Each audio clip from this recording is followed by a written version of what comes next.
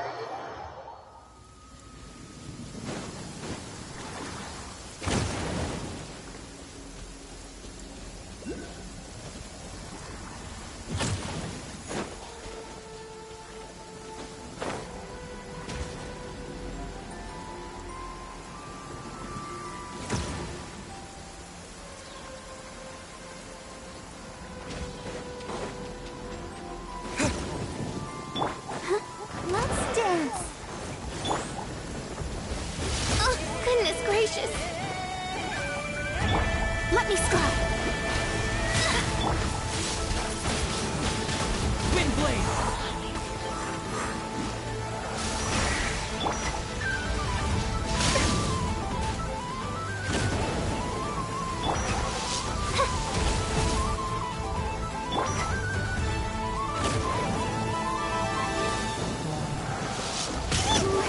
Come on, stop.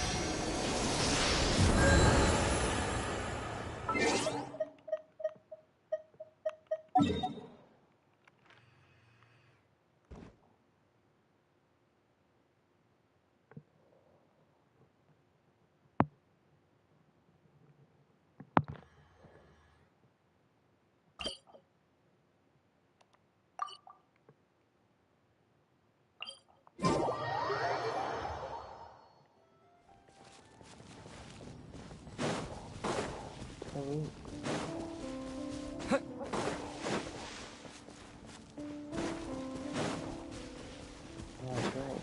I wish you could.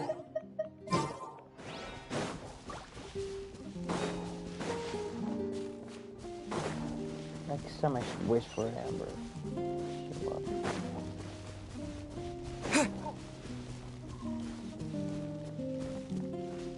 What is that? Oh, that's what I meant by.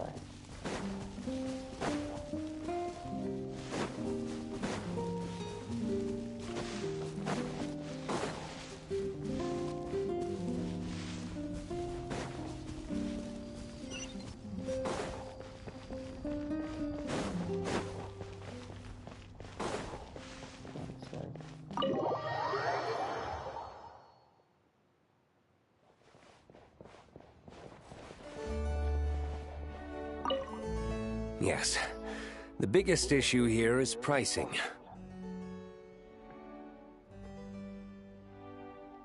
Oh, you're here. Come, sit.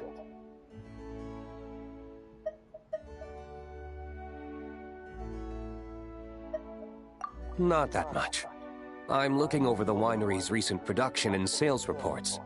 Don't worry, I just finished. I wouldn't go that far.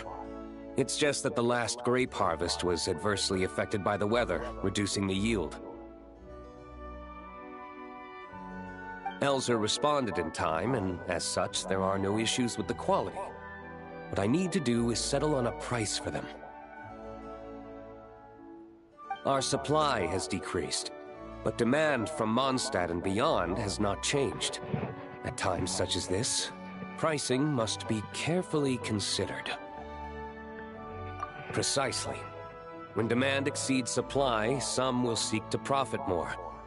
Our distributors are all thinking the same thing. However, Dawn Winery has no intention to gouge our customers.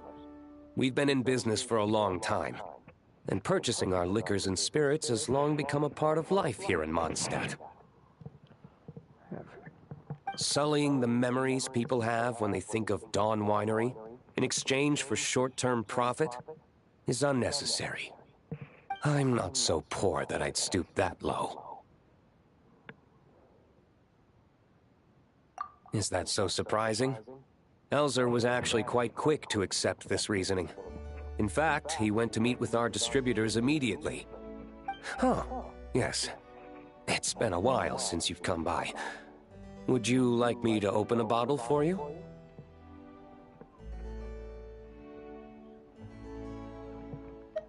No need to stand on ceremony, then. I was in the mood for some apple cider myself, in fact. Would you like some? The first cup poured from a fresh bottle is the most fragrant. Here.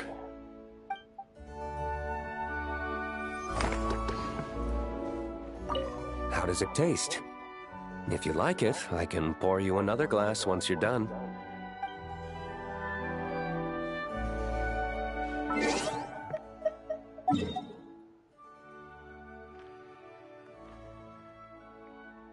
Commissions are ready.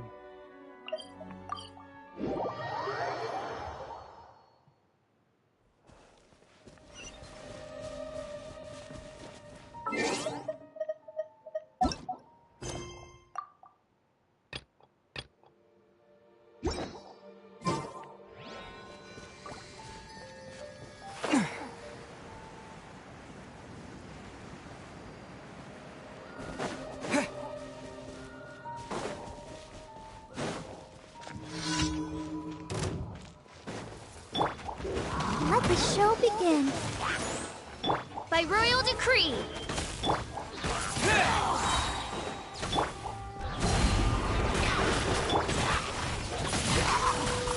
Windblade!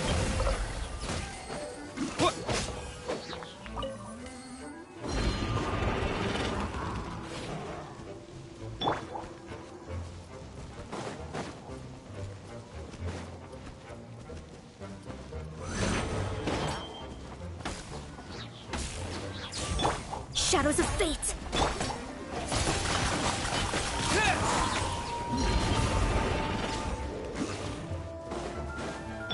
Midnight Phantasmagoria.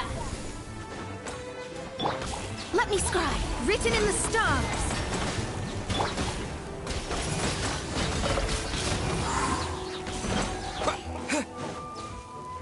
I'll protect us. Oz, reveal thyself.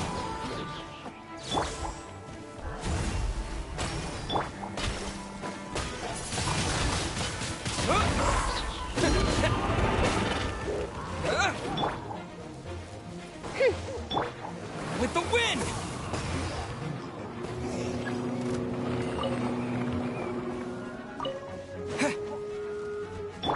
By royal decree.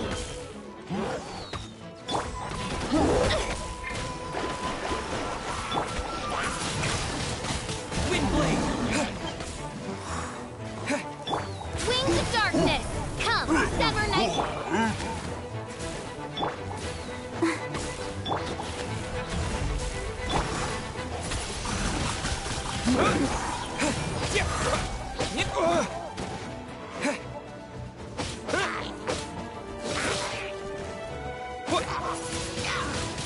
Windblade! Oz, reveal thyself. Decided by destiny.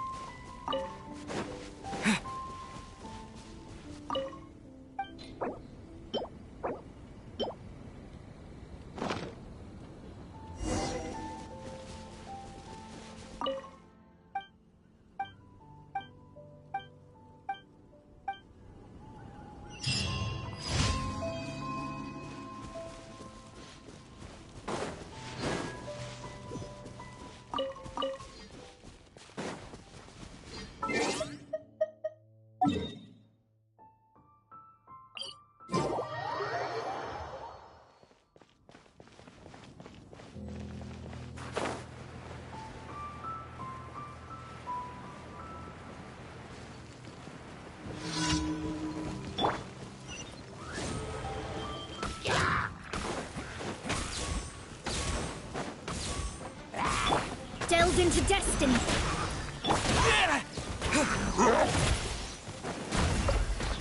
Ready, steady, go!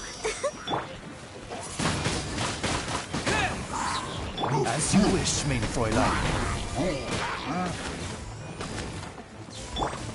Let me scry. I summon thee!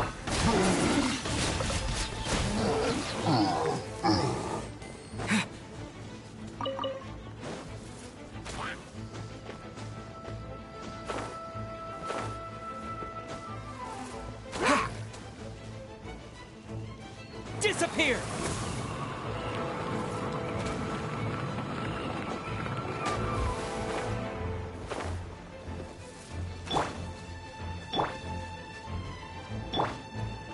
Delved into destiny.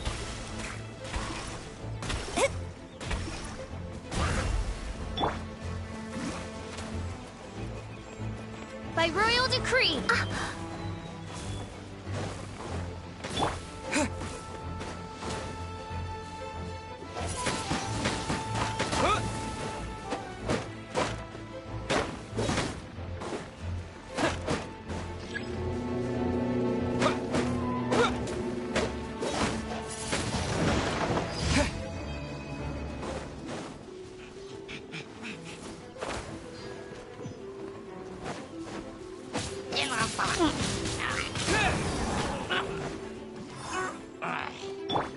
Fate is upon you.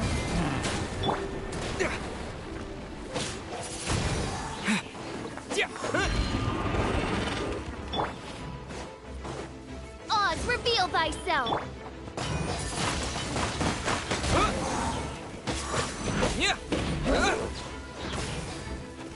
Let's dance. Wings of darkness, come, sever night from day.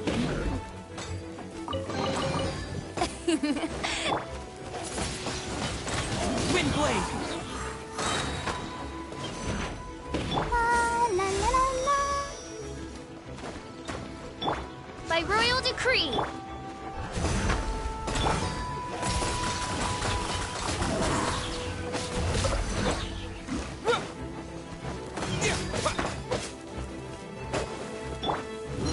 Shadows of fate.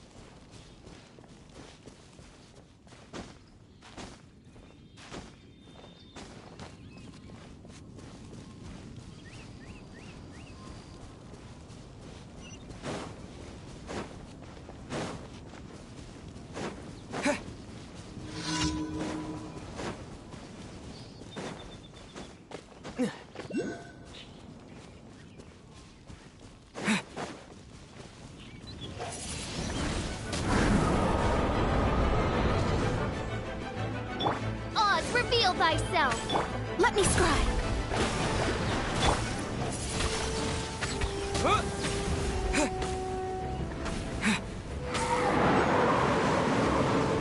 Let the show begin.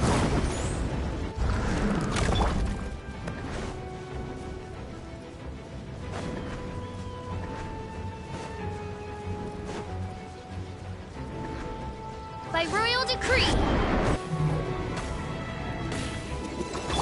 Delved into destiny.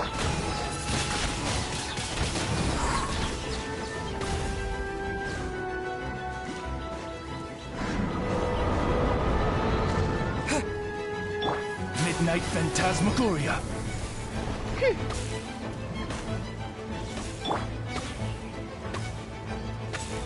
Shadows of fate!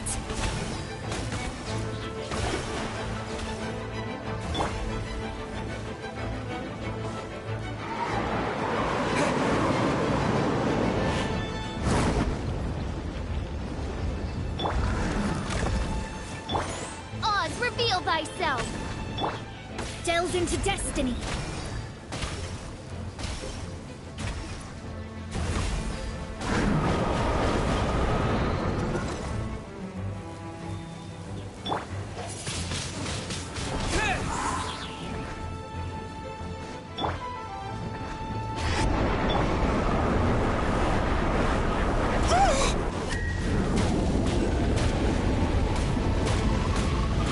Let's dance!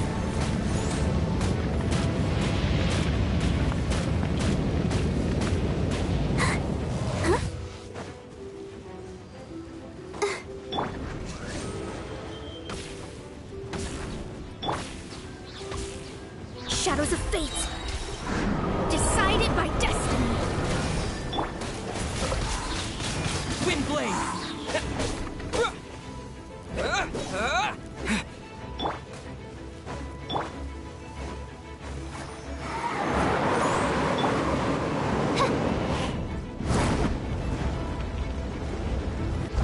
By royal decree!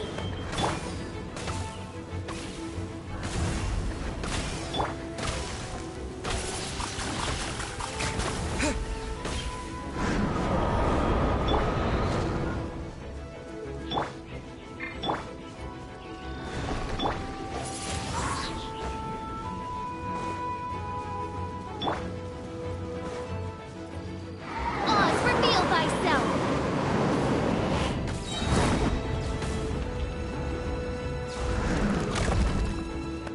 As you wish, mein Fräulein.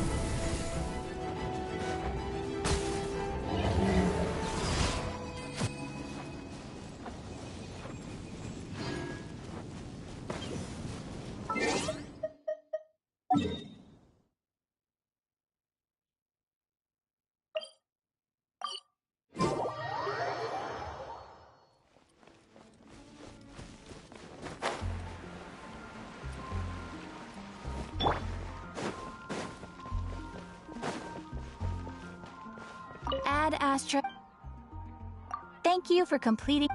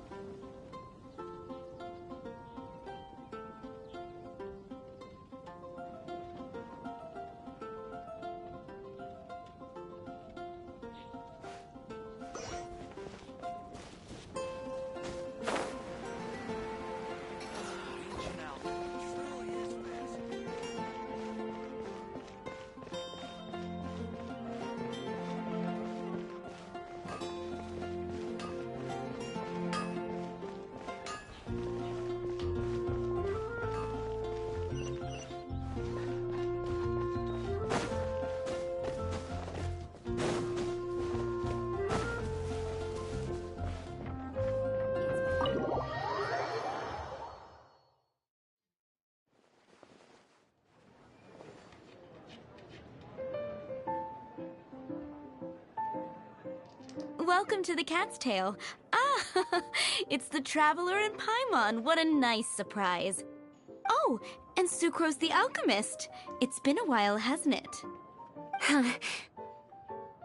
I'm afraid I've already told you before. Fur from the Cat's Tail staff is not for sale, no matter how much Mora you offer.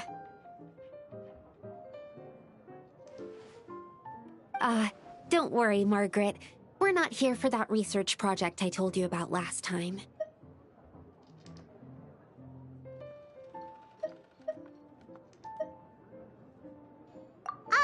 Sucrose, what kind of experiment were you trying to do with the cat's tail?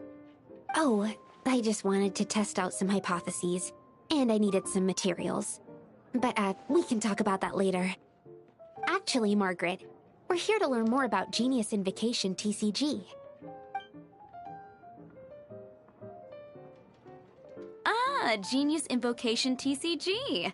We were just talking about that game.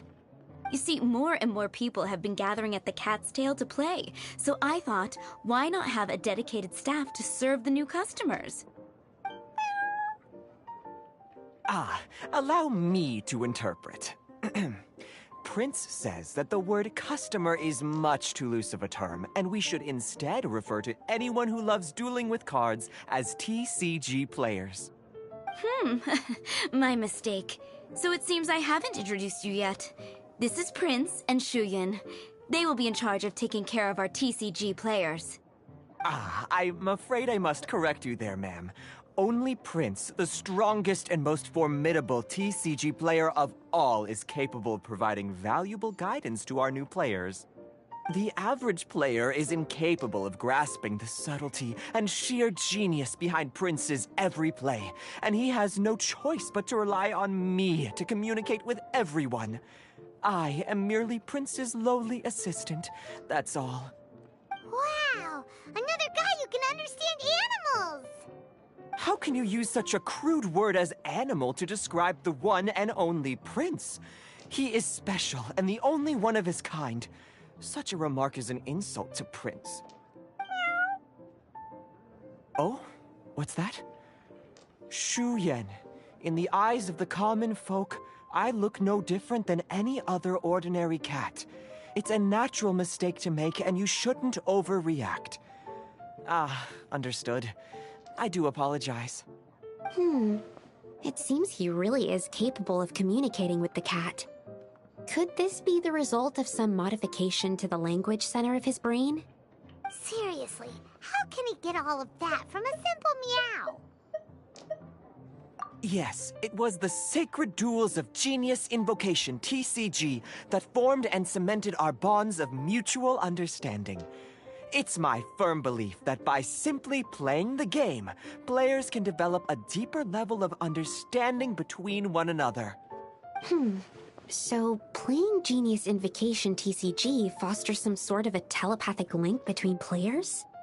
Somehow Paimon doubts that. Anyway, if you'd like to know anything about Genius Invocation TCG, then please ask Shuyan, who will ask Prince. Though I'd love to explain more myself, it's time for my daily walk. I'll let Prince play a game with you and walk you through all the rules. Just as a seasoned warrior can foresee the path of his opponent's sword, so too can I, as a TCG master, predict my opponent's every play. It would be improper to pit a newcomer to the art of the card against one such as myself, and I must therefore politely decline. That's what Prince said. Oh, Prince doesn't want to play with us, huh? Fine, then Prince doesn't have to. We'll play you instead.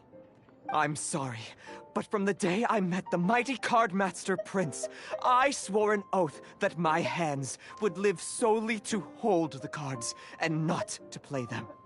I will never play another match of my own again.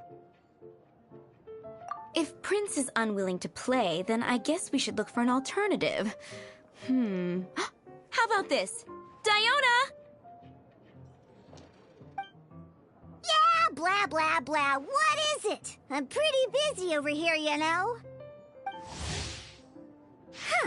Why is it that every player that sets foot in here to play Genius Invocation TCG has to have a drink? Ugh! Don't they have any clue that the key to playing a game is the ability to think straight? Seriously, games and drinks don't mix.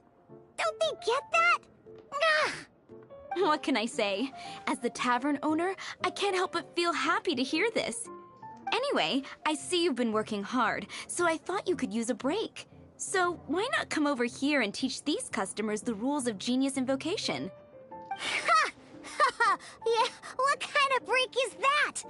I'd rather not.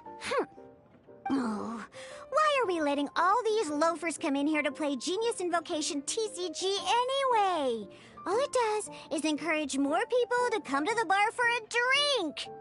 You know, if drink sales keep going up like this, pretty soon Mondstadt's alcohol industry is gonna reach new heights.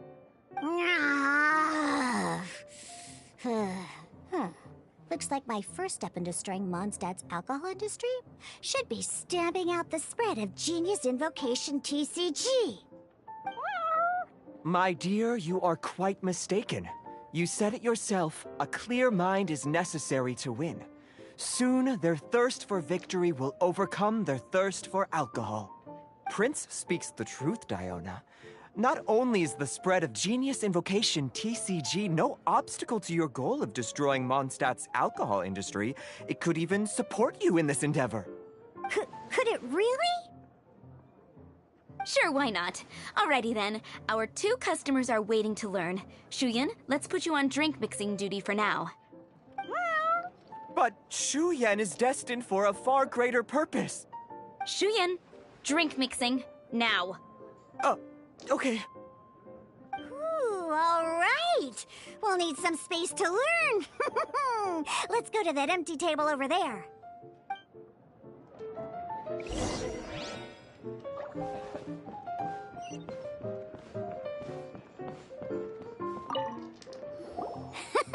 Okay, let's go through the rules. First things first. You'll be needing your deck, so place that on the table. Deck? Yes. You should have built a deck. You know, a set of cards that meets the bare minimum requirement to play the game. What's with the blank stares? Come on. Don't tell me you came to learn Genius Invocation TCG without bringing any cards.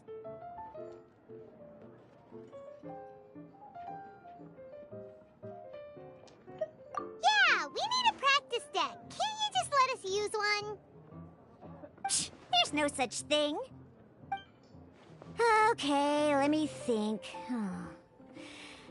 To learn the game, you'll need at least 2 character cards to switch between. Oh, that reminds me. A few days ago, when I was closing up for the night, I noticed a customer had left a couple of character cards on the bar counter. Maybe you could use those for now. Are you sure that's okay?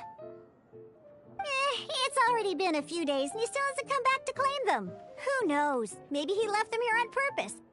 Oh, okay, yeah, I got them here with me. You know, just in case the customer came looking for them. Yeah, not because I like to play the game or anything. Please. All right, so now we have 2 character cards. That's everything we need, right? Yep. So, are you ready to start? All right, then let's begin.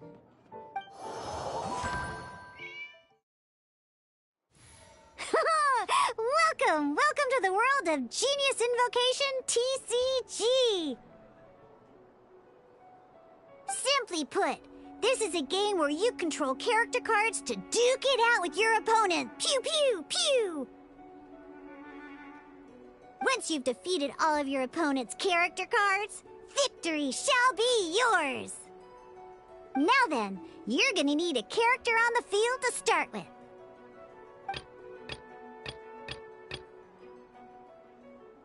Let's go.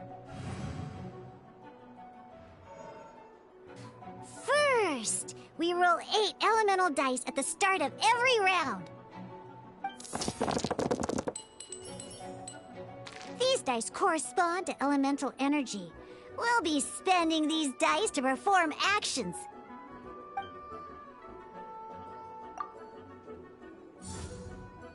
Once the roll phase is over, you'll enter the action phase, where the real game starts. During the action phase, you can spend elemental dice to perform various actions. Of course, the most common action is to use character skills.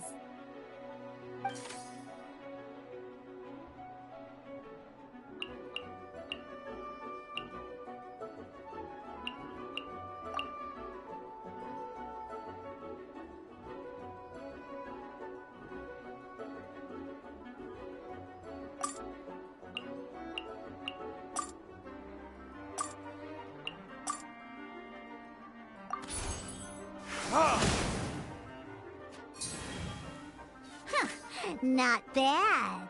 You just made your first attack!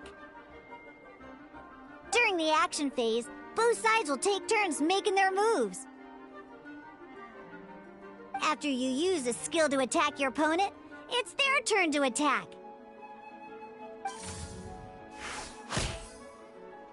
And as you can see, once the enemy finishes their move, it's our turn again.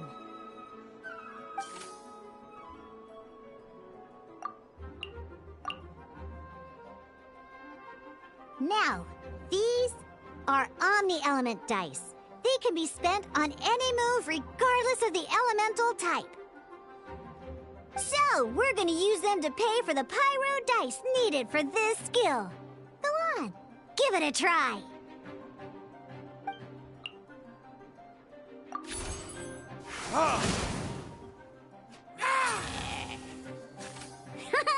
That was pretty good. That's one opponent down for the count. Bam! But the game has only just begun. Remember? You have to defeat all opponents to win.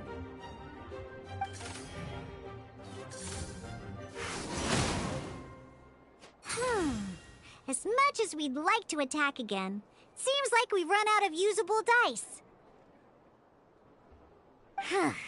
In that case, let's end this round. After you end round, you won't be able to do anything else this round. And once everyone chooses end round, we can move on to the next round.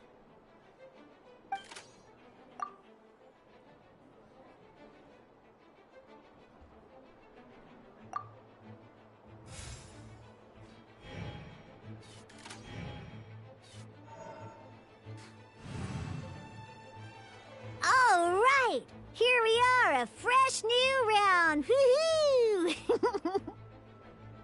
And a fresh new round means time to roll the dice again. That's how we're gonna get the elemental energy we need, after all.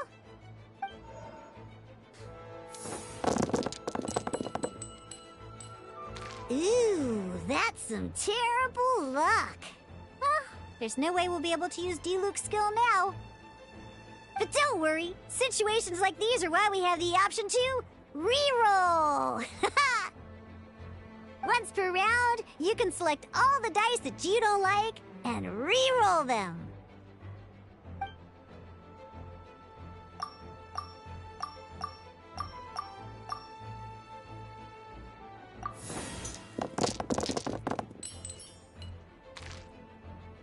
When the action phase begins, the player who first chose end round in the previous round takes their turn first. This means that since you finished first the last round, you'll be the first to start this round. Alrighty then, let's learn a little bit about energy and elemental bursts. Each time you use a skill, your character will gain 1 energy.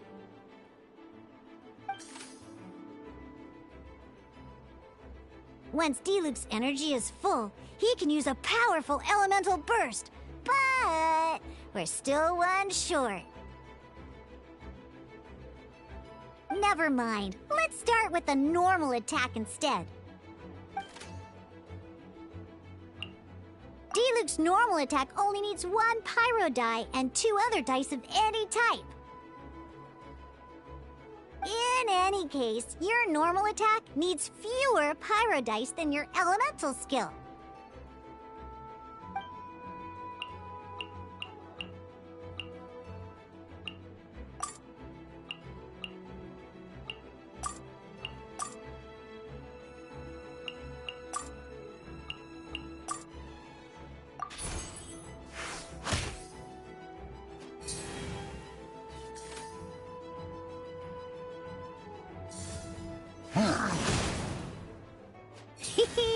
Now we have 3 energy, plus we have enough pyro elemental dice left over. It's time to use your powerful elemental burst!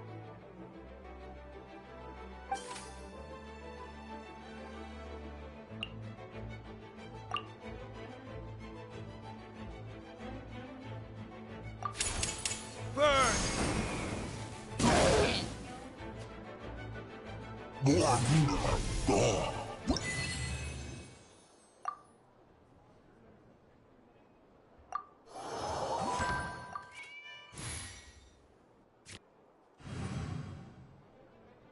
an actual game of Genius Invocation TCG, you need to use multiple character cards to form a party. Next up, it's time for your second character card, Kaya, to take the stage.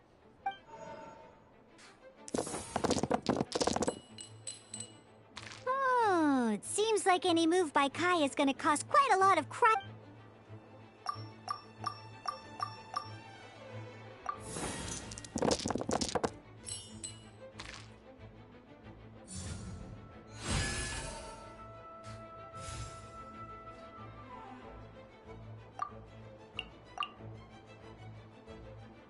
When you deal cryo damage, you'll cause your target to be affected by cryo.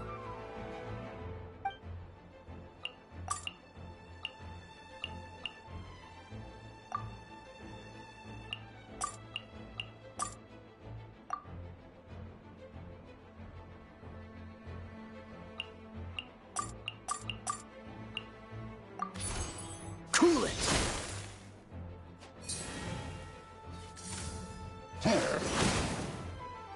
Good! Now our opponent is affected by cryo.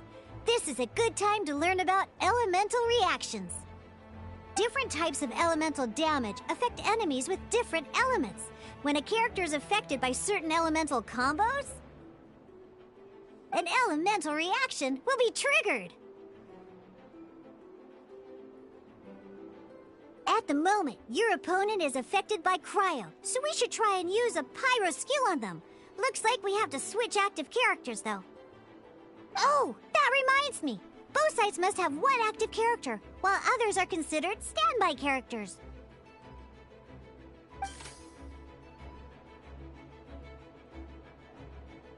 Normally, we can only use the active character skills. Now, if we want to use the skills of our standby character, we'll have to switch them to the active character. In this case, we'll have to switch to D-Luke in order to use his skills. You can spend one elemental die of any kind to switch a standby character to the active character.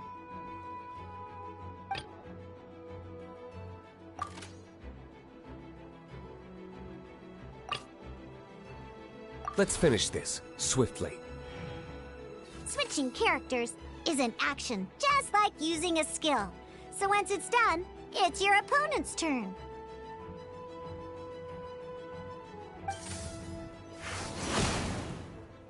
Most skills can only target the active character.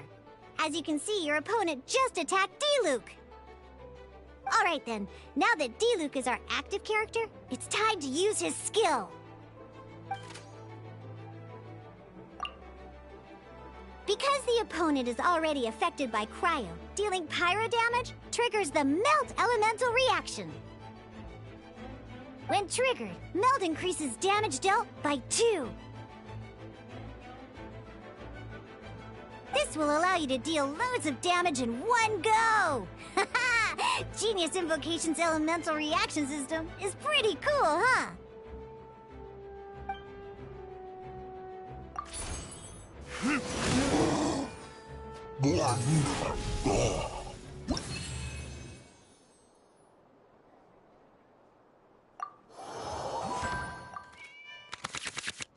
Alright! Next up, let's learn how to use card types other than character cards. These cards are all known as action cards. Each time a match starts, you have to draw 5 action cards to form your starting hand.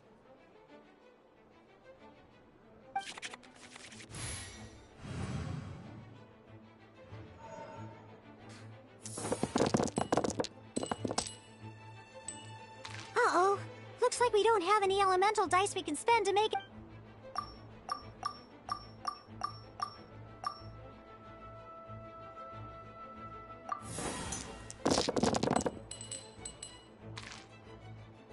Seriously?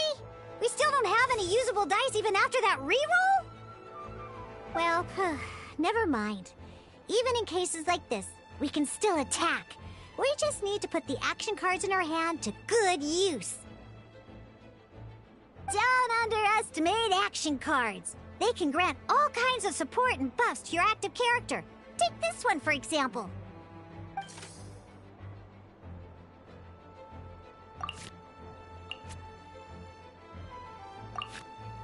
So playing this action card will require 2 of these. See the symbol? Yeah, that means you'll need to play elemental dice of the same type. Some other cards will cost you these instead. The cost requirements for these are much more lenient. You can spend any kind of elemental dice. We'll cross that bridge when we get there, though. For now, just play this action card.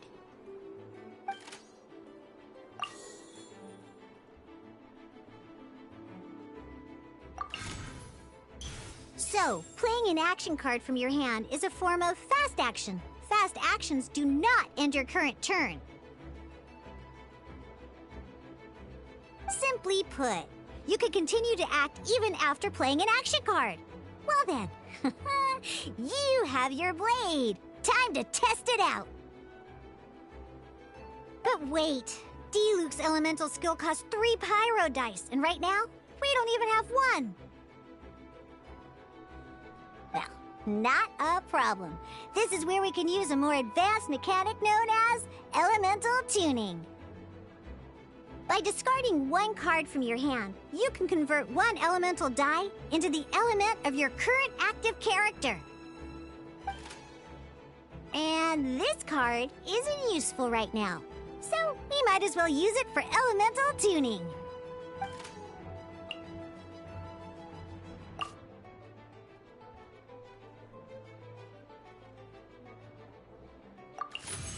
Sometimes you won't be able to perform any actions you want to because you didn't roll the elemental dice you wanted. Oh well. Moving on. In Genius Invocation TCG, keeping up a constant flow of combat is much more important than the number of cards you have. In this case, well, let's just take all these useless cards and use them for elemental tuning. Just like playing cards from your hand, elemental tuning is a fast action. Come on, hurry up! Use elemental tuning to get yourself 3 pyro dice.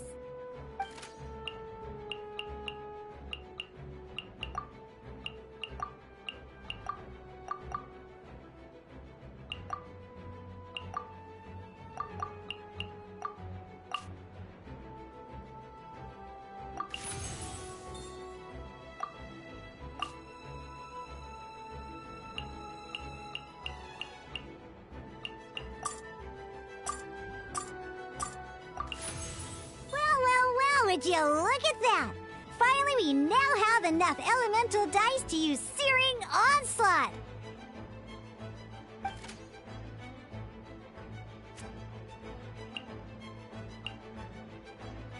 Because you have the White Iron Greatsword equipped, Searing Onslaught will deal 1 extra damage! What?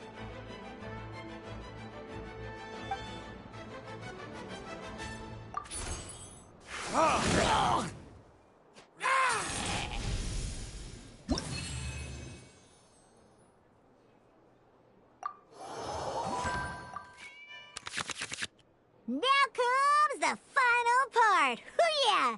In a real match, you can make adjustments to your initial hand. At this time, we can select any number of cards in our hand to shuffle back into the draw pile, and then draw the same number of new cards. What?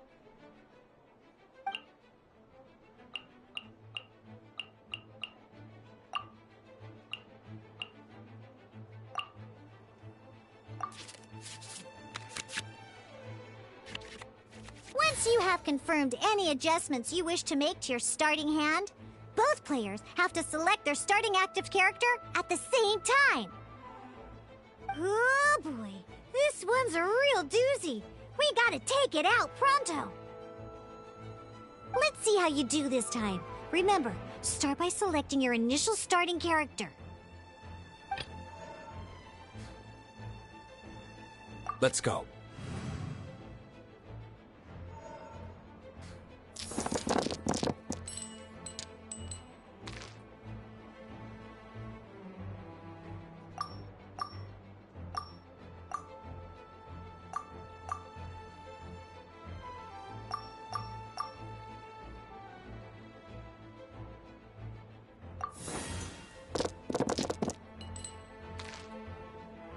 Hey, look at you!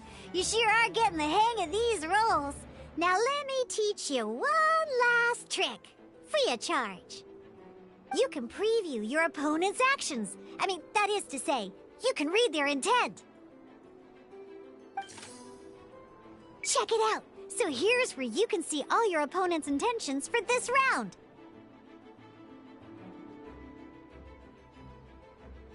All your opponent's intended actions for the round will be listed here in order. Reference this to come up with effective countermeasures and easily defeat your opponent. End of the tutorial. You're on your own from here. May victory be yours!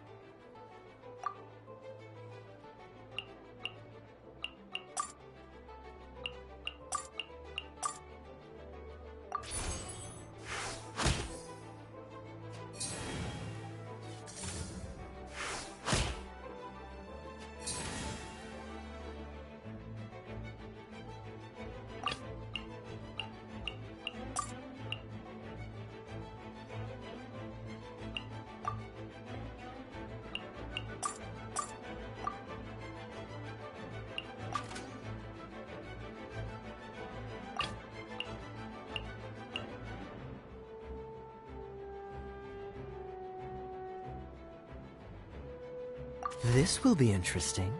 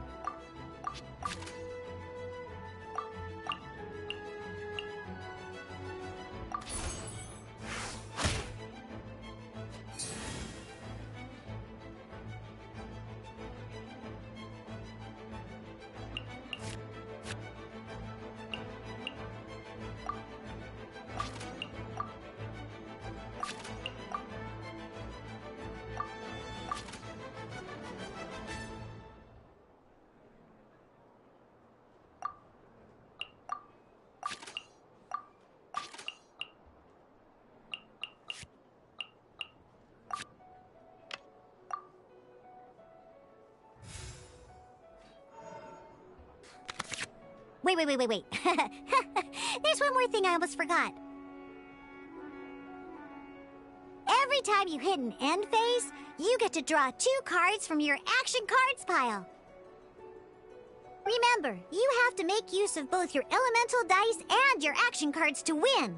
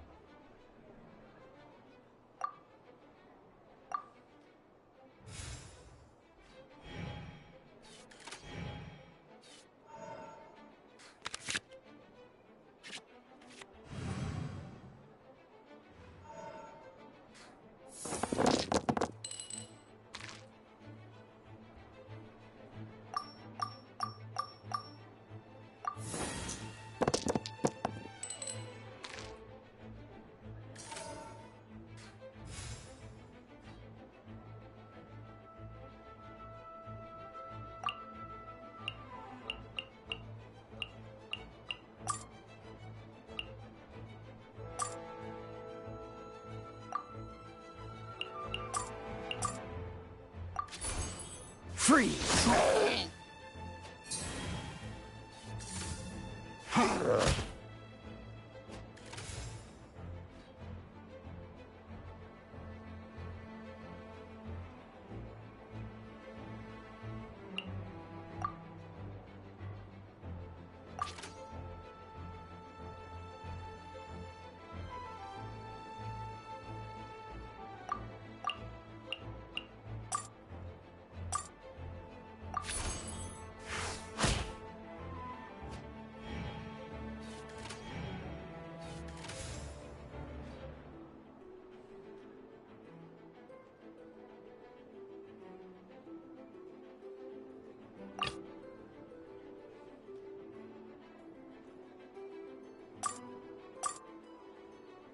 Let's finish this, swiftly.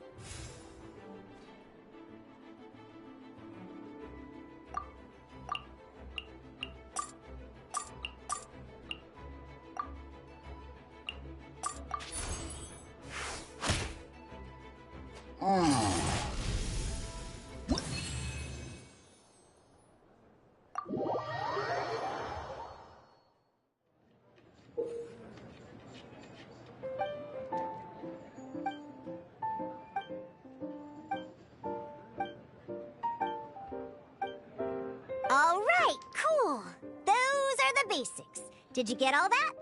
What we just played was an adventure challenge designed specially for new players.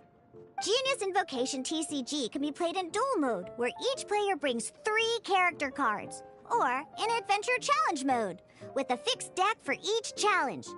But the rules are all the same. As long as you understand the basics, then you should be able to take on any of those rowdy booze hounds. Although I feel there are still many details to grasp, I think I understand the basic premise of the game now. That was quite the detailed explanation. I didn't know the Cat's Tail's famous mixologist had such an eclectic skill set. What? Oh, when did you get here? I stepped in while you were in the middle of your explanation. I hope I didn't dampen the mood.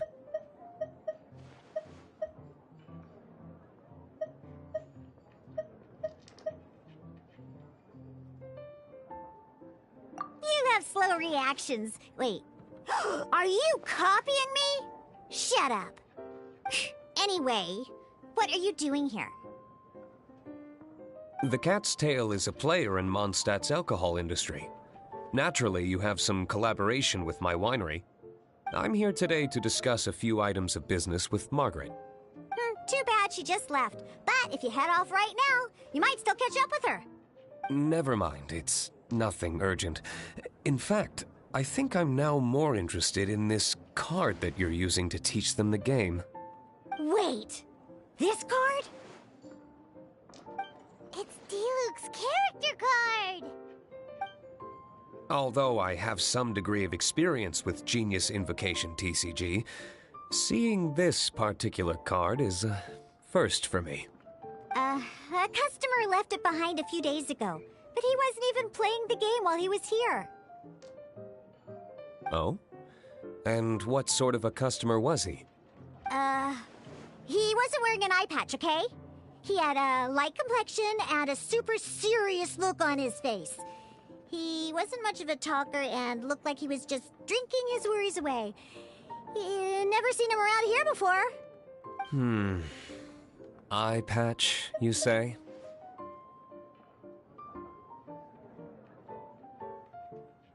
Gah!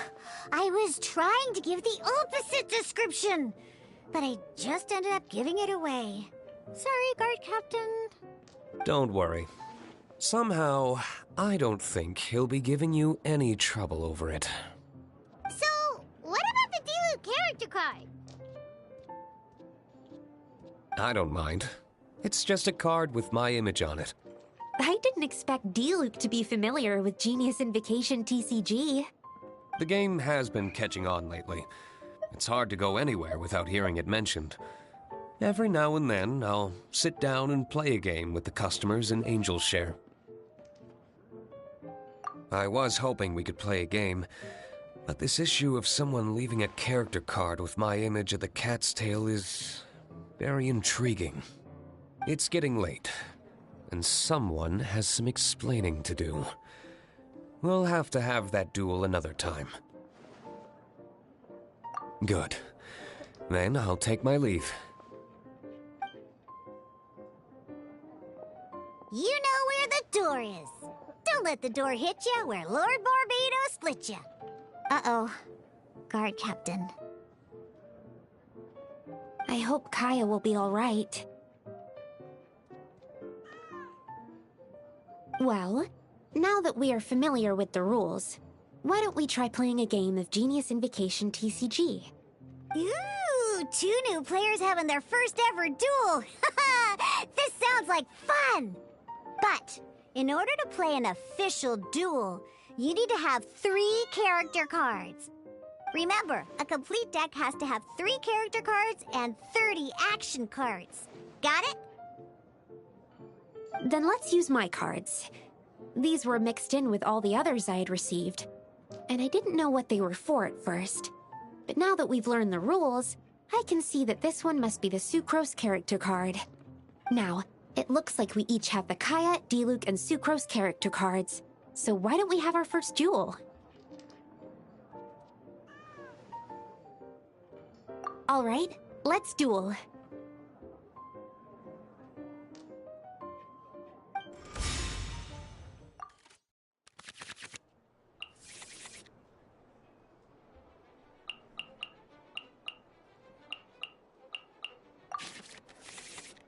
Unlike the adventure challenge you tried previously, duels are true tests of strength between 2 players. In a duel, your opponent can also use action cards, and they'll also be able to grab new cards during an end phase. At the same time, your opponent must also spend elemental dice to take actions, so you'll be unable to view their intent. Are you ready? It's time for some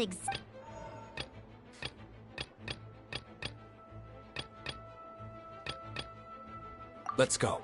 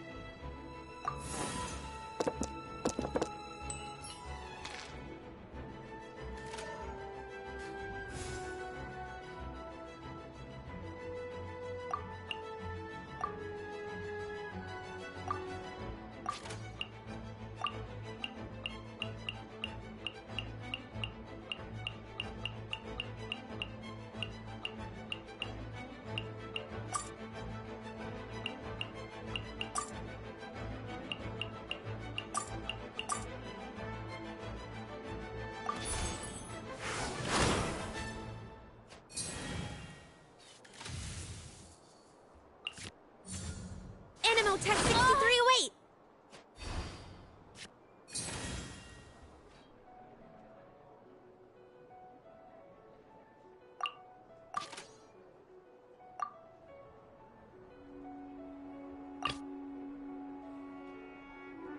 I want to help.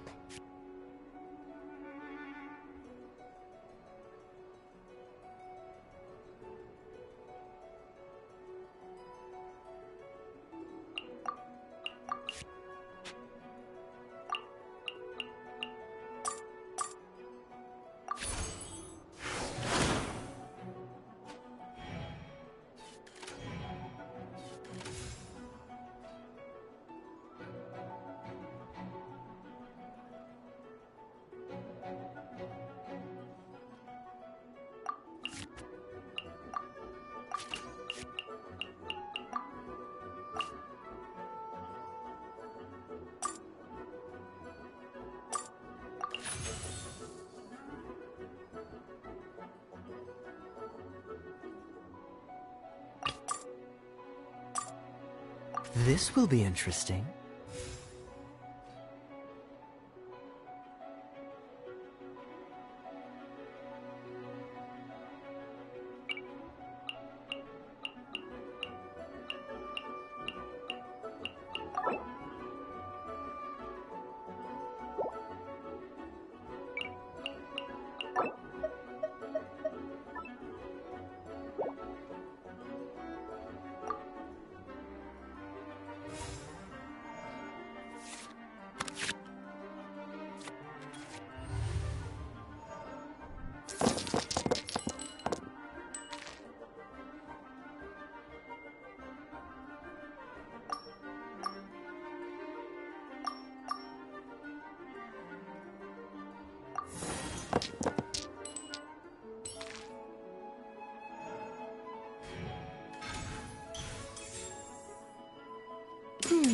According to the rules, it costs dice and energy to unleash an elemental burst.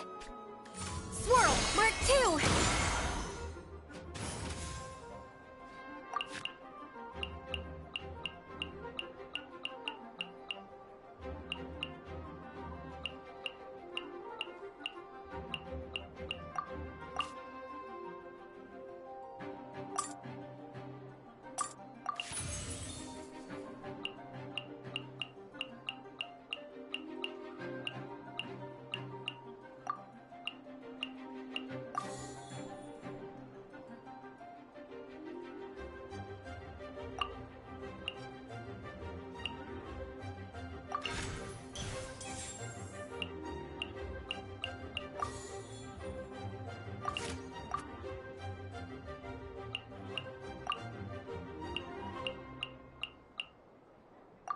Freeze!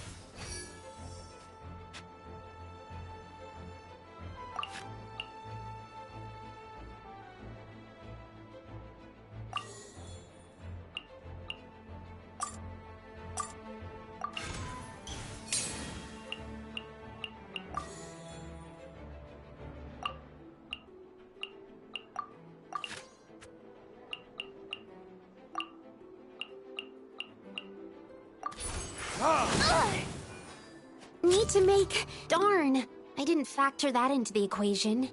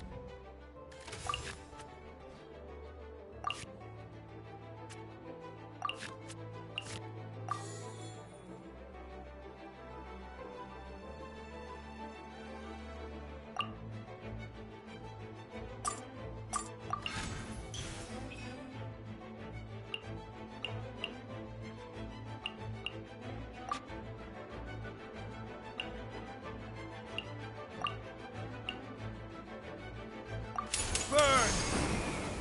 Don't push your luck. Freeze!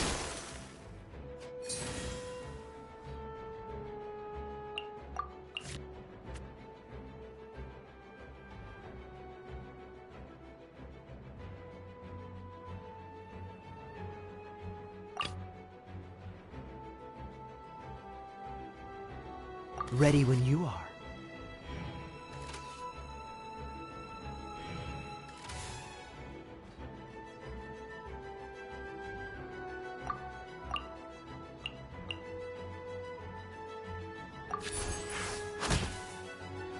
I'm not done.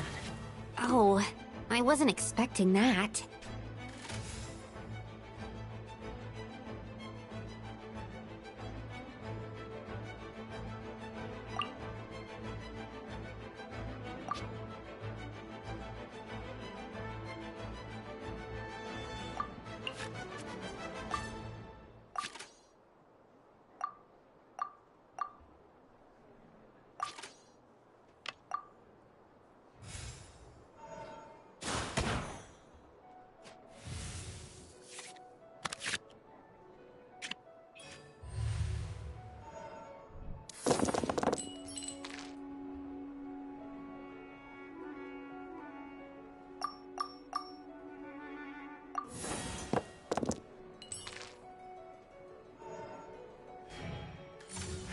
Don't push your luck. Ah! This doesn't look good. Let's finish. Okay, one character card defeated.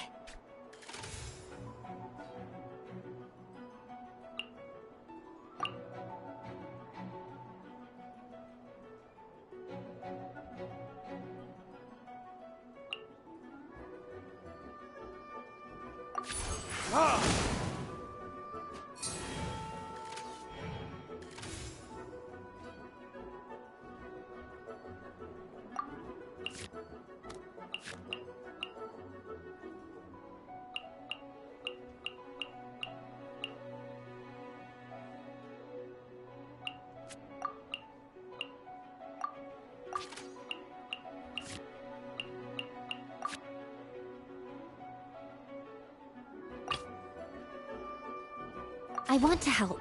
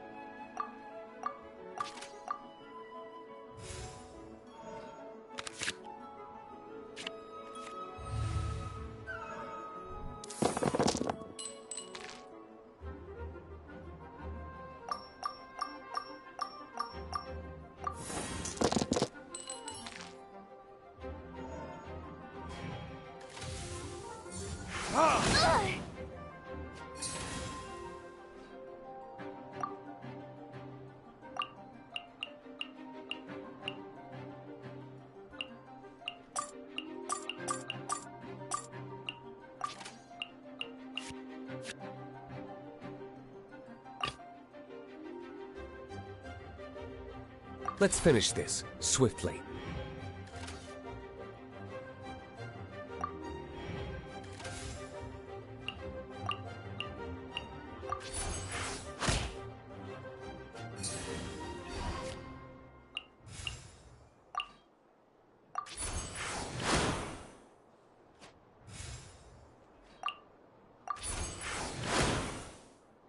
Where did I go wrong?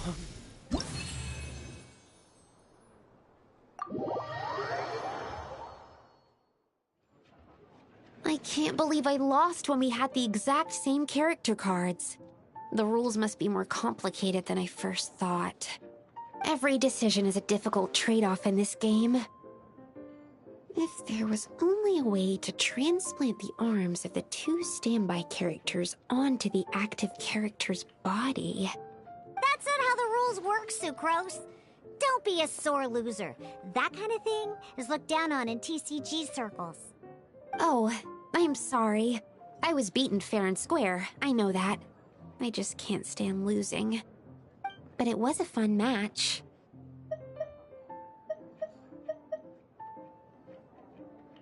Paimon didn't know you could get so competitive, Sucrose. I always get a little upset when I lose. It's like that with my research, too. It always gets to me when my experiments don't go as planned. Especially when there's an alchemy genius like Albedo around to compare myself to. You lost me at alchemy and experiments. But I'm pretty sure it's normal to feel that way. Playing cards is no different. Each game you lose makes you want to win the next one to settle the score. And the desire to win pushes you to improve your strategy and build a better deck. Seizing victory through a winning combination of luck, skill, and experience is where all the fun of Genius Invocation lies.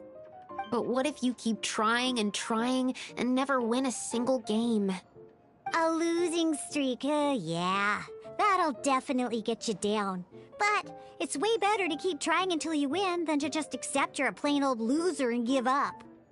You make a good point, Diona. Besides, Sucrose, you're already making great progress. It'd take at least 8 of our regular booze hounds to match your level. You played well this last match. Thank you. I'm just a little disappointed to lose, that's all. But Genius Invocation TCG is a really fun game. Good! Having fun is the main thing. If you ever want to play again in the future, feel free to come by the Cat's Tail.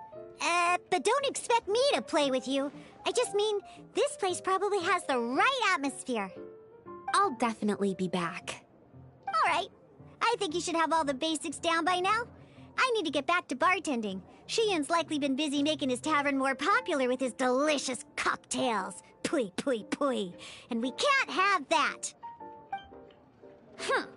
Burning Mondstadt's wine industry to the ground keeps me pretty busy, you know.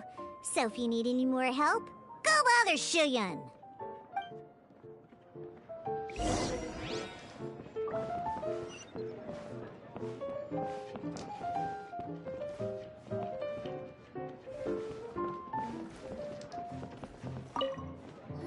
I see.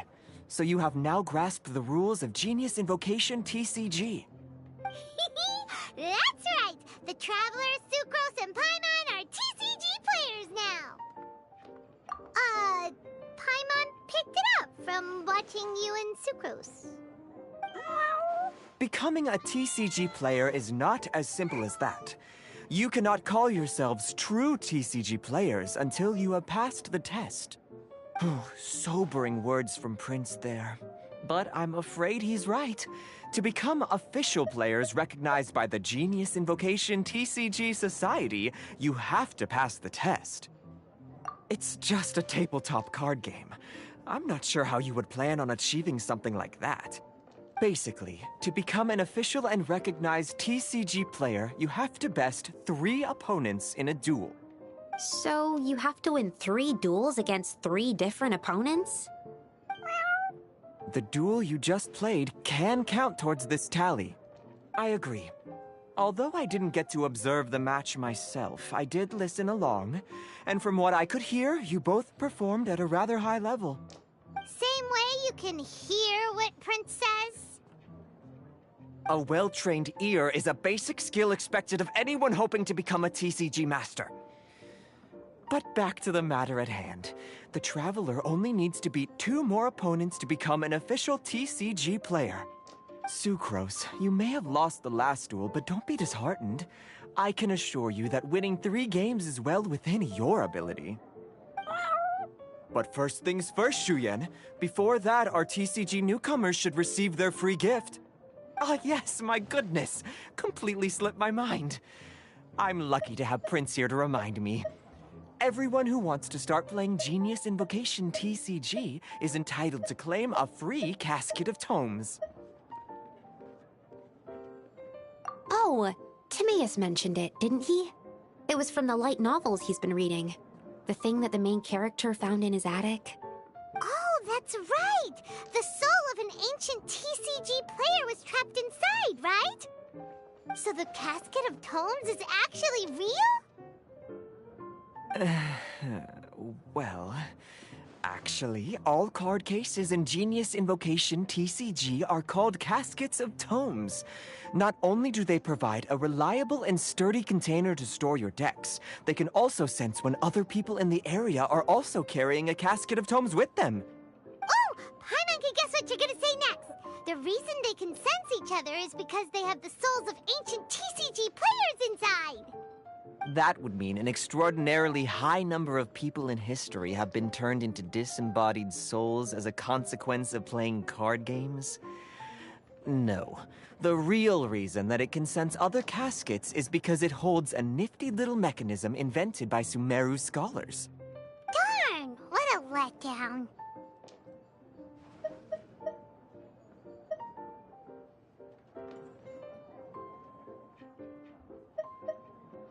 Alright, now let's see this casket of tomes already.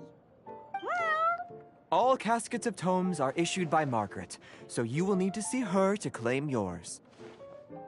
Probably for the best. If Prince and I were responsible for handing them out, knowing how eager we both are to promote the game, we'd probably have dished them all out by now. Okay, so go and see Margaret to claim your casket of tomes, use it to find another player, beat them in a duel, and then come back here.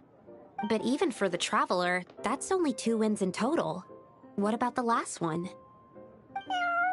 I shall choose the final contestant he must beat in order to become an official TCG player, for it must be one of comparable prowess.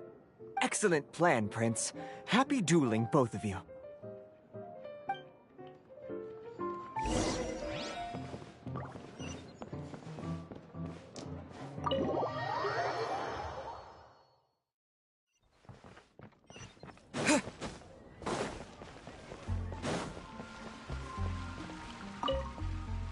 Hello, you 3. Has little Diona finished teaching you the rules of Genius Invocation? Ah, I see you're here for your casket of tomes, aren't you? A very useful tool indeed. So this is a casket of tomes. That's right, a purpose-built case for your card deck that can even detect when someone else nearby is carrying one. Gosh, whoever invented this must have seriously disliked being alone. Yeah, well, even the most fun game is pretty lonely if you got no one else to play it with. True. So I'm glad that these customers, TCG players, are able to congregate at the Cat's Tail. For the record, I like being alone. You're not wrong, but that's secondary. The important thing to me is the opportunity for like-minded people to come together and enjoy their favorite hobby. It creates a nice atmosphere. Anyway, now that you have your caskets of tomes, it's time to find some opponents. All right. In that case, I'll go find some people to play against too. Let's meet back at the Cat's Tail in a while.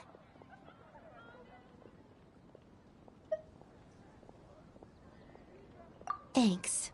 I'll do my best.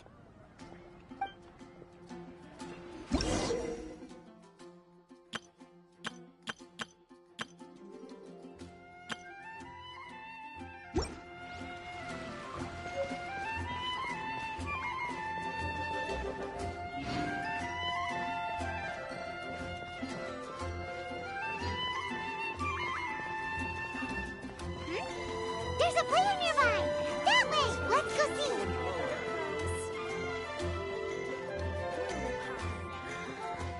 That's what I'll make tonight.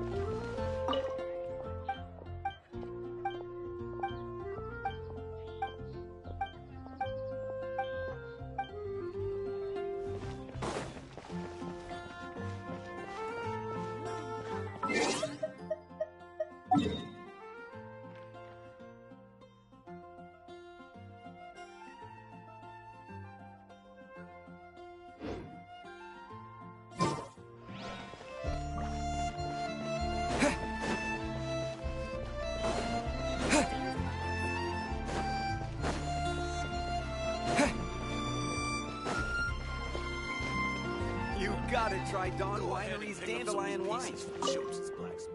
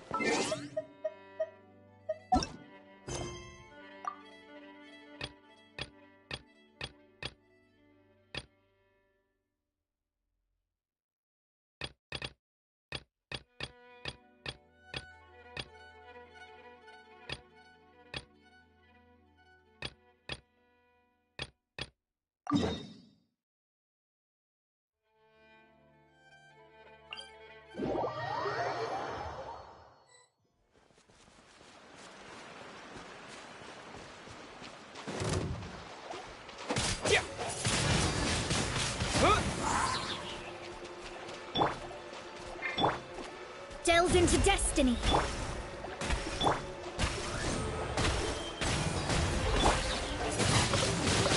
Windblade!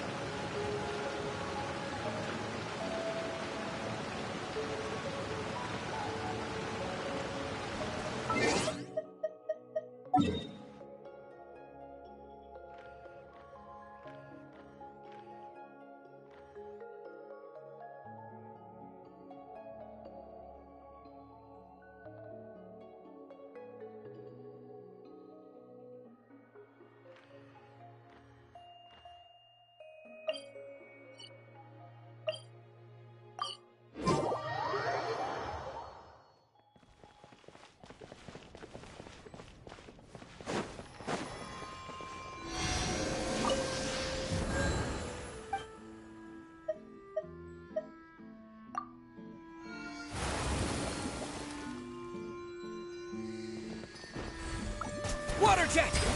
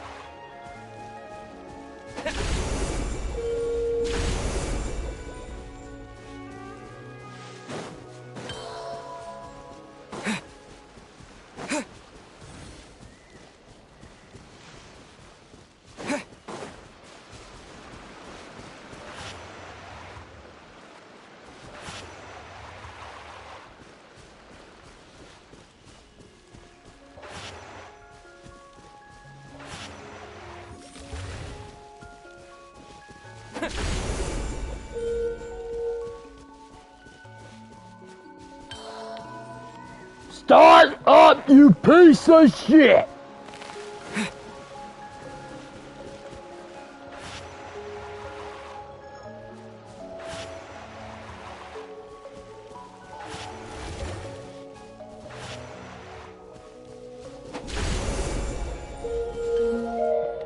Finally!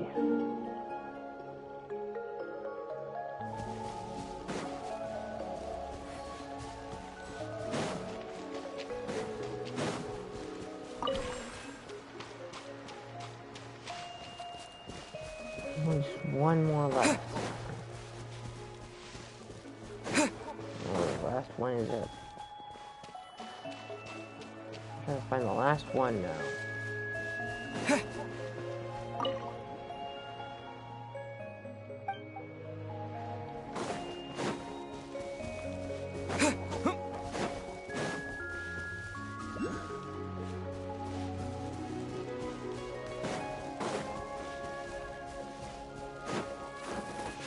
Where the fuck is the last one?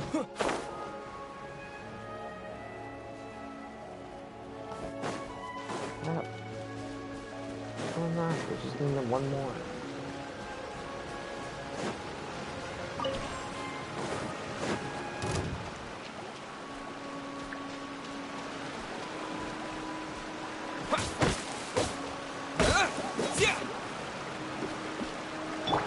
By royal decree. Shadows of fate.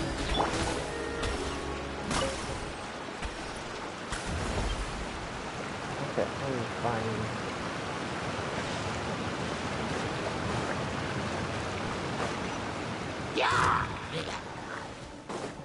It's not there.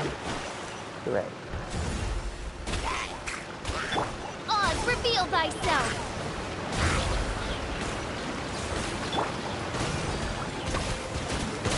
Water jet! I hate this. Bro, come on. Let's go. This fucking game. Where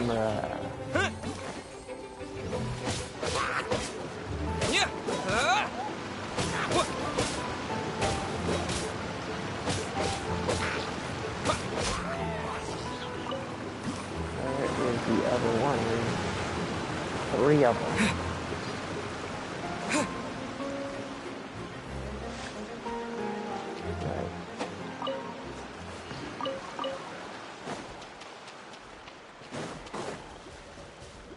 This game's gotta be bugged, bro.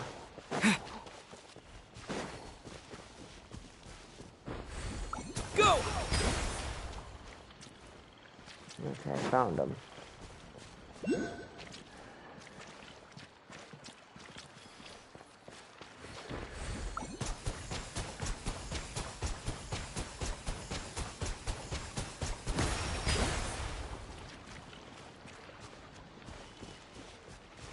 Yeah. What?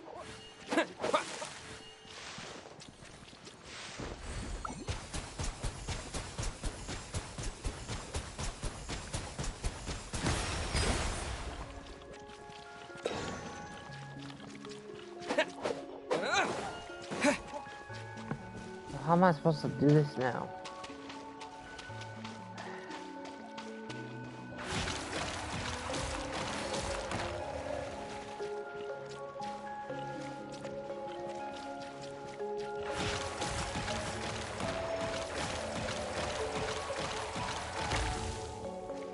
Finally. Alright. So all I gotta do is combine it into one big. Oh, okay, good. Sounds easy enough. All I gotta do is just do that.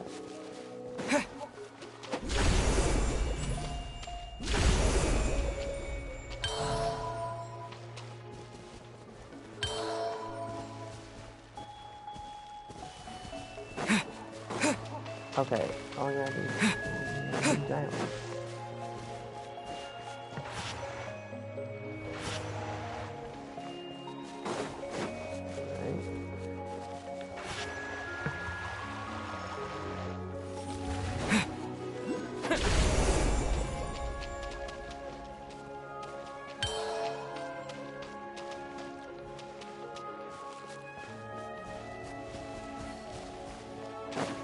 Why is it not doing it?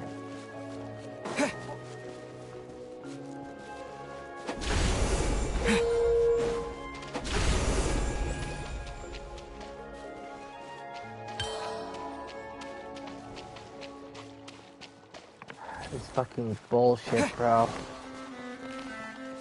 These fucking quests are fucking bullshit, bro.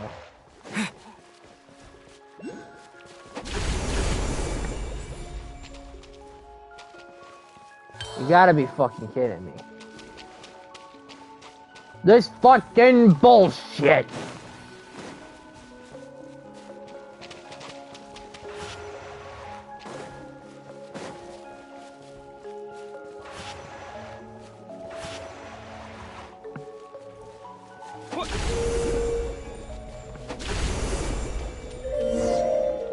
Finally!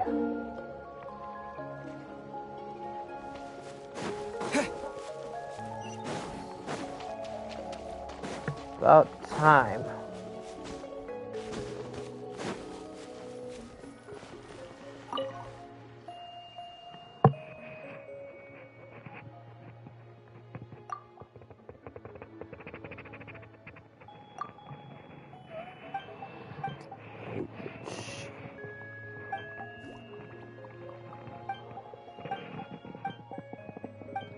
I mean, you're all this crap, yada yada yada.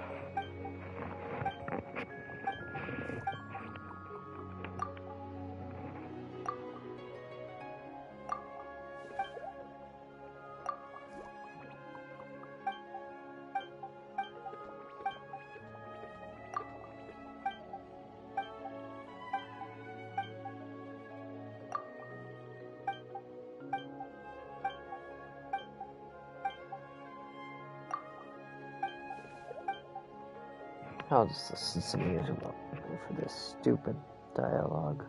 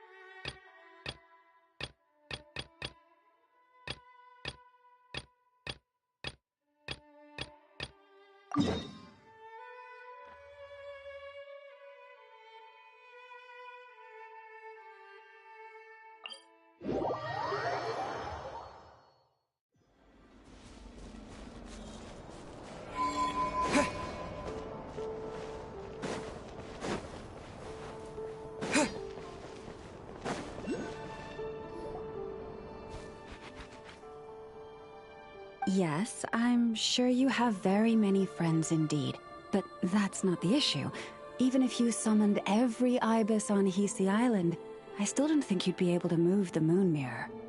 And even if you managed it, the lunar semblance within would still... dig it out.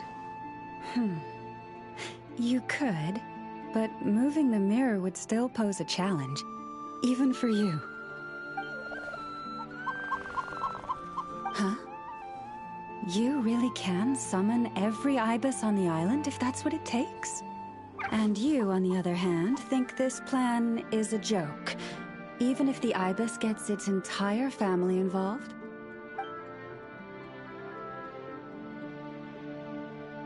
Wow! Things are really kicking off over here. Looks like we've got a weasel thief and a heated argument with a bird.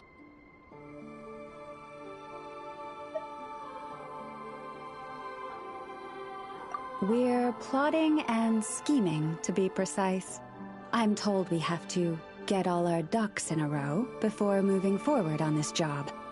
But my co-conspirators disagree quite strongly on the best approach. And they're not exactly being diplomatic about it. Choice words have been spoken. All right, I believe you. I'm sure you do have friends in high places. Although, where did you learn to speak like that? From a short girl with a metal arm and a hat.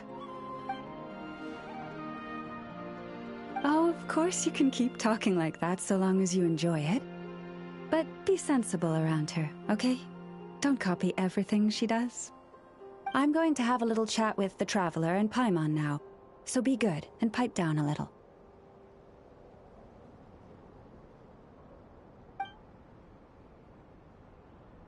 Huh, it really did quiet down. Being able to understand animal speak is so cool. Paimon wishes she had that ability. Trust me, Paimon, you would not enjoy it very much at all.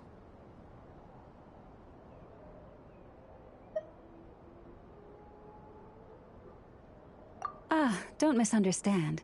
Nothing terrible would happen, and it doesn't drive you insane or anything like that.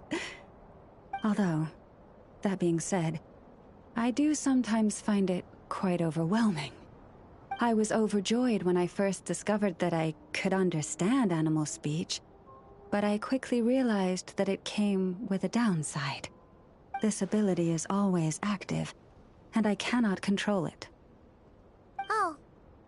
Yeah, that would be a problem. And if you can't control it, that means...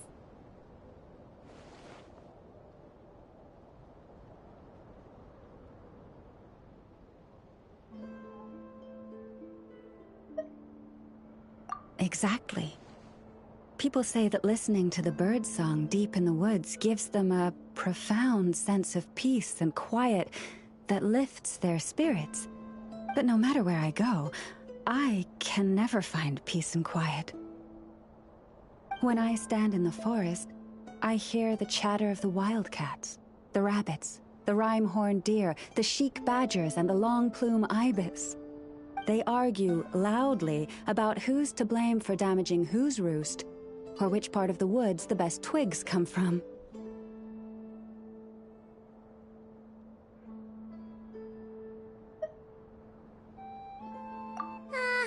Alright.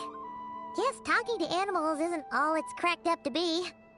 Waking up to the sound of birds chirping is pretty nice, but replace that chirping with bickering? And suddenly it doesn't seem so appealing.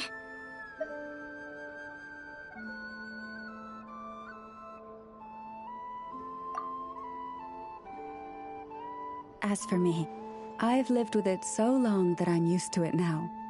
In fact, it would probably be quite an adjustment if I woke up one day and couldn't hear the finches discussing which cup in which house makes for the best bath. Yes, plotting and scheming.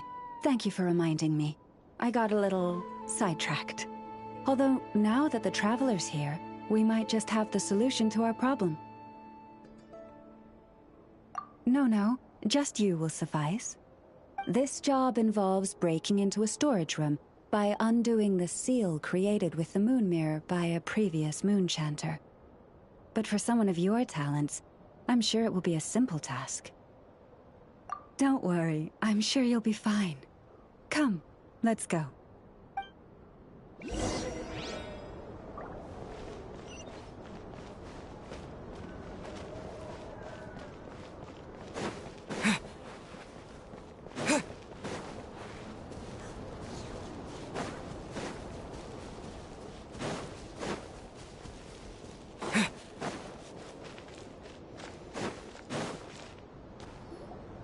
Here we are.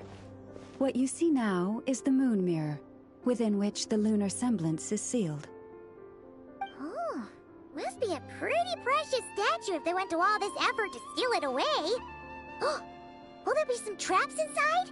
You know, the kind that send arrows flying out if you step in the wrong place?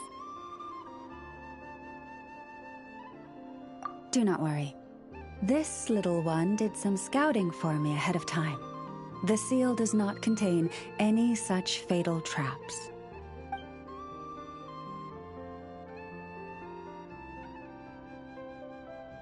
Oh, nice. That's good to know. And yeah, that sounds like a job for a weasel thief. That's true. Each time I ask it for help, I have to pay it one more the next time we meet. Huh, what a thieving little weasel! Oh wait, that tracks. But considering that it's helping you keep watch on the lunar semblance, it might need a name change. How about... Weasel Guardian!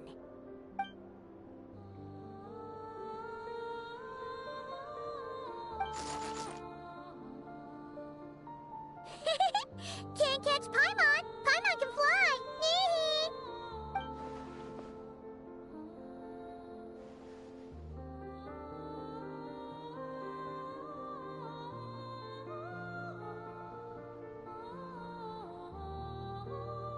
Come on, be nice to our guests.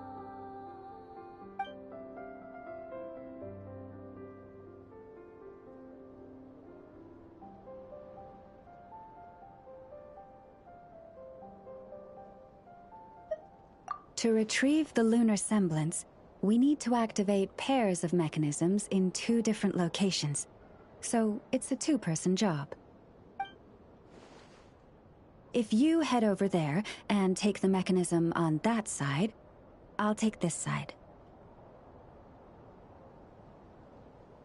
That won't be a problem. I have eyes in the sky. It will keep me updated on where you are and which mechanism is in front of you. Don't worry. All you have to do is follow my instructions.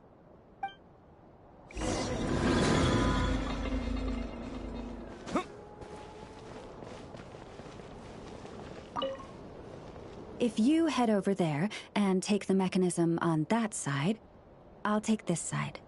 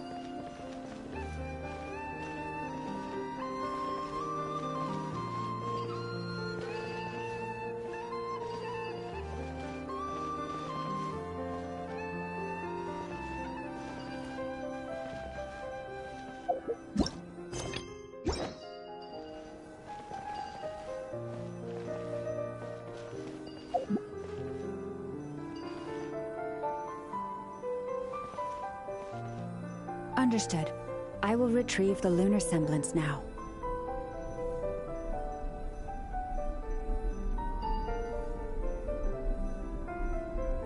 Huh? Ah. The way out has been blocked. Could you try that again? Understood. I will retrieve the lunar semblance now.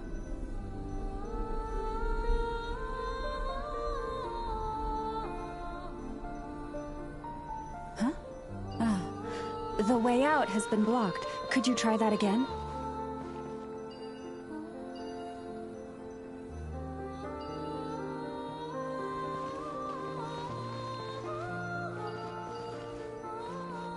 Understood. I will retrieve the lunar semblance now.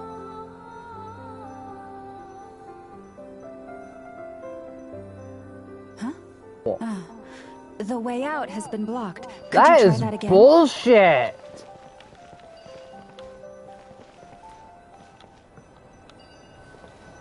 They fucking do this Understood. game so fucking I will early, retrieve bro. the lunar semblance now. Why can't this game fucking go any faster, bruh? These fucking Negroes, bro. The way out has been blocked. Could you try that again? Why can't I not fucking do this, bruh? Understood. I will retrieve the lunar semblance now. How the fuck can I do this? Finally. About fucking time. Wow! What a huge statue! Yeah, no amount of birds or weasels is shifting that. He probably couldn't even get past the mirror. So, Lalma, just how valuable is this statue anyway? In terms of Mora? Not much, I suspect. It's crudely fashioned, and the kind of stone it's carved from is found everywhere around these parts. But to the moon chanter of that era, and to the frost moon scions of today, it is a priceless treasure. If nothing else, I now have concrete proof of its existence. That's enough to confirm the reliability of several documents on the topic. To me, that makes this a very successful trip. Thank you for your help. I knew I had judged you correctly. The moon mirror posed no obstacle to you. And our little friend here was very impressed with your mechanism operating skills. What is it saying, Lalma? It says that the Traveler is the best treasure hunter it's ever seen. It wishes it could join him on a quest to unlock all the treasure chests in the world.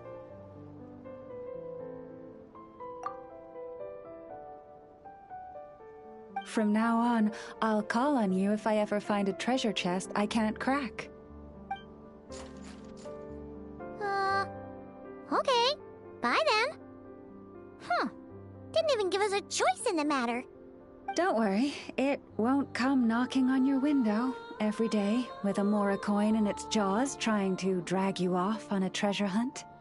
And it certainly won't be visiting your room in the dead of night, moaning about locks it can't pick. Uh-oh. We better make sure to lock all our doors and windows before we go to sleep tonight. Relax. That weasel's only a child. It means no harm. It's just more talkative than most. All right, let's head back. It's almost time for dinner. Oh, and we still need to figure out how to get this statue back to our library. It seems like I'll need a little help from my friends, after all.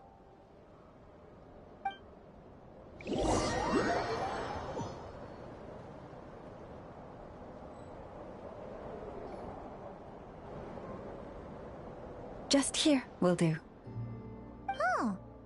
That all went down without much fanfare. Paimon was expecting something exciting to happen once we put it down. Well, it's just a plain old statue. A historical relic. It doesn't hold any kind of mystical power. The real value lies in the stories behind it.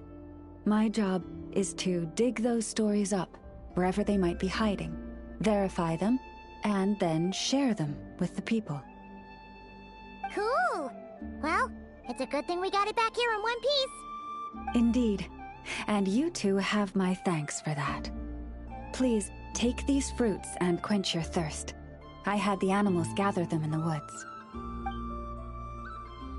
And after that, forgive me, but I have another request to make of you. I apologize if this is presumptuous of me, but I've seen how well connected you are, and I've heard of your many travels into secret and forgotten places. On your future travels, if you ever come across any texts about the Frost Moon Scions, could I borrow them and make a copy with which to enrich our library? You have my sincere gratitude on behalf of the Frost Moon Scions.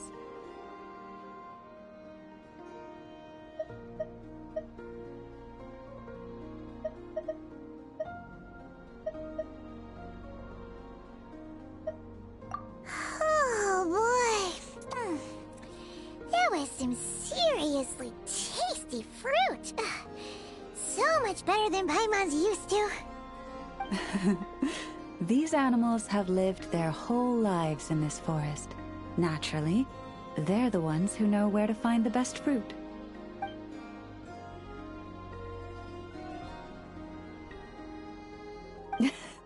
This one says to eat as much as you wish, because it's the top fruit finder in the whole forest. It'll fetch some more right away. Awesome! Thanks so much!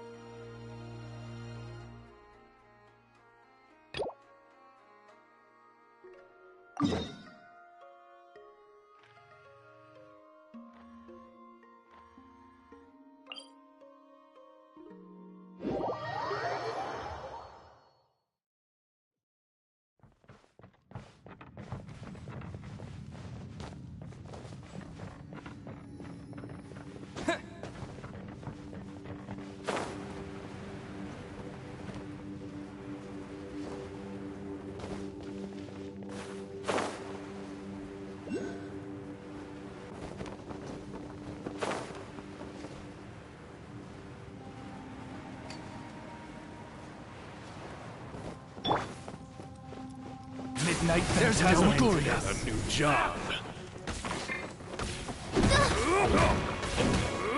No rest for the wicked.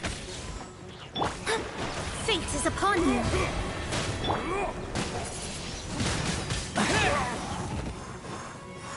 Come on! We can do it! Off with you!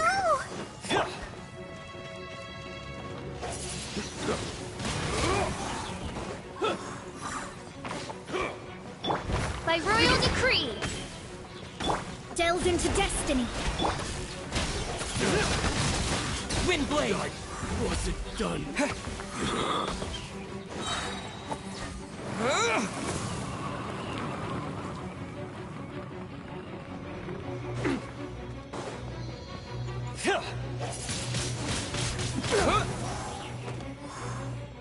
Shadow Raven! Let night fall!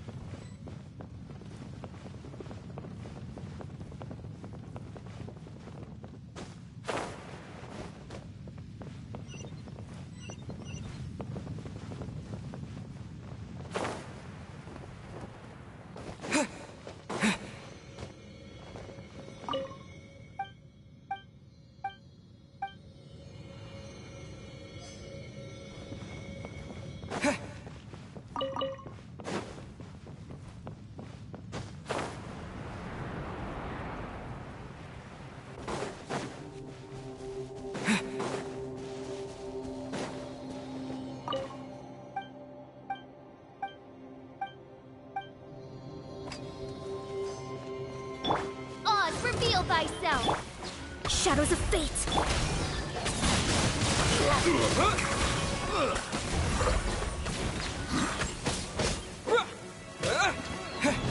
Let the show begin. Fry! Written in the stars! Windblade! Should replace my hammer. By royal decree!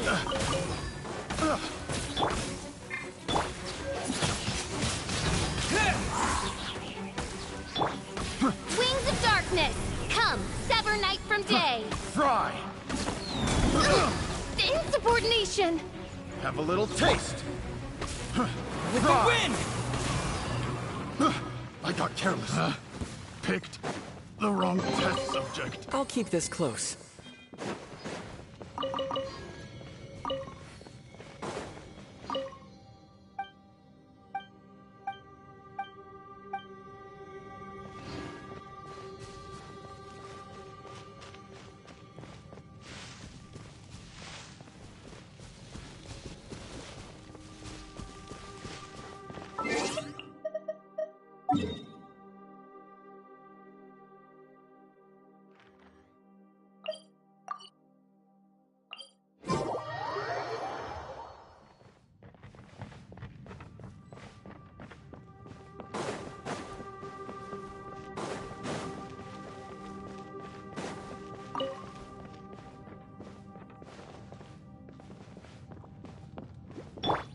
Oz, reveal thyself!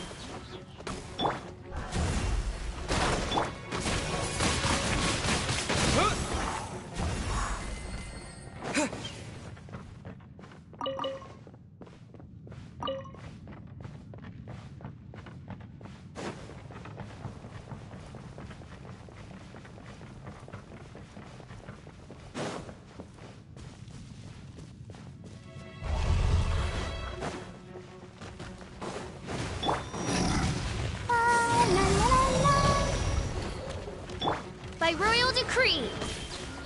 Let me scribe! Windblade!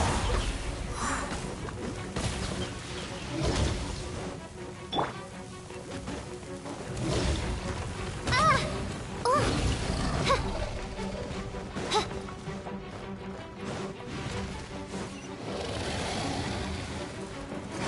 Oz, reveal thyself!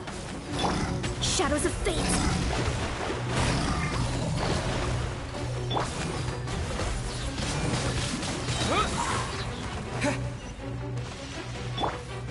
Shadow Raven, let night fall!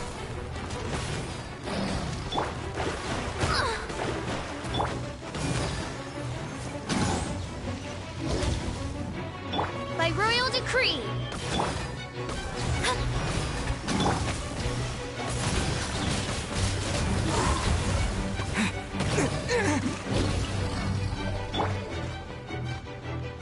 Decided by destiny!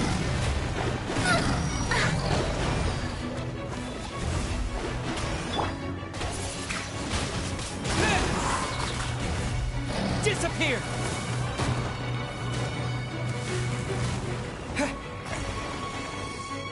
I'll protect us.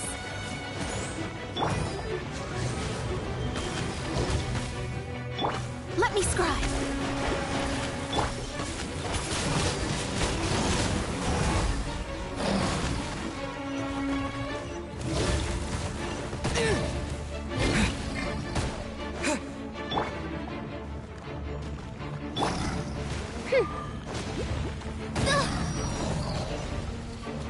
Oz, reveal thyself!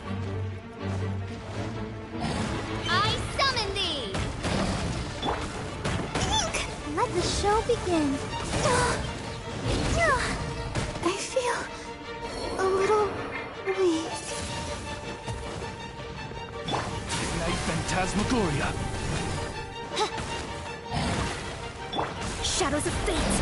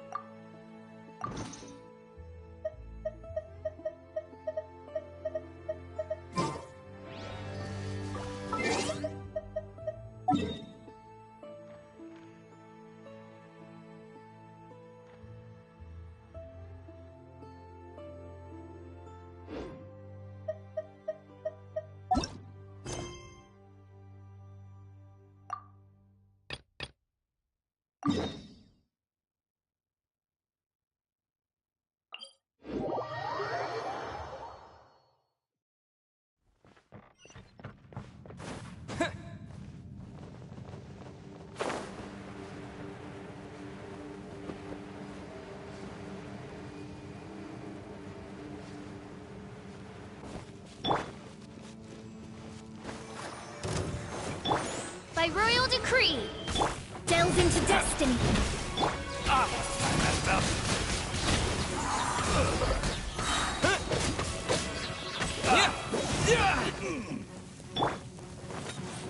Let me scry.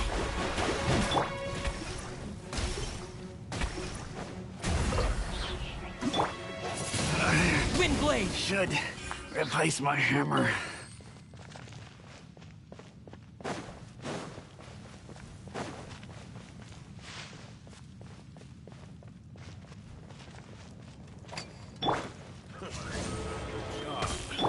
Delve into destiny.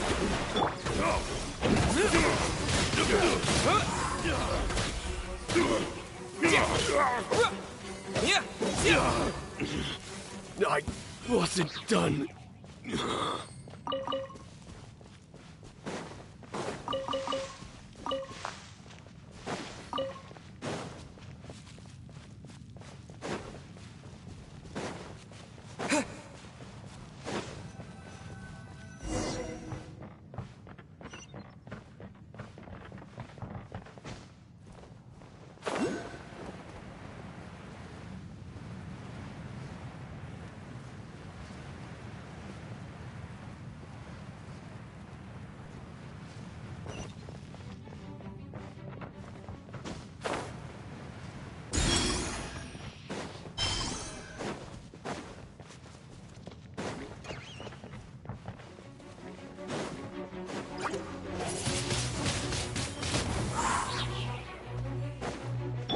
Oz, reveal thyself.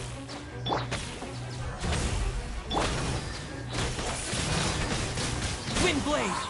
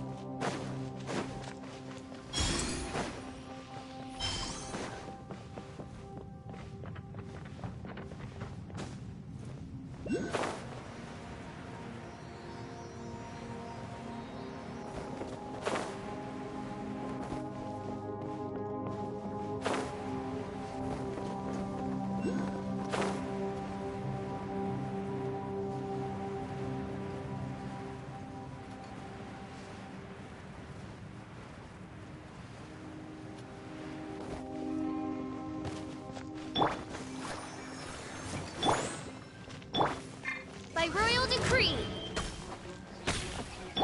Shadows of fate.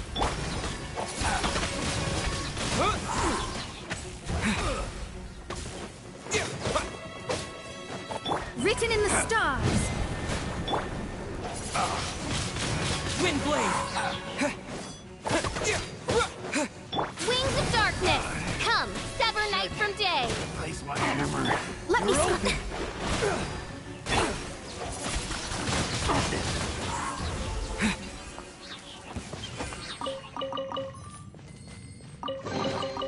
Is this an answer from this world?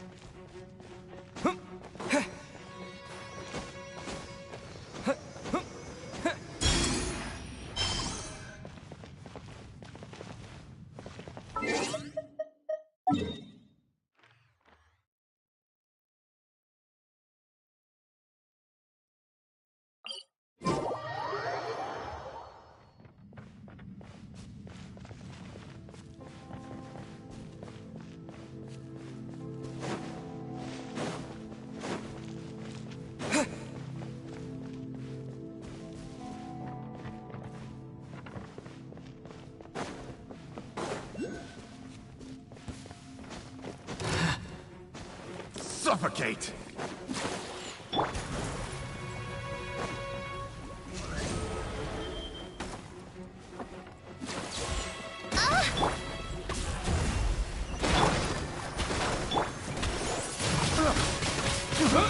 I got careless.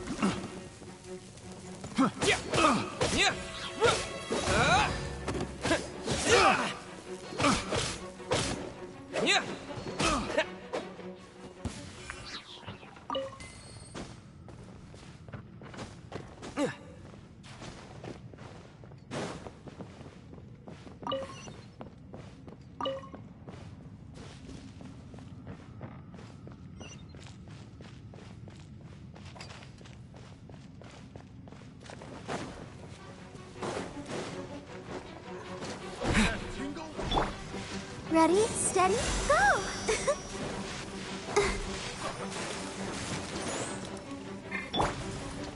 Oz, reveal thyself! Suffocate!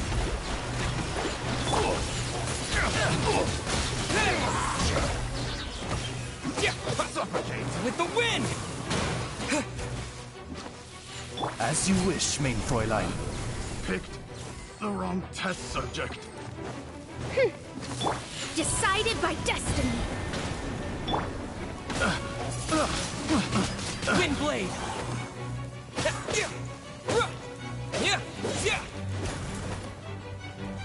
Have a little taste. By royal decree! That tingle, suffocate. Shadows of fate!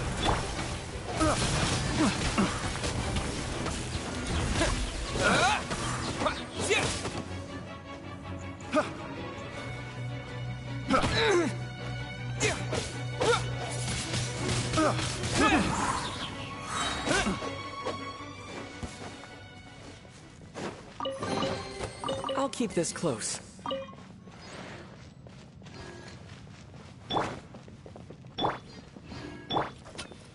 Oz, reveal thyself! Let me scry. Windblade! Disappear!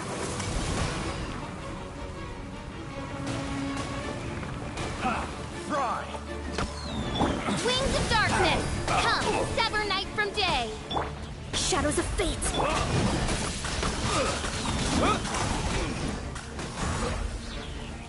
Come on, we can do it. I'll protect us.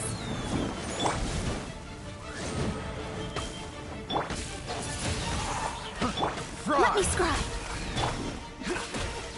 That's my hammer. Windblade!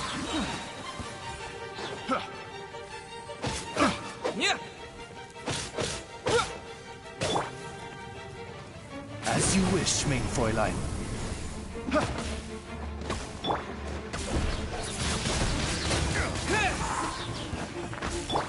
Written in the stars!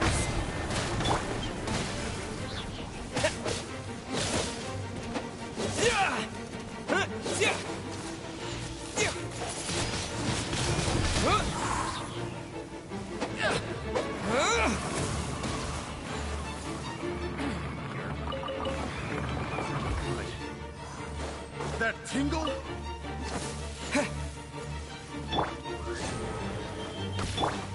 Shadows of fate.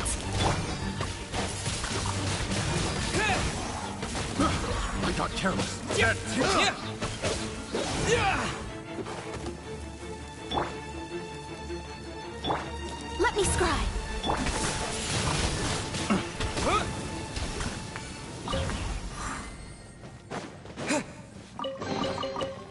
report on the road.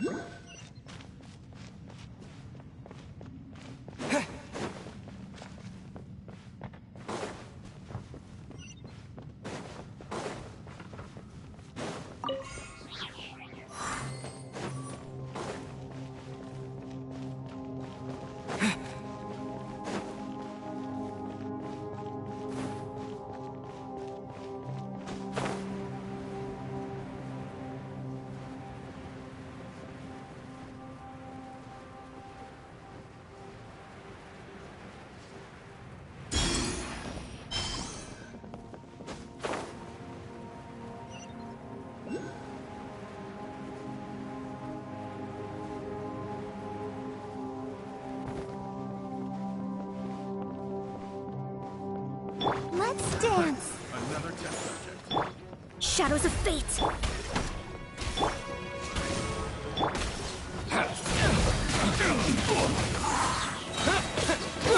Midnight Phantasmagoria! It's the fury. La la la la. You're open.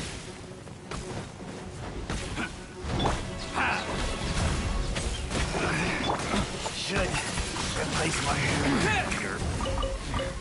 Very good. Fate is upon you. That tingle?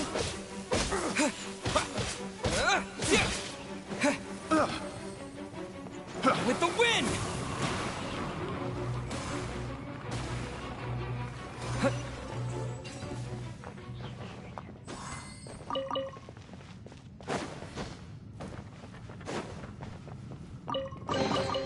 Is this an answer from this world?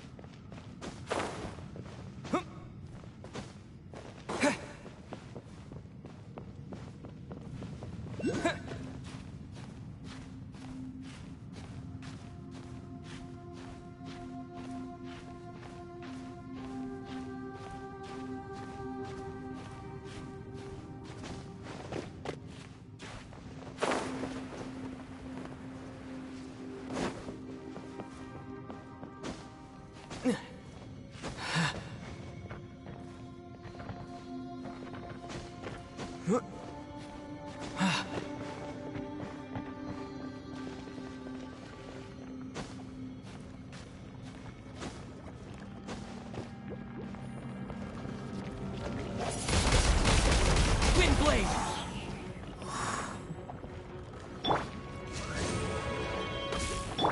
Let me scry.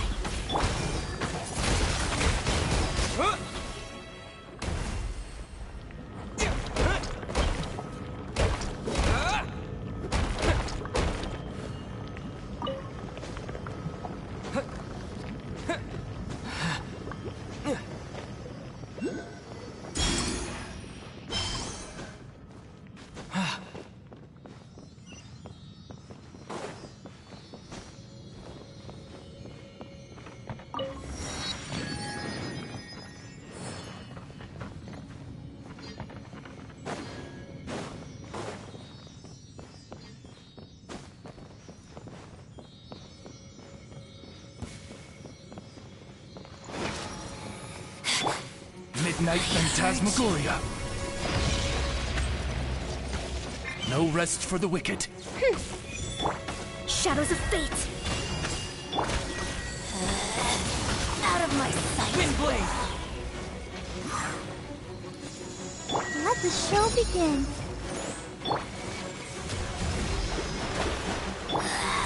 This is Her Majesty's gift!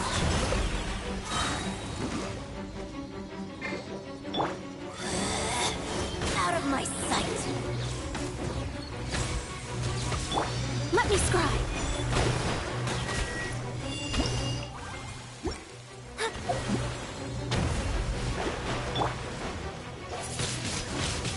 Windblade! Disappear!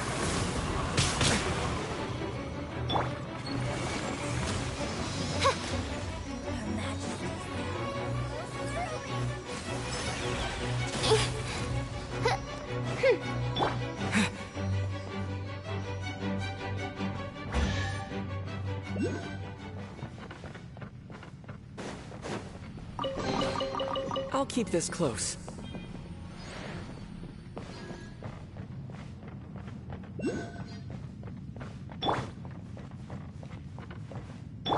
By royal decree!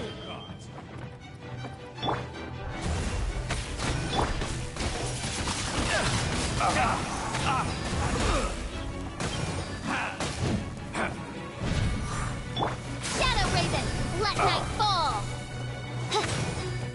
Come on, we can do it. Written in the stars.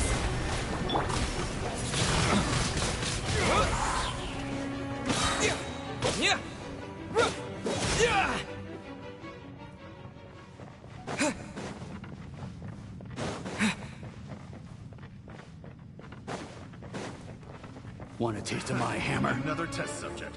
Suffocate!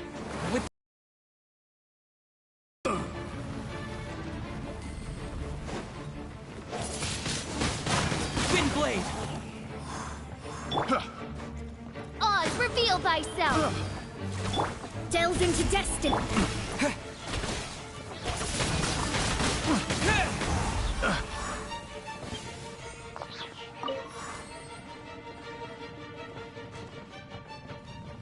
Want a taste of my hammer?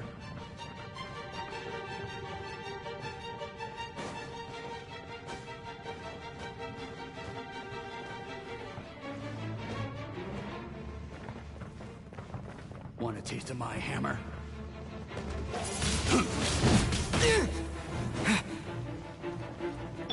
Shadows of fate.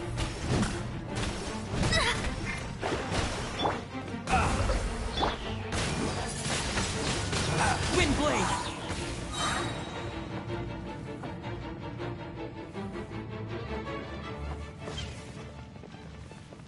Want a taste of my hammer?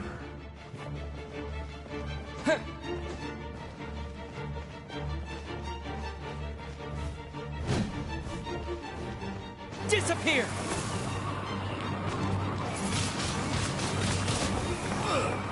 As you wish, main Fräulein. The insubordination! Ah!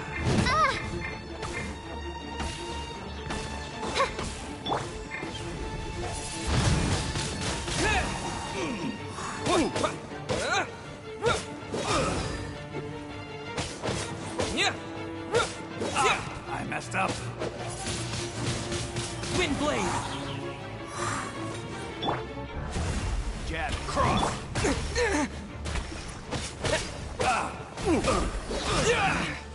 Should replace my hammer.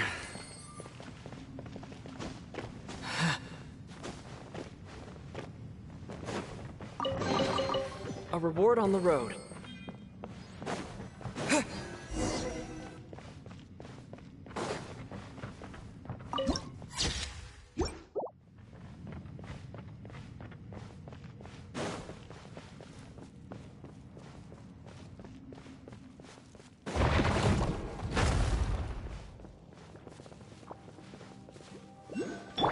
By royal decree!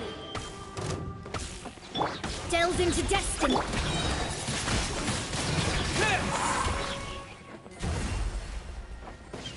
I'll protect us. La la la la.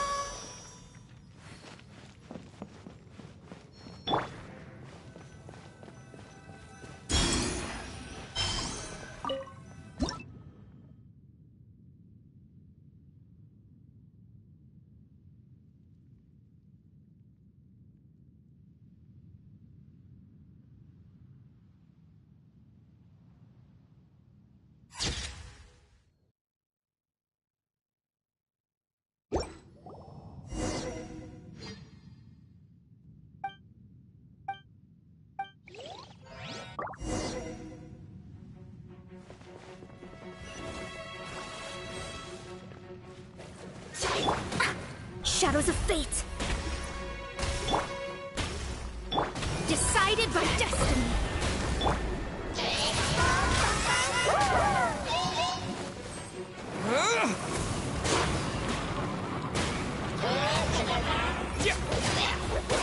Windblade! Delves into destiny.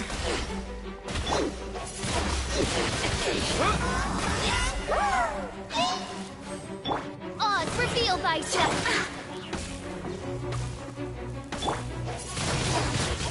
Windblade! Wings of darkness! Come, sever night from day! Let me scry.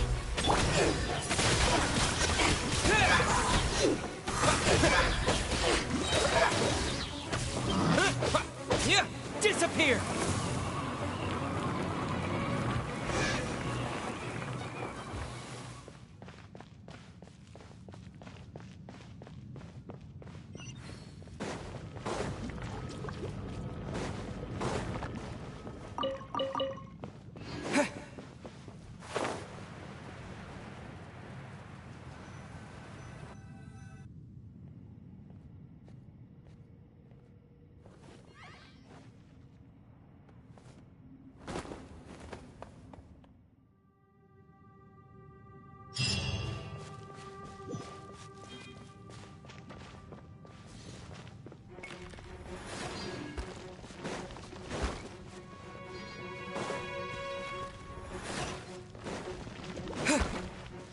Delves into destiny. By royal decree!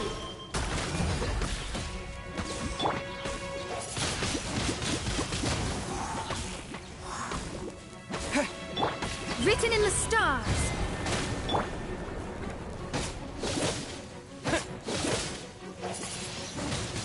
Windblade! As you wish, mein Fräulein.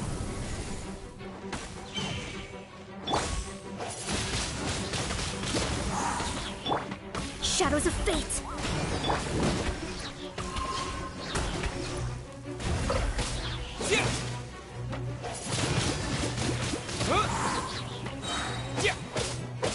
Ready, steady, go!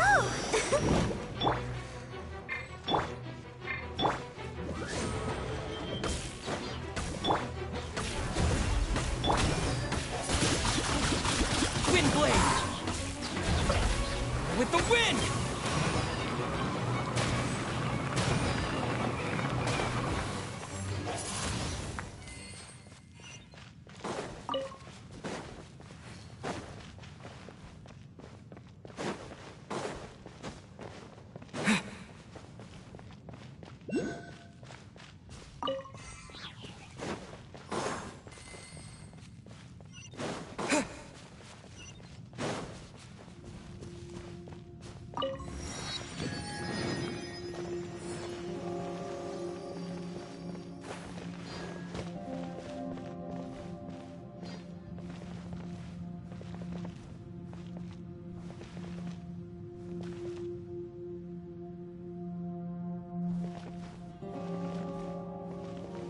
Thanks, JT, but I'm gonna need your help with something after I'm done with this quest here. I'm gonna need your help with something, but I don't know if that quest is gonna help, but...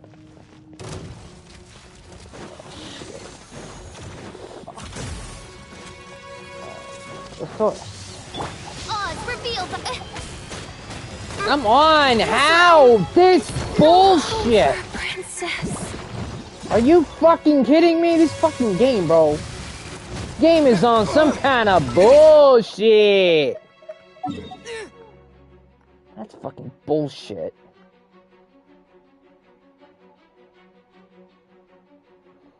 That's some kind of bullshit.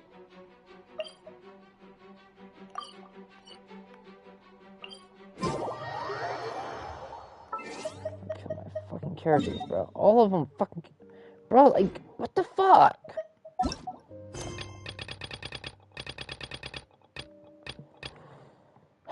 That means I gotta get out of the damn fucking goddamn world and get my characters healed up again. Fucking bullshit. And no, I'm not using cooking materials because I ain't wasting my fucking materials. Because evidently...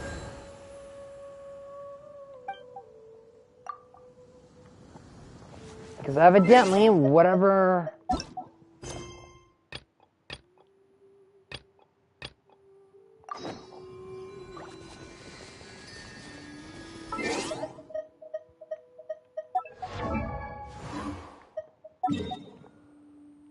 Come on, you stupid game!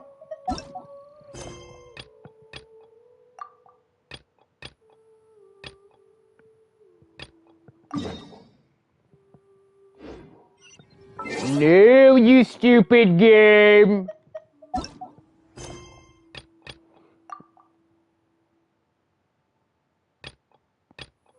I tell you, the game don't work for shit, bruh.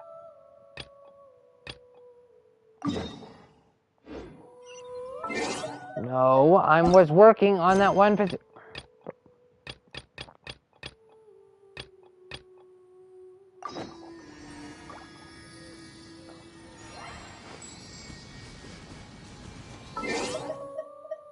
Bro, this game don't work for shit.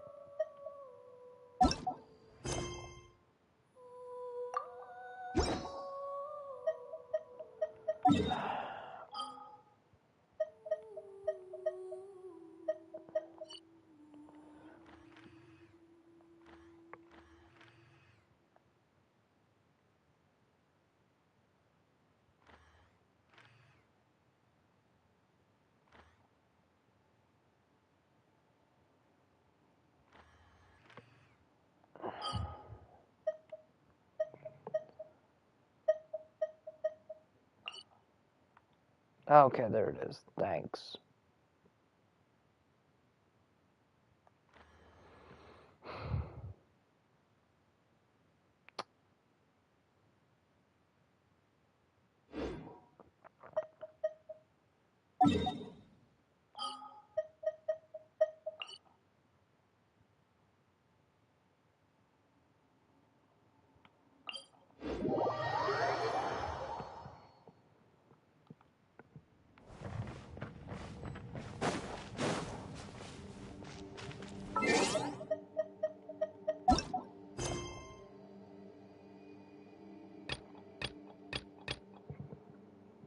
I was looking.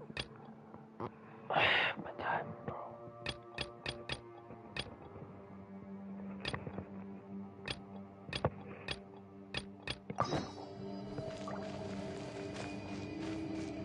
This game, bro.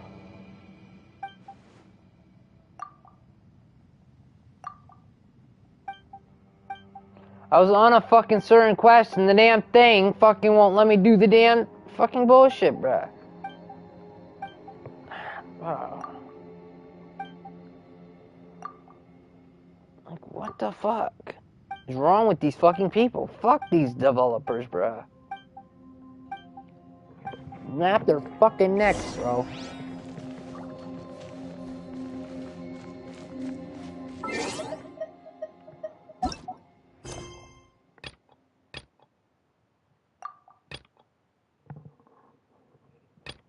Come on.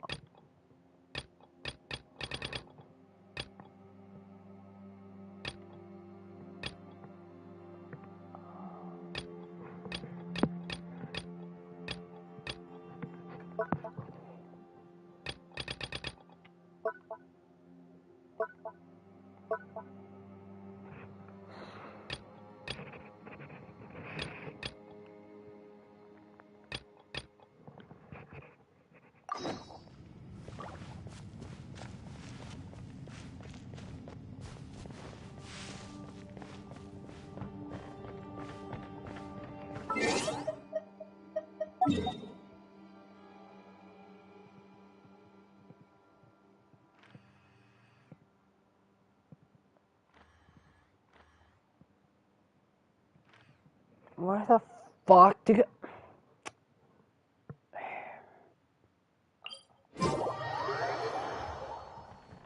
Bruh, this is some kind of bullshit. Right, fucking doodle.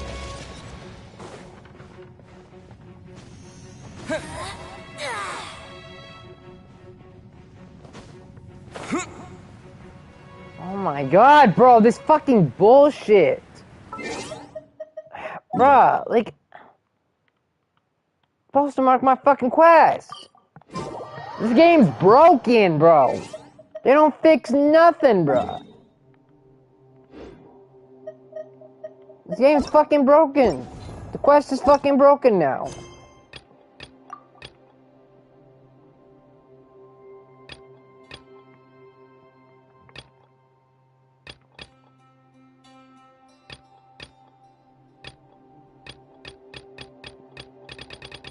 Bro, they break every damn thing in this fucking game, bro.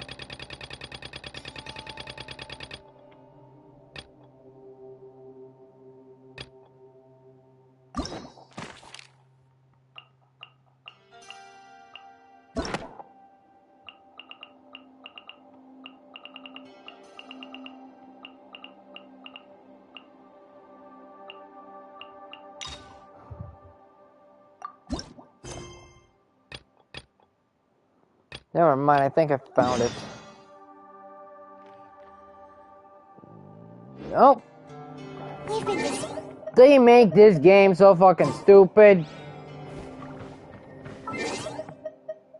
They make this fucking bullshit. They make this goddamn game so fucking bullshit, bro. Can't go in a goddamn world and get your own damn shit, bro. Instead, they don't market for you.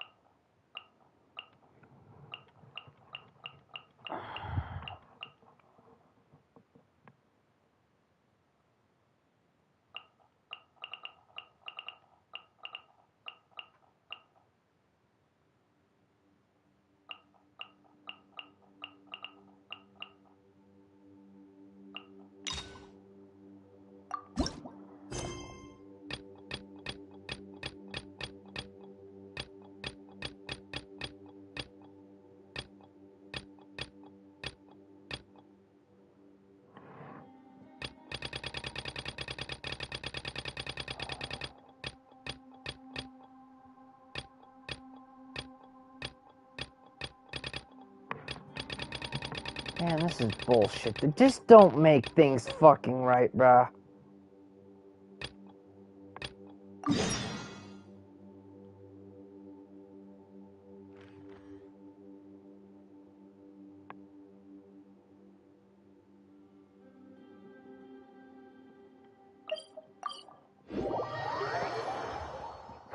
They bug this fucking shit, bro, I tell you. Paimon has so many questions about his true identity. Let's go talk to him and find out. We'll just continue this then, because I'm tired of scrolling through all these Let Paimon think. Where are some nice places we could go?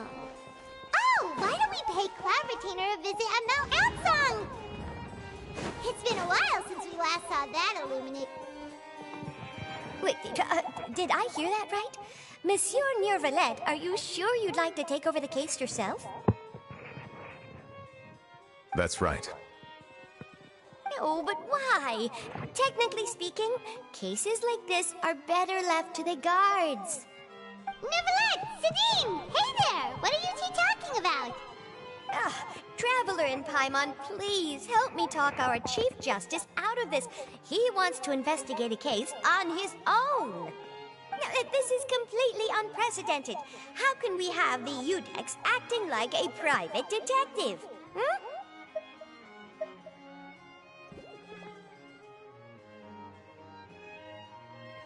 Thank you for your concern, but I currently have no such plans. Oh, apologies. I took your question in earnest, but it now occurs to me that it was most likely in jest. So, what is it exactly? It sure sounds serious if it's something you've got to investigate personally. A Melusine named Kiara received a threat letter. And then? That is all the information I have acquired at this stage. Huh? I have no idea why you're so hung up over this. I've checked the schedule in advance, and it seems like there aren't any trials today. So, if you insist, I have no objections. Thank you for understanding. I will leave a note explaining my absence on my desk. I would appreciate it if you could take it to Lady Farina. She may have no interest in official affairs, but standard procedure dictates that I'm still responsible for reporting to her. Yes, understood. I'll come back later and deliver the note to her.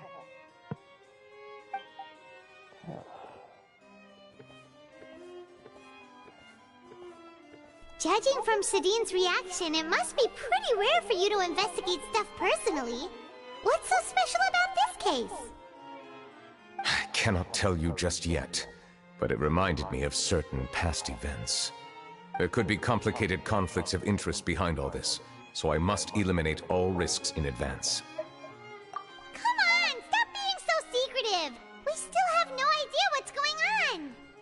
It is not my intention to keep you in the dark, but I need some time to revisit those memories and collect my thoughts. Long story short, a little more than 400 years ago, I became the Iudex of Fontaine and initiated a series of institutional reforms. There were few people I could trust, but I had two subordinates who were exceptionally trustworthy and capable. Carol, a Melusine, and Vautrin, leader of the Special Security and Surveillance Patrol. They must have been amazing people to receive such high praise from you! Indeed. Unfortunately, I wasn't able to protect them. The reforms damaged the interests of some, and the more conservative faction took advantage of Carol's identity to instigate political unrest. Ultimately, they wanted me to yield more of my power. The incident resulted in Carol taking her own life, and Vautrin being exiled. From then on, I've been especially careful when dealing with cases related to Melusines. All Melusines used to live a secluded life away from human society. I granted their wishes when some of them, including Carol, asked me to bring them to the court of Fontaine. Many common folk believe that I share a special bond with the Melusines, and whatever they do can be traced back to me. Some of them, especially those who hold a grudge against me, exploit that belief and stir up conflict over Melusines in an attempt to lay the blame on me. I have nothing against the opinions of others, but the moment a whirlpool of conspiracy forms, it inevitably affects the innocent. It has already happened once, and I want to make sure it does not happen again. Even so, why do you have to be the one investigating?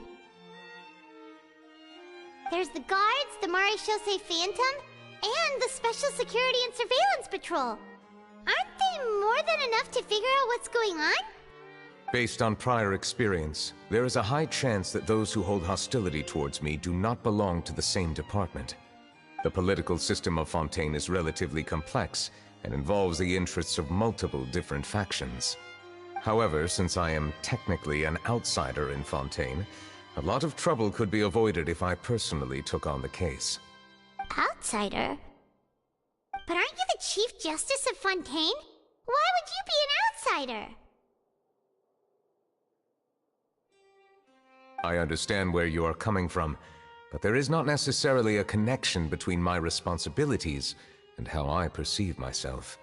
You know very well about my true identity, and have even met others of my kind in other nations.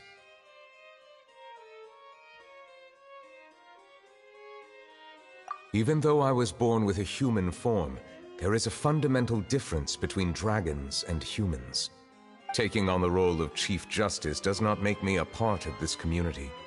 In fact, the status I was granted has prevented me from forming deeper bonds with others. I have lived in Fontaine for a long time, but I do not belong here. That is why I call myself an outsider. A fish out of water. I'm probably say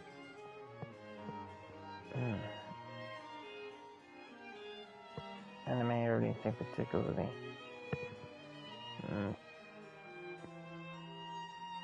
I normally go with the anime stuff, Dragon Ball or something. But sorry, I ain't gonna really be talking that much on stream today. I'm not really feeling like myself today. I'm just on high edge. Just letting you know that.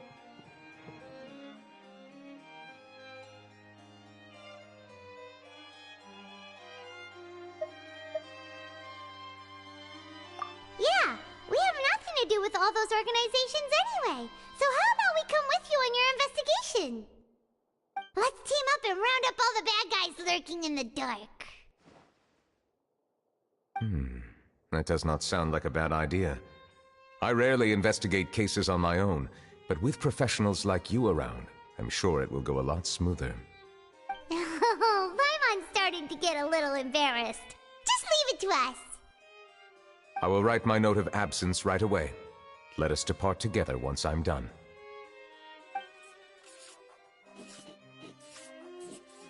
Let us go. We should visit Kiara first and try to gain a better understanding of the situation.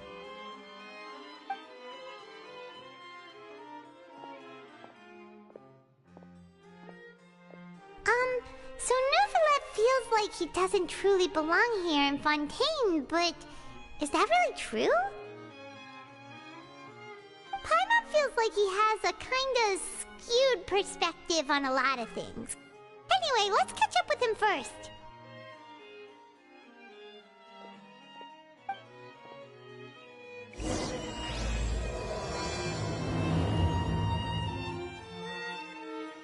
Paimon's been thinking. You called yourself a fish out of water, right?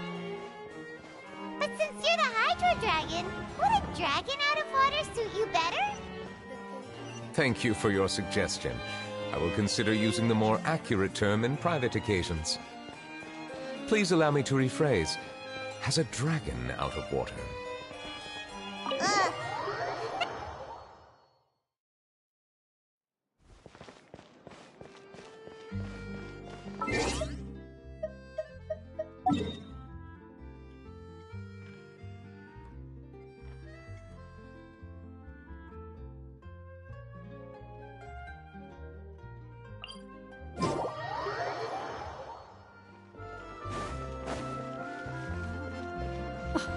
I never thought I'd see him here.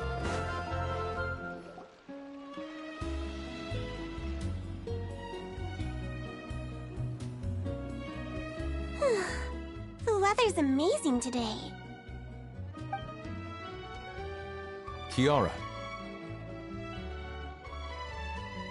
Huh? Monsieur Neuvillette! And you are? Oh, I remember. You're the Traveler and Paimon.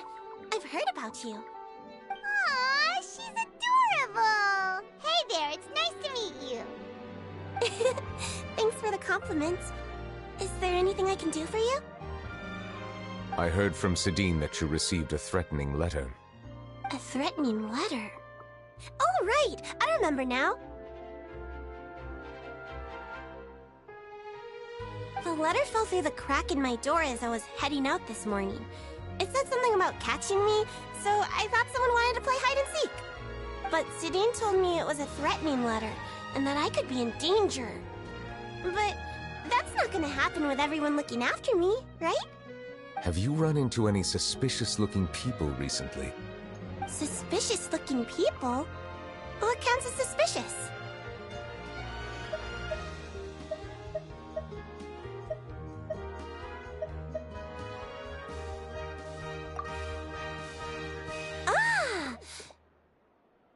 Did you think of something? Nope. I don't remember meeting anyone like that.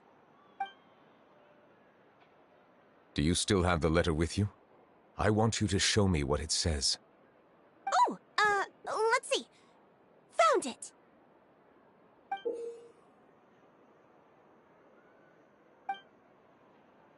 Now then, get lost. If you don't leave the Maréchaussée Phantom, I will come and catch you in person.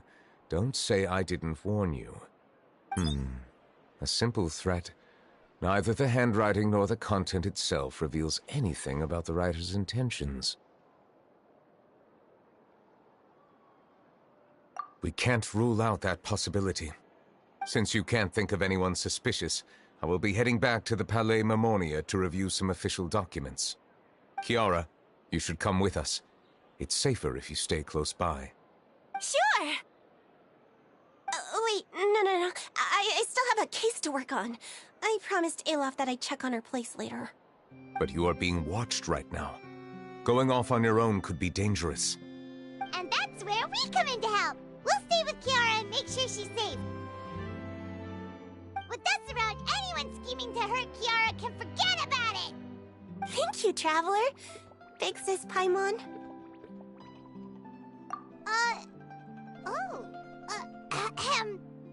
Don't worry, your big sis Paimon is super strong! All right, let us go our separate ways for now. Please take care of Kiara. We'll take her to a lost place right away! See you around! So, Kiara, how old are you? Let me think. 1, 2, 10? I can't remember. But I remember coming to the Court of Fontaine with Carol and Neuvillette. That must have been a long time ago. Carol? Didn't Neuvillette mention her just now? That was more than 400 years ago! Why would Paimon be a big sister to you? My memory isn't that good. But Carol told me I could address others based on how I feel about them. Paimon feels a lot more grown up than me, so you're a big sis. Huh. Paimon sees.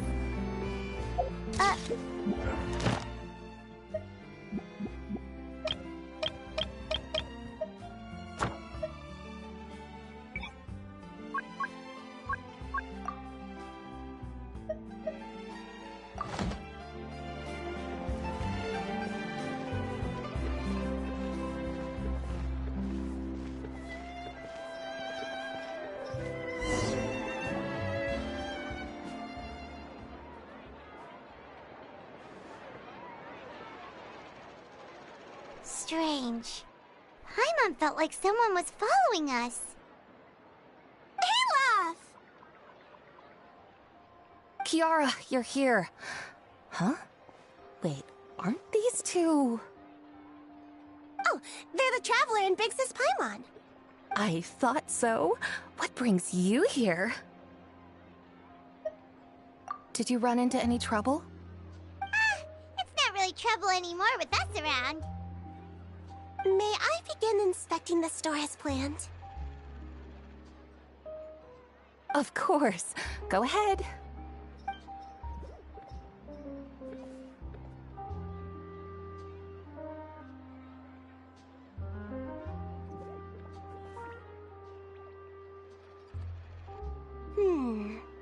No hazards detected. You've cleared the inspection. Seems like the criminal from that case last month never set foot in here at all. That was quick. What were you inspecting? I took a look around the shop. Neuvillette says that us Melazines have special eyes that can see things people can't. Things like bloodstains. No matter how hard you try to clean them up, we Melazines can see their residual stains for some time. Pretty cool, huh? All right. Now that you're done inspecting, can we have a chat? Hear me out. I'm planning to release an outfit for children next month and wanted to hire you as my model. Is that okay with you? Of course! Is there anything I need to do? Please wait a moment while I take your measurements. The sample should be a perfect fit. Seems like they get along really well. Huh? What are you looking at?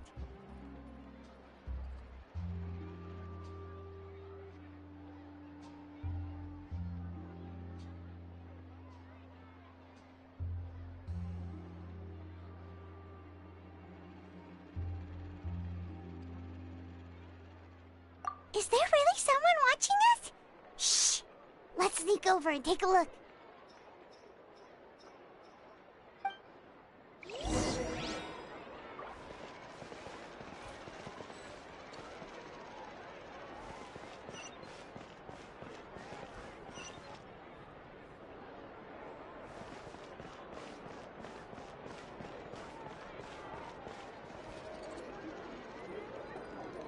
Strange.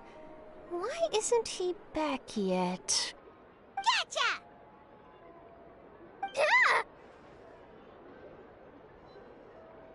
Charlotte, what are you doing here? Oh, wait, don't tell Paimon you're the one who sent Kiara that threatening letter. But you don't seem like the type to... Threat letter? What threat letter? This is starting to feel like an interrogation. Okay, I'll be straight with you. I don't know the slightest thing about that threat letter you mentioned. I only wanted to follow Monsieur Nouvelet and request an interview with him. You want to interview him? That's right. I'm not the only one, you know. Interviewing him is every journalist's dream. But it's not an easy task to accomplish. The Palais Mermonia rarely accepts appointment requests from us, and we never have the chance to interrupt when the court's in session. So imagine how surprised I was seeing him out on the streets today. It seemed like you were investigating something too. The perfect opportunity to whip up an exclusive, don't you think? Of course, I'll make sure to turn in my manuscript to him for review. I have my principles, and I'd never publish an article without the consent of all parties involved.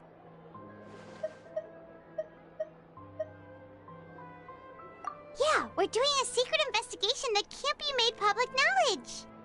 I see. Well, if you say so, I guess I'll put this matter aside for now.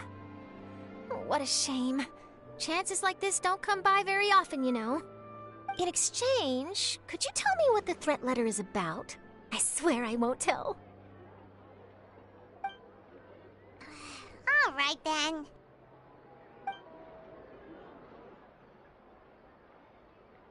What? Someone's targeting a cute little Melazine? Shh, not so loud. It just so happens that I did an interview with Kiara. Last month, in fact. It was well received by our readers, so I was planning to continue the series. And now someone's coming after her. I'll ask my colleagues about it. Who knows? We might find something. And don't worry, I know what I'm doing. This secret's safe with me. But I gotta warn you, even if I keep my lips sealed, others will know eventually. Why? People care a great deal about Monsieur Nouvelet's each and every move. Some may have already realized that something was up. Besides, the case involves Melazines, so... Anyway, I'll get going now. Watch yourselves, all right? Well, that was a nice chat. Let's head back and check on Kiara.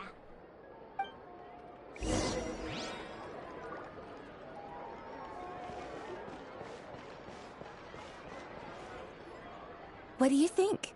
The design looks pretty good, huh? I think it's great! Huh. It's very pretty indeed. Harad! What are you doing here? It seems that you just showed up out of nowhere! As I passed by the Palais Mermonia, I heard that Nouvelet was investigating a case with you. Technically speaking, he and I are under an employer-employee relationship. It didn't feel right to have my employer personally take on such trivial cases. I happened to have some time at the moment, and came to take a look. I sometimes have my clothes custom-made at this boutique, in any case, so we always have a lot to talk about. Ah, Nouvelet sure is lucky to have someone like you. Leave this to me. You should go meet up with Nouvelet. Okay then, we'll leave Kiara in your hands. Come on, let's go find Nouvelet.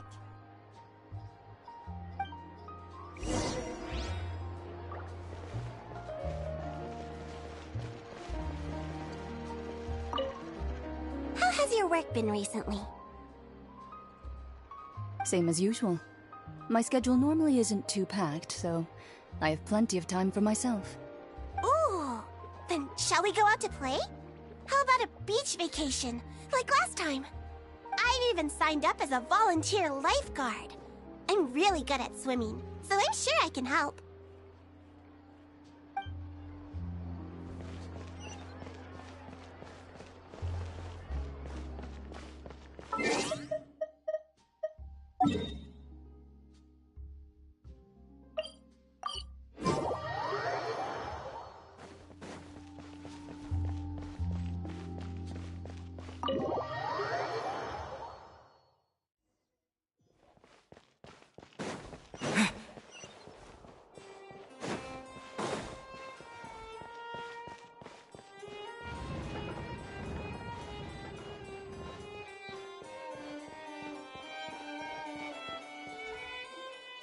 Oh, you're back. Is everything all right? We ran into Cloran. She offered to help us protect Kiara. That is good to hear. I trust her abilities. It looks like Kiara is in good hands. We thought so too. Well, did you find any leads? I've been looking over the case records, specifically inspection reports submitted by Kiara and major cases I've judged over the past decade. I've come up with two plans. On one hand, I could start with Kiara and track down the group behind all this step by step. On the other, I could also analyze the conflicting interests of these major cases and confirm my suspicions if there is indeed a mysterious group that bears a grudge against me. They both sound like pretty solid plans, but can you really finish browsing through all these documents? That's a lot of reading even for Paimon. Don't worry. I'm a fast reader when it comes to official documents. After all, I have several hundred years of reviewing under my belt. We'll help you read through them. We have nothing else to do. Thank you. I will continue looking through the ones piled up on the desk, but feel free to browse through anything else in this room.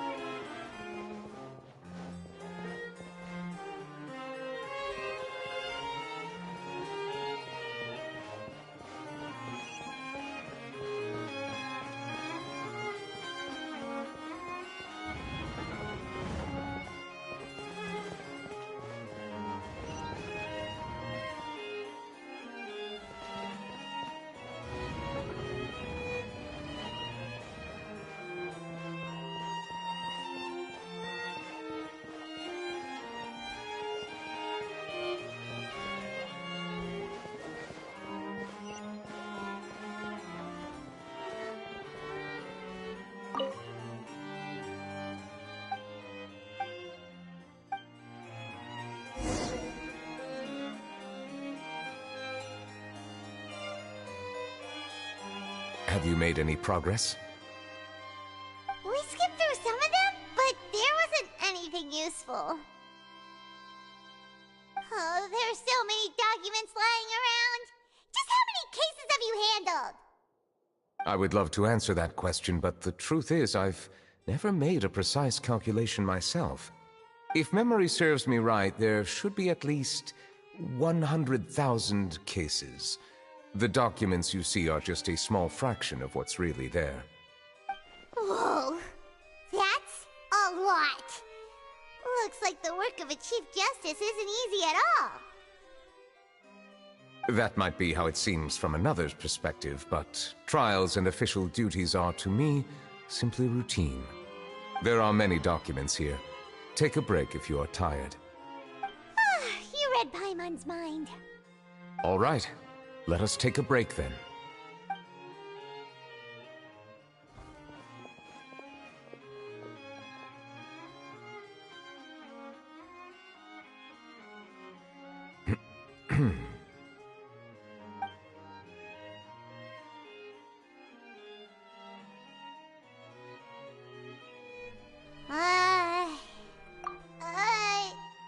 Even though resting is a part of taking a break, shouldn't we at least talk about something?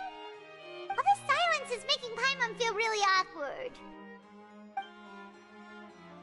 Please pardon my lack of consideration. People rarely come to the Palais Memonia for matters outside of work. To be quite honest, I am not sure what we should do. Would you like to have some drinks, perhaps? You must be thirsty after all that work. Ooh, drinks! Thank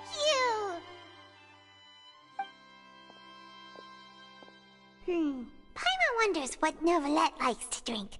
Oh, maybe he's a fan of really fancy wines. He seems like the type of person who'd own an entire winery. You know, like D-Luke.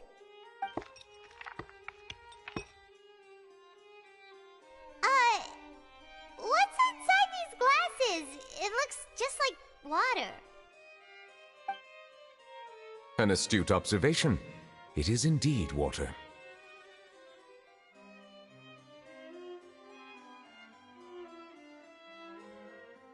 So it's just plain old water? What did you think it was? Since you're the Chief Justice and all, Paimon thought you'd prefer something more sophisticated. This water is indeed very special. It would not be an overstatement to call it sophisticated. Huh? I believe you've already tried Fonta. In fact, there are many other drink factories in Fontaine, including those that specialize in packaging pure drinking water. Said water is sourced from all across Tevat, including Mondstadt's Cider Lake, Liyue's Chintsa village, and Inazuma's Konda village. Here is one of their latest products, water from Sumeru's Apam Woods.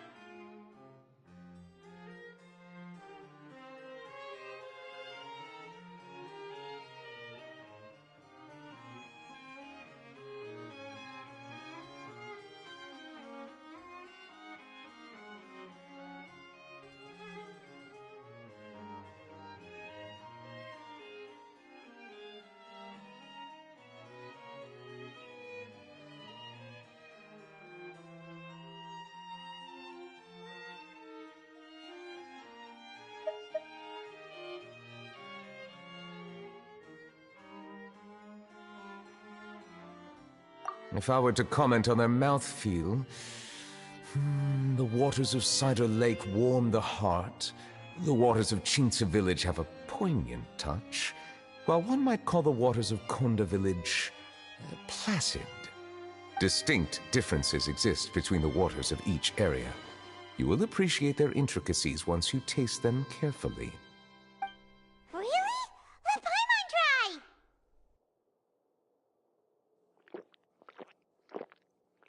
What do you think?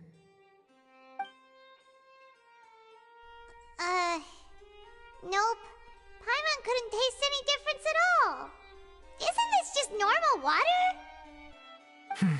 How regrettable. It seems like you still have a long way to go in refining your tastes. Hey, this doesn't have to do with refining our taste. Paimon's pretty sure most ordinary people can't tell the difference. How did you do it anyway? Oh, could it be because you're the Hydro Dragon?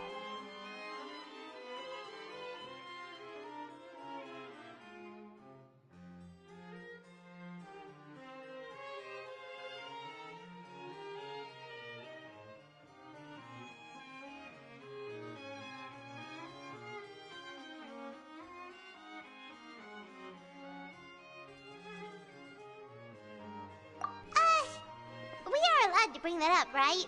Since no one else is around? Oh, Paimon's been wanting to ask this for ages! If you're the Hydro Dragon, why would you become Chief Justice in human society?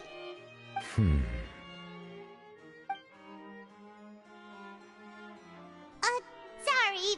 Paimon was just curious. You don't have to answer. There's nothing to hide. I was simply organizing my thoughts.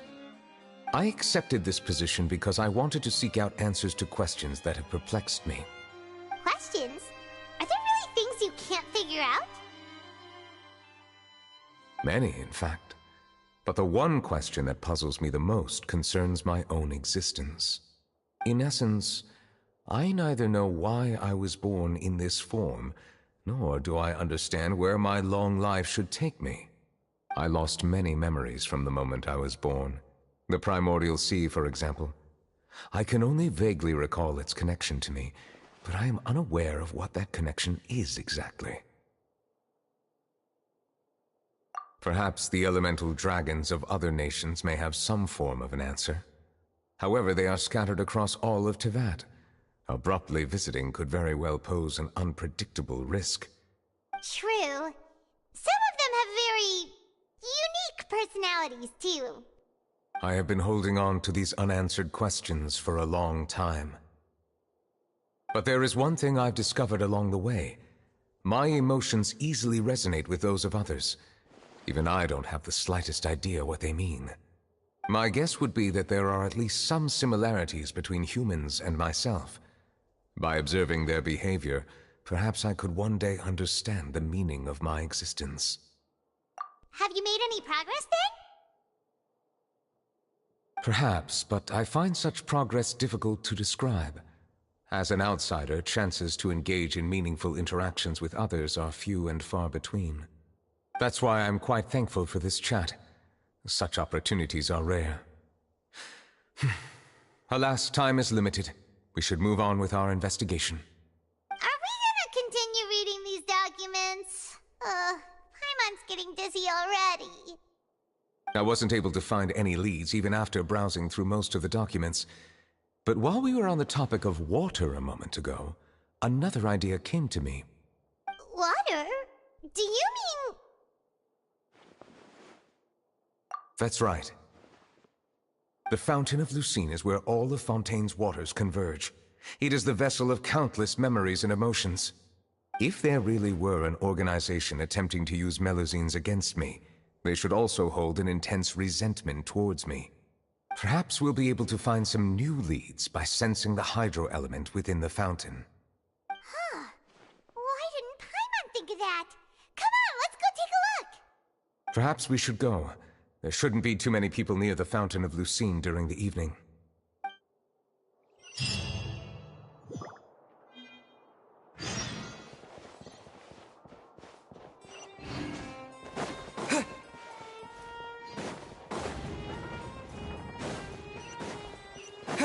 Leaving the Ministry of External Relations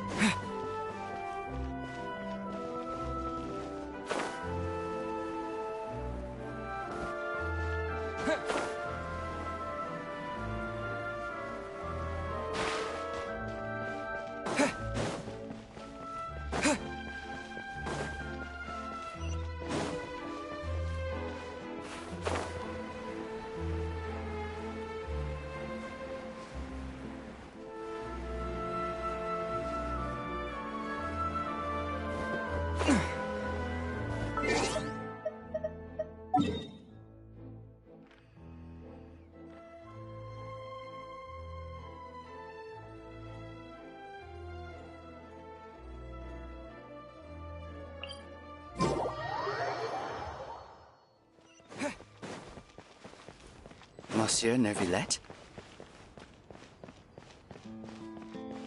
I probably shouldn't disturb them.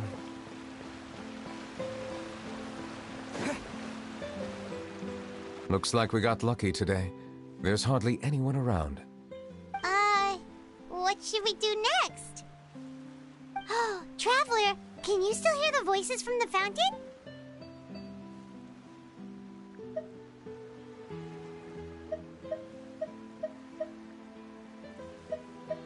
Perhaps leave the investigation to me.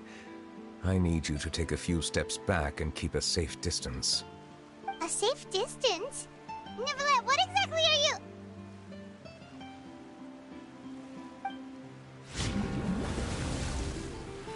Whoa, it's glowing!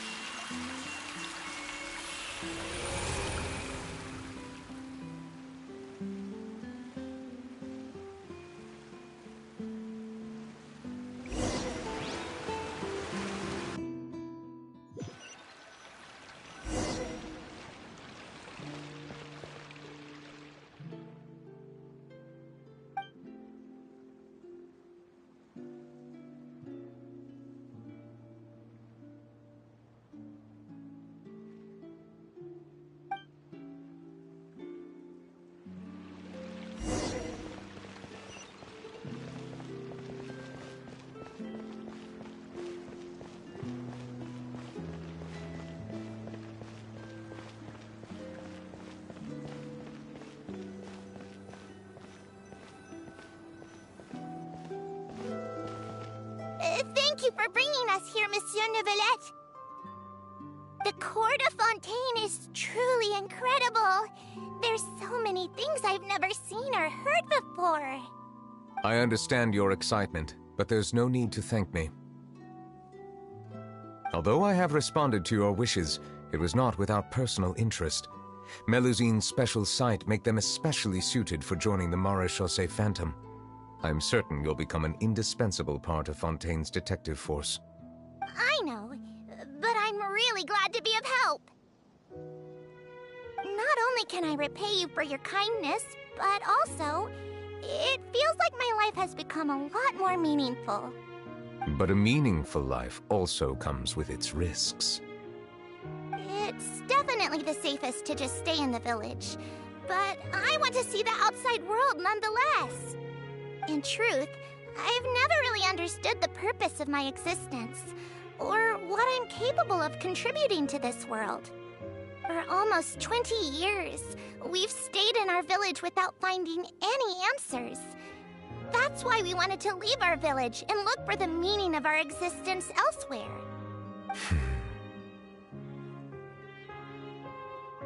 I understand your confusion. In fact, I feel the same way. I too came here for an answer to my questions about my own existence. Really? Could you tell us what we should do to fit in as you did? The truth is, many people threw rocks at us today and told us to go back to our village. It hurt a lot when they hit me in the head, and I tried really hard not to cry. Logically speaking, both time and effort are essential when different species attempt to peacefully coexist. It will be a difficult road ahead, with countless obstacles to overcome. Different identities and ways of thinking all contribute to strengthening the barrier between one another. Removing it will be no easy feat. There aren't many suggestions I can share, because just like you, I haven't fully integrated into this society. Despite my social status, I am still an outsider. Oh, I see. Let's all do our best then. I'm confident that we'll find the meaning of our existence one day. I believe in you, but you shouldn't lose sight of the difficulties ahead. If you run into any trouble, I suggest that you inform Vautrin, the captain of the Special Security and Surveillance Patrol. Huh? Is he the person I met in the Palais Marmonia earlier? Yes? Do you have any concerns? That stone-faced human. He didn't even bother to look at me when I tried talking to him. It felt like he wasn't interested in anything but work. He is an earnest man. There will be plenty of opportunities to work together in the future, so please try to get along.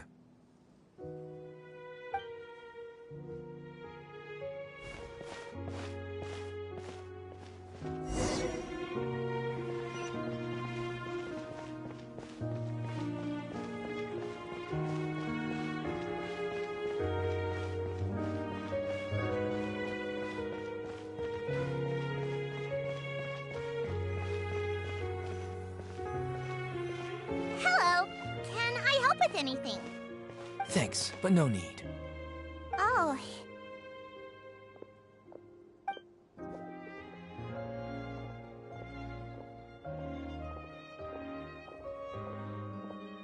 Hello, I'm Carol, a Melazine. Is there anything you need help with? Get away from here! I'm calling the guards. Please, calm down. I don't mean to cause any harm. Hard to say. Yeah, we should probably stay away from these monsters. Haven't you realized? Strange incidents have been increasing ever since they came. Why should we trust this species from who knows where anyway? I can't believe Nervilet allowed them into the court of Fontaine just like that. Exactly. That so-called Chief Justice even granted them official positions. Not only that, but they're now responsible for investigating cases as well. I swear, there's some hidden agenda at play here. Go away! Quit acting innocent! I'm not leaving. I won't let you say bad stuff about him. We joined the Maréchaussée Phantom and solved lots and lots of cases. We've never done anything wrong. Solving cases? With Nervilet in cahoots with you? You could have fabricated it all, and no one would know. So tell me, how can you guarantee that you Melazines aren't involved in anything that occurred recently? Didn't I tell you before? Don't go advertising if you're not a good talker. Vautrin? Aside from spreading unjustified rumors, if you continue insulting members of the Maréchaussée Phantom, the Special Security and Surveillance Patrol has every right to subject you to interrogation. There have indeed been an increase in cases recently, perhaps due to the shifting currents of conspiracy, and I understand your concern. However, there's been no evidence pointing towards Melazines being involved. Even the captain of the security patrol is on their side. Nervilet's newly reformed police force is already corrupt to the core. How can two completely different species possibly coexist? You heard that? Yeah. I don't understand. Why won't anyone believe us? There have been rumors saying that you were born from calamity, and that you inherently bring danger to those around you. There are countless negative rumors about you floating around in Fontaine. It's near impossible for you to become a part of this society. Best if you give up before it's too late. Monsieur Nervilet said that we needed to put both time and effort in. I don't know how long it'll take, but I can at least try making my best effort. I still want to try a little harder. Thank you for bailing me out earlier.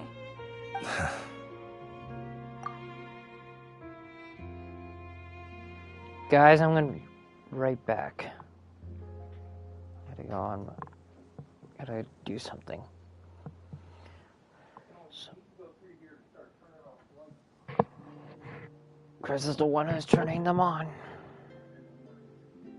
So I'll be right back, guys.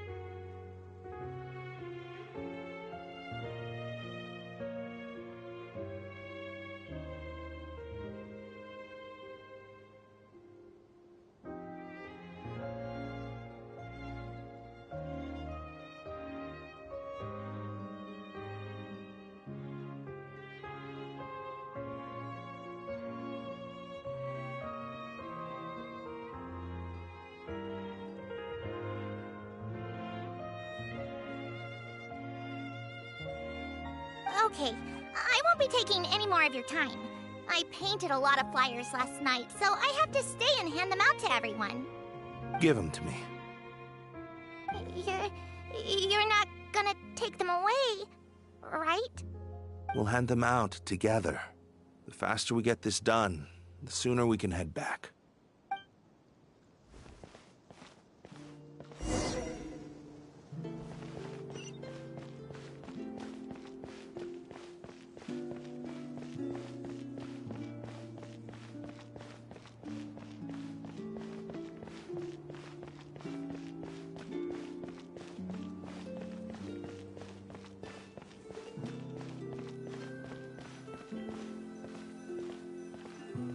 Monsieur Neuvillette, what's this? Medals of Peace, awarded to you and Vautrin. Thank you for your continued dedication in the past 5 years. You've taken one small step forward in helping Melusines gain the trust of humans. I think I'll pass. Hey, don't say that. We wouldn't have made it this far without you. It won't be long before Melusines begin living peacefully with the humans. Just the thought of it makes me happy. Don't keep your hopes up. We've barely scratched the surface. There's still a long way to go before that dream of yours comes true. You blockhead! Don't ruin the mood! Vautrin brings up a good point. The trust humans have placed in you is still very fragile. Any small incident could undermine the hard work you've put in. Please be on your guard for the next few days. Yes, sir. Okay, got it.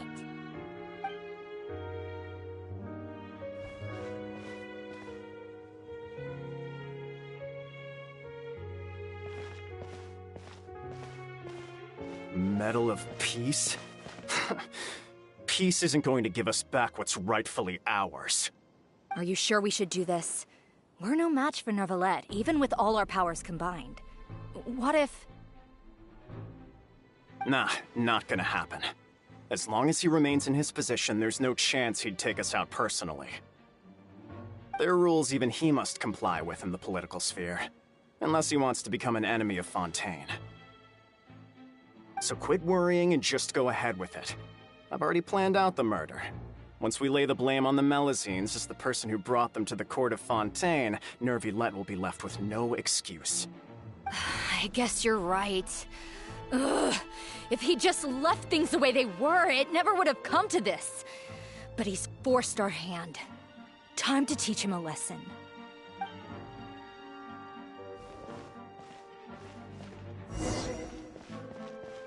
Turn the murderer in!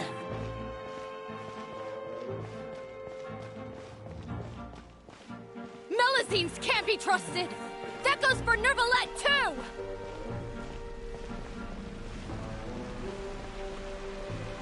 Peaceful coexistence? What a joke.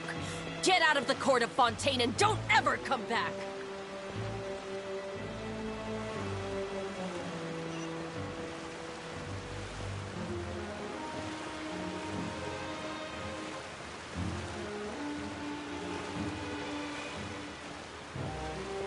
The results of the investigation are in, Captain Vautrin. Go on. There is no direct evidence, but reasonable inference indicates that the ones controlling the situation are supporters of the old regime, whose interests have been undermined by the reform. They tricked Miss Carroll into going to the crime scene and pressed charges against her. After that, they incited panic among the people in order to make Monsieur Neuvillette confess to his mistakes and yield up power. The guards were stopped by the enraged mob and couldn't intervene in time. Miss Carroll chose to sacrifice herself to pacify the situation. And she called me a blockhead. A little investigation would have cleared things up. Why didn't she wait until we'd established the truth? She didn't have to prove her innocence like that. The situation had rapidly escalated to a physical altercation between infuriated citizens and the guards. Miss Carroll might have thought there was no better plan. That is indeed something she'd do.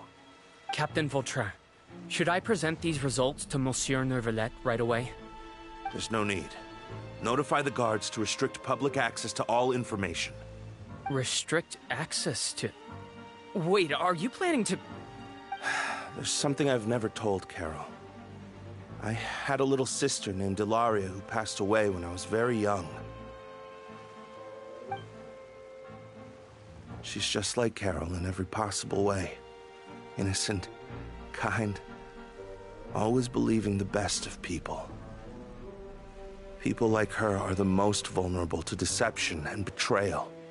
From the moment I met Carol, I knew that she'd be easily manipulated by others. I kept a cold demeanor and tried lecturing her into giving up. Looks like she was unfazed by that. Yes. In fact, some of her spirit must have rubbed off on me instead. Because I too began working towards that pie-in-the-sky dream of hers. I should have known. Those cowards don't have the guts to confront New Villette. They even avoided causing trouble for me. They were after Carol all along. Can you understand how I feel? Right now, there's only one thought on my mind. Only through bloodshed can their debt be repaid. I understand, but I'm certain Monsieur Neuvillette wouldn't accept that as a solution. That's exactly why we need to keep this a secret. Give me the list of suspects. What happens after this has nothing to do with any of you. I will take responsibility for everything.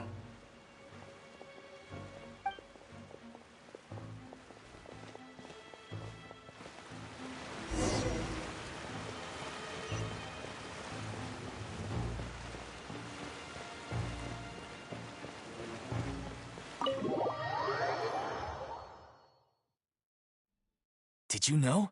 They're hearing a major case today, and the criminal is Captain Vautrin of the Special Security and Surveillance Patrol. Apparently, he resorted to personal measures to seek revenge for Carol and settled the score with the group that framed his friend. Hey, why aren't you saying anything? I'm thinking... we should try our best to bail him out when the trial commences. Bail him out?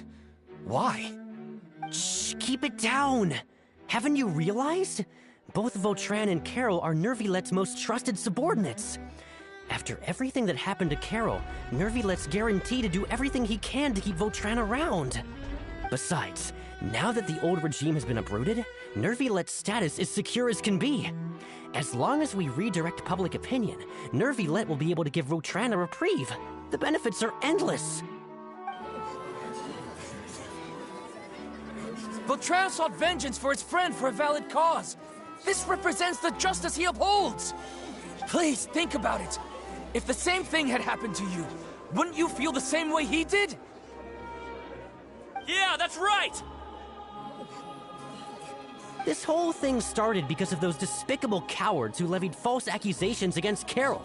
How could Vautrin be declared guilty for seeking revenge? Monsieur Neuvillette.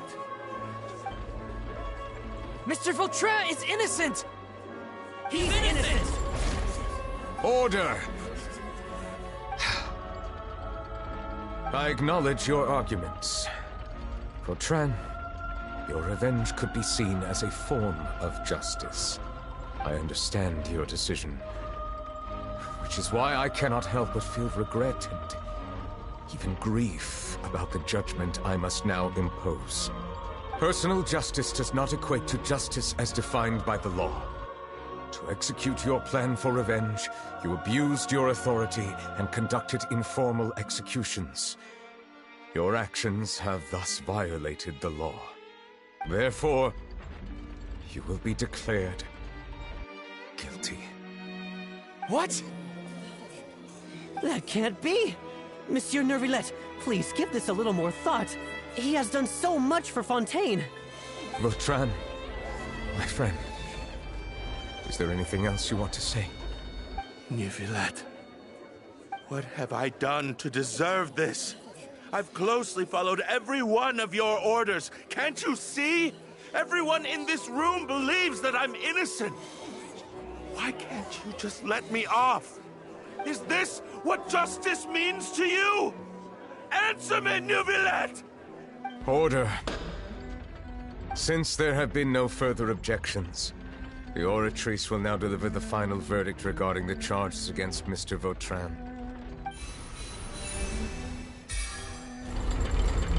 According to the judgment of the Oratrice Mécanique d'Analyse Cardinal, Mr. Vautrin will be declared guilty.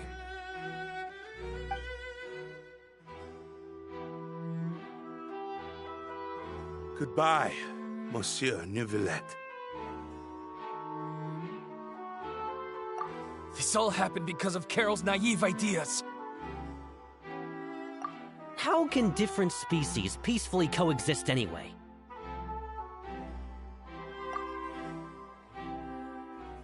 Hey, stop spacing out! What's wrong? Are you not feeling well? Apologies, it seems like my memories got the better of me. I tried my best to suppress the power of Hydro within myself, but it seems like it still caused the emotions within the Fountain of Lucine to boil over. Due to my negligence, the overflow of emotions and memories must have affected you as well. Are you all right? Wow. The Hydro Dragon is more powerful than Paimon thought. Anyways, the last time we came here, the Traveler only heard voices from the Fountain of Lucine. No emotions boiling over or anything. It is as you said. This might be because I am different. It is not only the fountain. I can sense emotions from all waters in Fontaine. Rivers, lakes, and even the rain.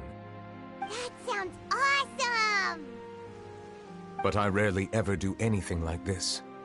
Emotions carried by water are always chaotic and disconnected. As an outsider, having my mind occupied with irrelevant memories isn't exactly a pleasant experience. Which ones?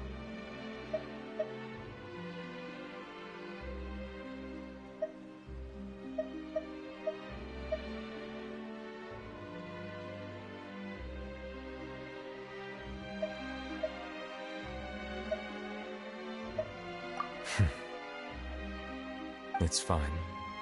I prefer not to speak of those memories. That does not mean I am deliberately hiding them.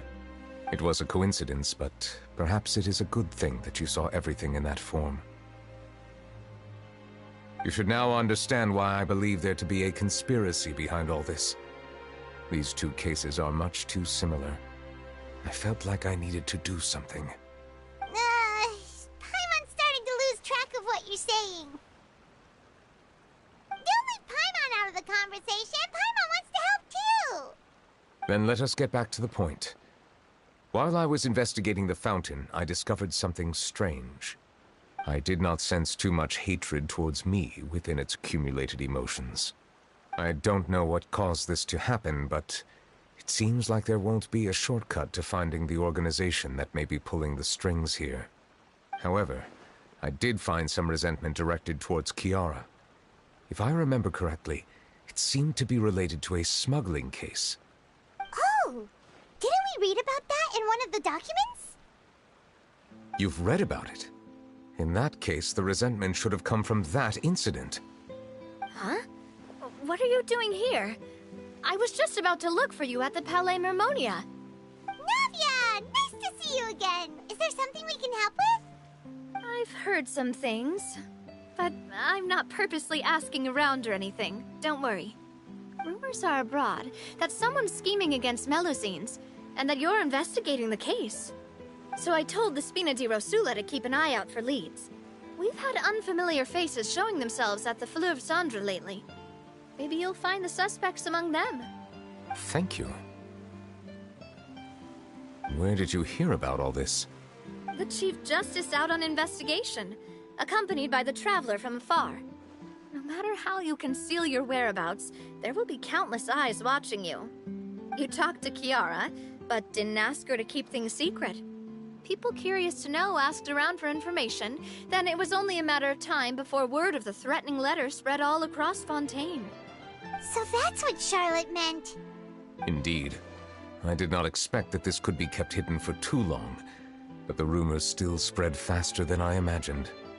You know, it could be because You attract more attention than you think. Anyway, any progress with the investigation?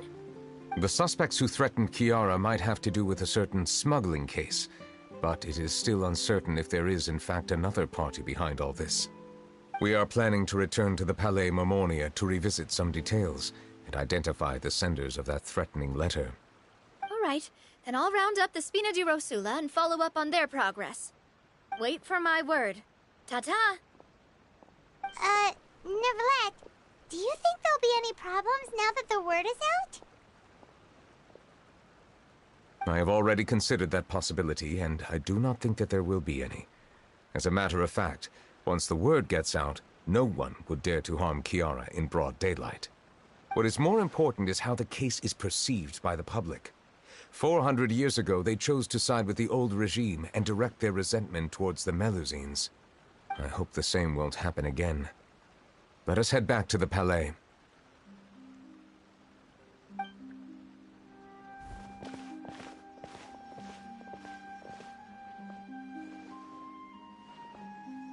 Strange.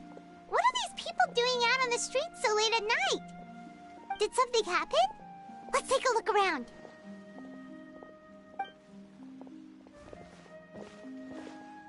Have you heard? Someone's plotting against a Melusine. This is 100% the truth. Even the Chief Justice is investigating in person. What? That's it! Who's been threatening Melusines? Show yourself! Our enemies are lurking in the shadows and won't easily reveal themselves. But no amount of hiding will keep us from finding them. That's exactly what I wanted to say. The guards have already begun to take action. We can't just stand by and watch. Think about how much we owe them. Now that they're in danger, how can we just sit back and do nothing? Everyone, please stay alert to your surroundings from now on. If you see any suspicious persons, report them to the guards immediately.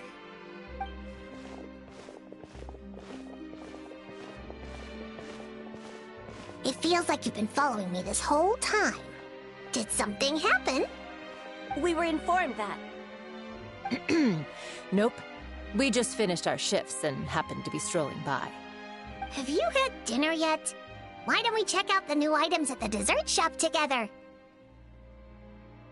This isn't a good time to be out and about. Come on, don't act tough. I bet you're hungry too. All right, let's go buy a cake or something. You should never skip meals. Especially if you have another shift scheduled for later.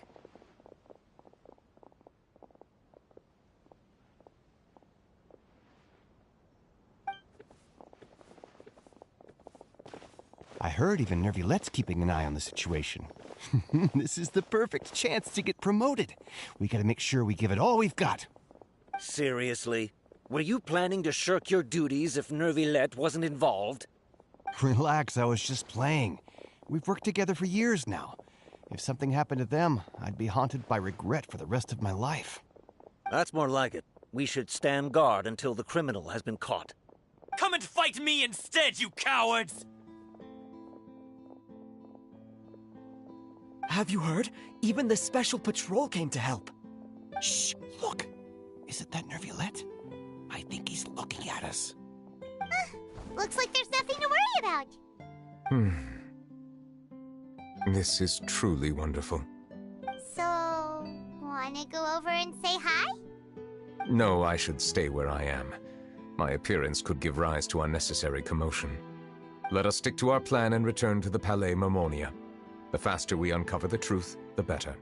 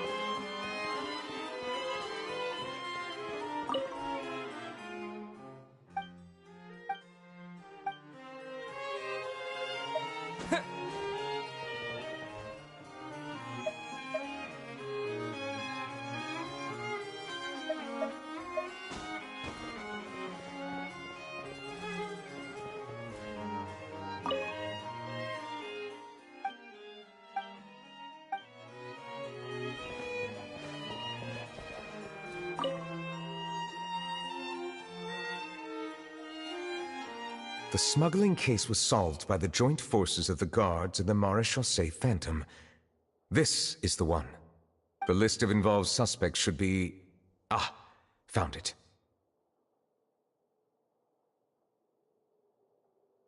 What does it say? The principal offenders Domenico, Inica, Yuna, and others have been caught. They have been sent to the fortress of Meropide following trial. Those with close connections or mutual interests with the offenders but who did not participate in the case will not stand trial. Among them, surveillance of Essin has ceased on account of his good behavior. All other personnel remain on our watch list. So many names. Is the one who sent that threatening letter to Kiara on the list? Yes, there is something suspicious about Essin, to be precise. It seems like he's closely related to the core members of the smuggling case, and he moves around without much restriction. Monsieur Neverlet, someone claiming to be from the Spina di Rosula just checked in with us. He said, and I quote, "We have located the suspect. They're chatting at the cafe." Huh? How did Navia find them so quickly? We've only just figured out the suspect's name. I too am perplexed.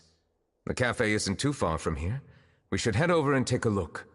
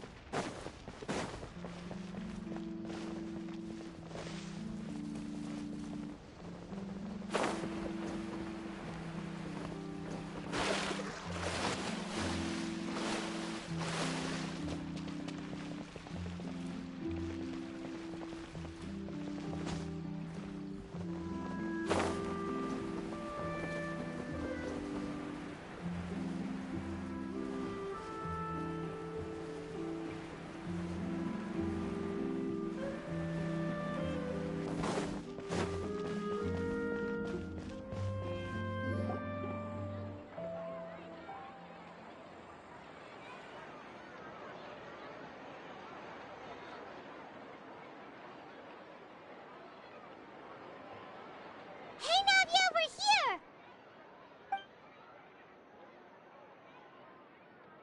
Whoa. Check out all these people. Hey there, are you Navia's friends too? These are the people who have had recent dealings at the Maréchaussée Phantom. They're usually hidden in the Fleuve Cendre, but I sent for someone to invite them over. Invite them over? Exactly. Now, I heard there's great coffee here, and so I asked them if they'd like to come and have some. Yeah, it's our pleasure to be guests of the Spina di Rosula. I've wanted to have a meetup like this for ages. Something feels off. But, oh well, let's get back to business. Is there anyone called Essin here? Yes, that's me. You're Essin?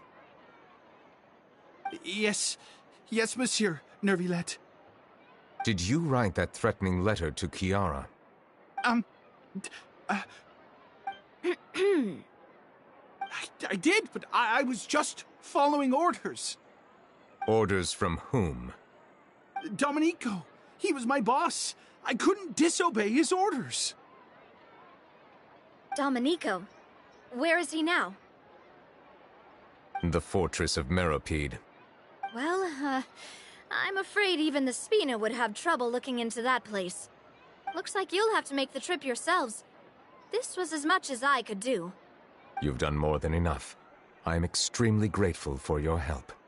Leave the formalities for later. You should find Domenico first. If he really is the one setting up the conspiracy, it'd be best if he's exposed as soon as possible. All right then, let's head to the fortress right now.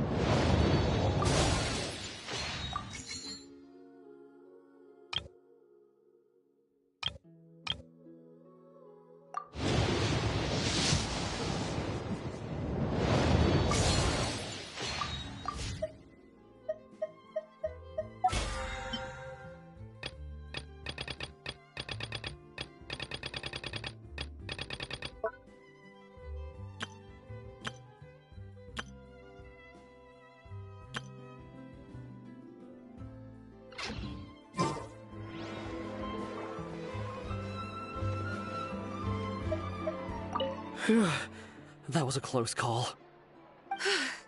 Are we really in the clear, though?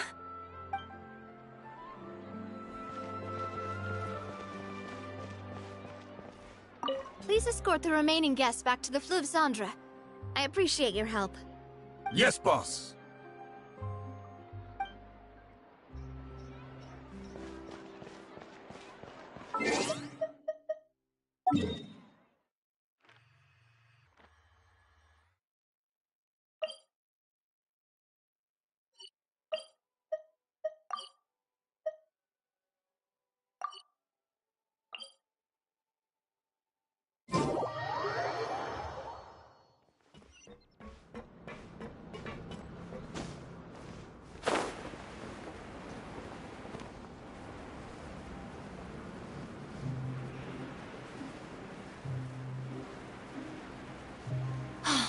Monsieur Nervalet?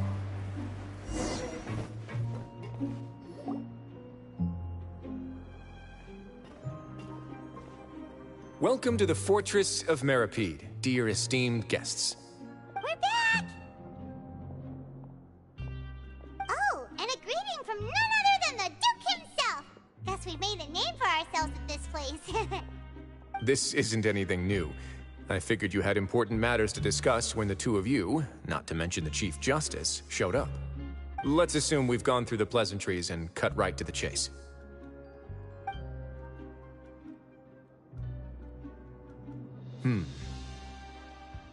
I do remember a thing or two about Domenico.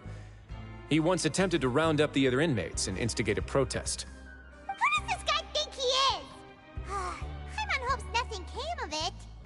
He once attempted to, I said, meaning that it was over before it even started. And now he's threatening Melazines, is he? To be honest, Domenico doesn't seem like much of a conspirator. The fact that the three of you bothered to personally investigate raises a flag. Is there something else going on behind the scenes here? He's got the same concerns we do. I am concerned about this incident because something similar has occurred in the past. I wish to meet Domenico in person and have my questions answered. That's an easy one. Let me think. I think he's at... Oh, did I hear someone say Melazine? What happened? Sigewinne! Yeah, and we're investigating. The person who threatened her seems to be imprisoned here. Really? Is Kiara gonna be okay? There's no need to worry. Clarande is protecting her as we speak. Well, that's great. But if the criminal's still... Is there anything you can do about this? Ah, head nurse. Do you require me to personally deal with the criminal? Wriothesley. Okay, I get it. I'll bring Domenico to you. That's your only demand, correct? Think of it as more of a humble request. I'm here on my own accord, not to formally transfer a criminal for trial. I urge you to set aside any concerns. Thanks for the trouble. Consider me in your debt. Whoa! If Paimon were the Duke, Paimon would take this chance to ask for something really important. Well, were I still a criminal, I'd probably ask for a lighter sentence. But I'm sure Monsieur Neuvillette would reject that. But enough jokes. I'll look for Domenico and bring him to you. Make yourselves at home. Our dear head nurse has mentioned you quite a few times, so I'm sure she has a lot to say. Please come with me to the infirmary. Ah, and watch your step. There's some pretty dark areas, so make sure you don't trip over anything.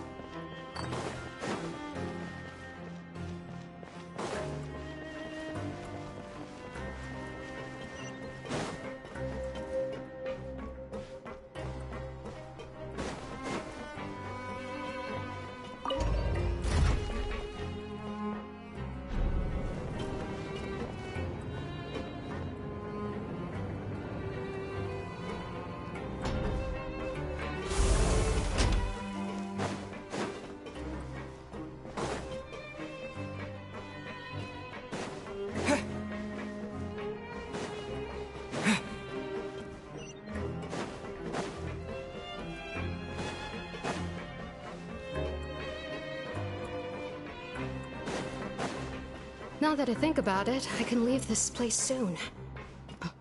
Huh?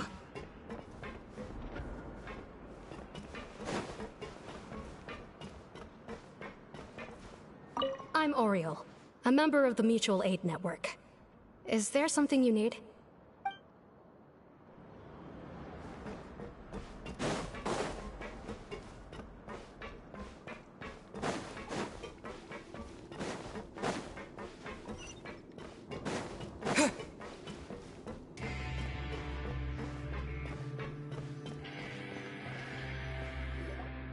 Please rest here for a moment. Oh, and would anyone like anything to drink? Paimon's not that thirsty, but thanks anyway. Thirst is a warning sign that you're dehydrated, which means you have to drink up even before that. I'll bring you some tea. I'm sure you'll have a lot to talk about. Typical Sijun. Concerned about everyone's health as always. Why aren't you two saying anything? You noticed them too. The badges they wore on their chests looked quite familiar. Familiar? Paimon didn't even realize they were wearing them. But if both of you say so, let's go ask them about it.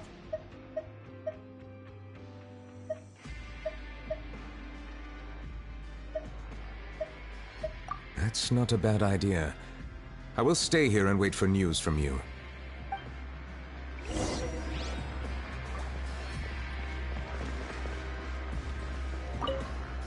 I place great trust in Wriothesley, so I rarely visit the fortress of Meropide. However, exceptional circumstances call for exceptional measures. I hope I didn't cause him too much trouble.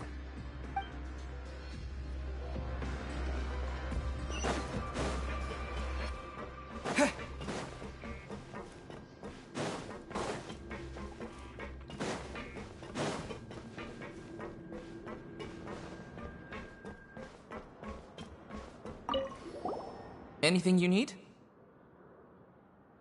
Oh, this? Are you interested in joining the Mutual Aid Network? What's that? We have a very long history, going back as far as 400 years ago. We have never had many members throughout our history, nor do we have much of a reputation, but everyone treats each other like family. Helping each other is our purpose. At the same time, we seek to maintain just dealings as much as possible. Sounds like a pretty neat organization. All we want is to defend ourselves. None of us have ever committed serious crimes, and we're not especially powerful either.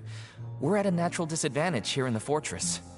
But people won't give us a hard time if we stick together.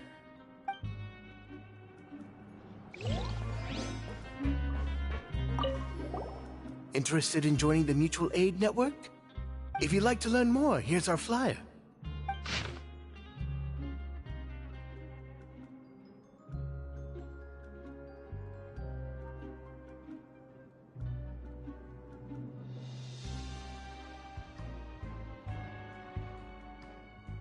Our slogan may have evolved over the centuries, but our goal has remained unchanged.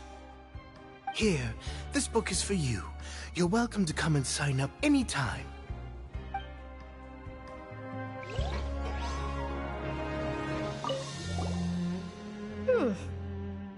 You two look kind of familiar.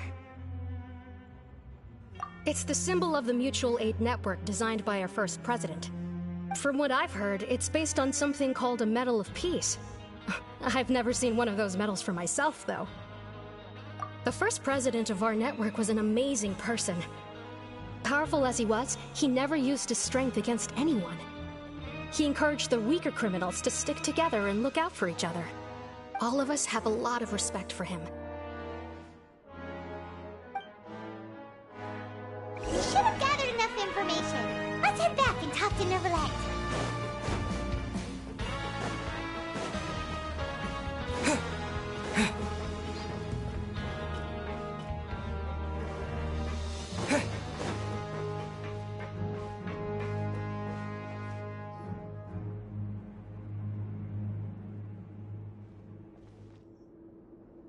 Did you manage to gather any intel? Mm-hmm. The people who wore the badges belong to an organization called the Mutual Aid Network. According to them, the badge's design was inspired by the Medal of Peace. Have you seen any of those before? I personally crafted 2 of them myself. They were awarded to Carol in Vautrin. Carol's medal was destroyed in a fire. The only one that remained should belong to Vautrin. Oh! So the network was inspired by... Monsieur Neuvillette, His Grace has requested your presence in his office. He's found Domenico. All right. Let us talk to him first and get to the bottom of this situation.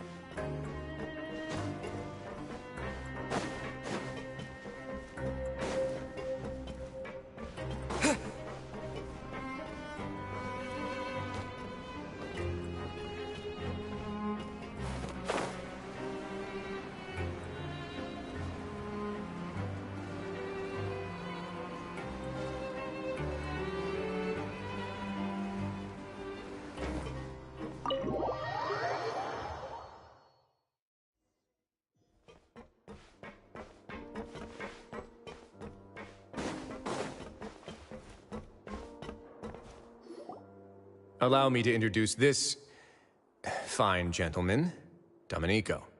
Why don't you explain everything to him? Neuvillette? What do you want? What are you gonna do? Kill me? Calm down. I merely want to ask you a few questions. Was it your idea to send that letter to a Melusine? Hassan has already confessed, so there really isn't any need to keep hiding. That idiot! I can't believe I trusted him. Let me ask this another way. It was your idea to send that letter, correct? Yes. Who is pulling your strings? What? You're not trying to frame me for something I haven't done, are you? It's best if you realize the gravity of your situation. The Chief Justice of Fontaine has been personally investigating your case. I assume your previous attempt to incite unrest at the Fortress of Meripede has something to do with this as well. I admit I acted on impulse. I'll tell you the truth. But before that, you must ensure my safety. I can do that. You see, we're all reasonable people here. I only intended to do some small business at first. Someone contacted me about delivering some goods and promised me a generous sum of more in return. After making a few trips, I was suddenly approached by the Marechaussee Phantom. They accused me of smuggling prohibited items, and I was put on trial. But I refused to accept any of that. The ignorant can be rightfully absolved from guilt, right? Well, I suspect that someone got me locked up here so they could get their hands on my goods.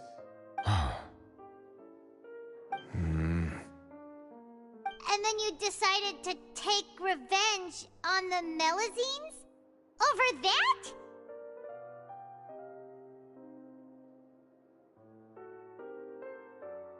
My initial target was Neuvillette. Everyone in the Fortress of Meripede was declared guilty by him, after all. So they must more or less hold a grudge against him, right? If I could get them to strike back. But for some reason, no one wanted to team up with me. That mutual aid network in particular. What did those nobodies even gain from trying to challenge me? Seriously. In the end, I had to redirect my focus onto Melusines to salvage things. I recall that Chiara was the one who confiscated my goods for inspection, so I asked one of the more approachable guards to send a letter, claiming that I meant to contact my family. But the letter was in fact addressed to Essa. I requested that he write a threat letter to Chiara and force it to resign from the Marechaussee Phantom. Am I to assume that the claims you've made are your own thoughts? Have you been in contact with any suspicious people recently? No. Is it true that all members involved in the smuggling scandal have been caught? Yes. And that's all I know. Sigewinne, please take him back to the detention center. I'll deal with him later.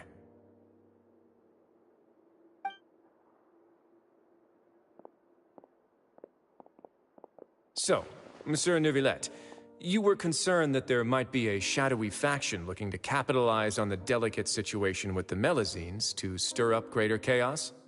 Yes. I experienced a similar incident in the past, so I had to be prepared for any possibility. And how long ago was this incident? More than 400 years. You might be overthinking this. Time can change a lot of things. Everything's different now. What do you mean? 400 years ago, you and the Melazines you brought to Fontaine were the outliers in society. But in the present day, if someone were to threaten the safety of the Melazines, people wouldn't just sit back and do nothing. I trust that they would make different choices from before. That's right! We saw lots of people standing up for Melazines on our way back to the Palais Mermonia. Monsieur Neuvillette, the Melazines are a species you introduced to Fontaine. How the public treats them is also reflective of their attitude towards you. When people refused to place their trust in Melazines, it was because they were still on the fence about you, their unfamiliar Chief Justice. For almost 500 years, you've conducted every trial with impartiality. You made the right judgment each time, regardless of whatever nonsense went on. People no longer have any reservations about you, and even consider you a symbol of the law. Right now, your every decision will impact all of Fontaine. In other words, you've gradually transformed the whole nation. Paimon gets it now. No wonder no one wanted to join forces with Domenico. I am undeserving of such high compliments. From my perspective, I have simply been fulfilling my duties. It isn't anything special or worthy of praise. I'm simply fulfilling the promises I've made and searching for answers through my judgments. It is unnecessary to hold me in such high regard. The complexity of human emotions and willpower far exceed those of mine. As a matter of fact, I believe that you are the ones who deserve my respect. There's no need to be so modest. The current state of affairs says it all. You're no longer that outsider you were before. Even if you wished to investigate something on your own, many would take the initiative to lend you a hand. I must say that you've made a fair point. Thank you for clearing my doubts. Now that the case has been settled, I should get going. Huh? You're leaving? And so soon, too? Why not stay for a cup of tea? Thank you for the offer, but I know how this place works all too well. While some are here to redeem themselves, there will inevitably be those who harbor resentment towards me.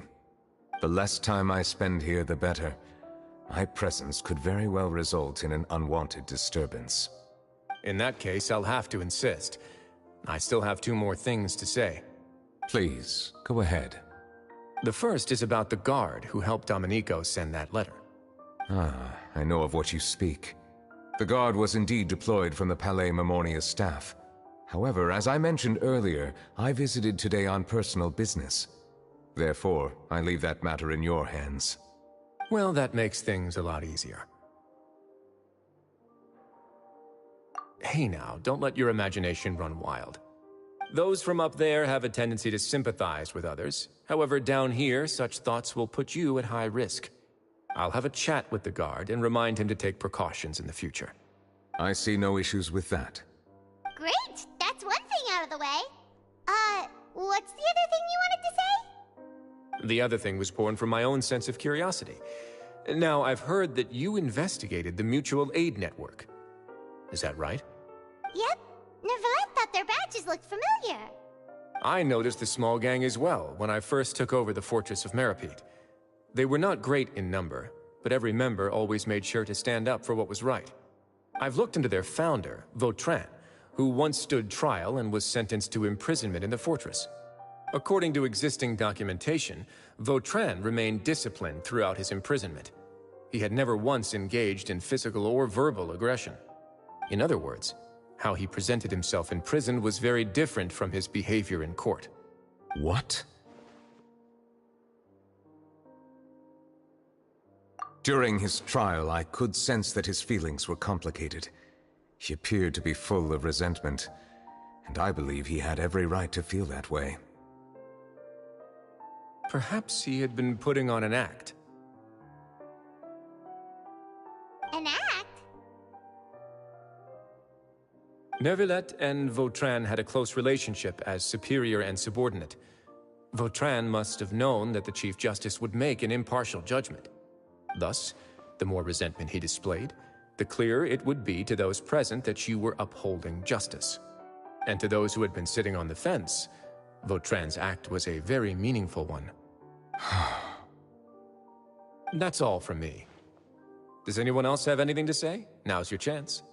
I don't have anything to say. Apart from expressing my gratitude, that is. Well then, let us head back. No need to see us off.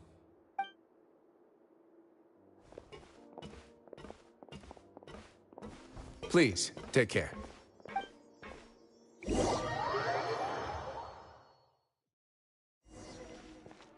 That trial is something I rarely bring up in conversation, but I have always felt deep regret for what happened to both Carol and Vautrin.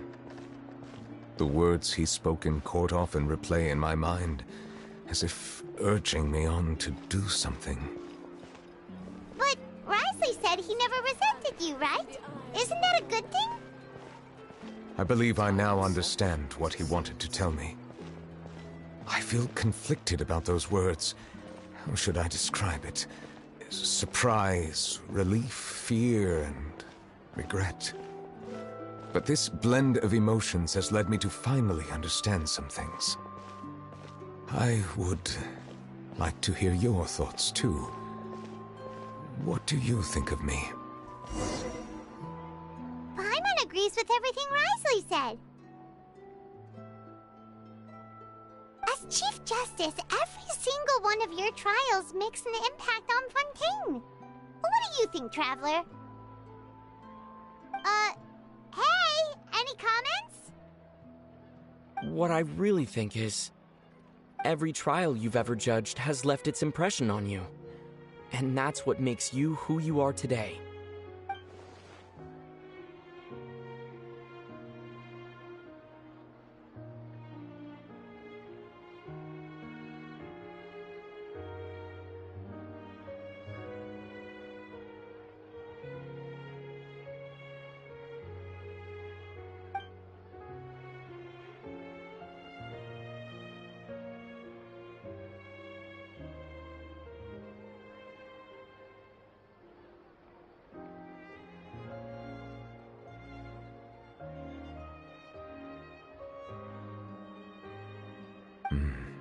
That is indeed a reasonable assumption. As I said, I find it difficult to express my emotions because I cannot fully understand myself. But I trust your judgment. Since some time ago, I have begun to notice the changes that have occurred upon my person. These changes were not due to any specific occurrence, but emerged as a result of time itself. I will try to contemplate this further. Thank you both.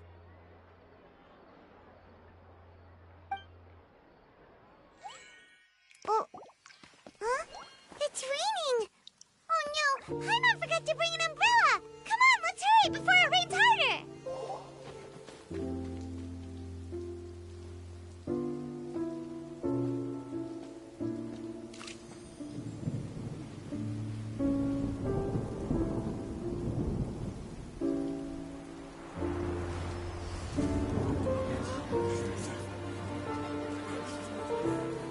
It's raining again? I've had enough of this weather. There go my travel plans. Did you read the news this morning? Quick, put away everything everything on the clothesline. When is this rain going to stop? Hydro Dragon, don't cry!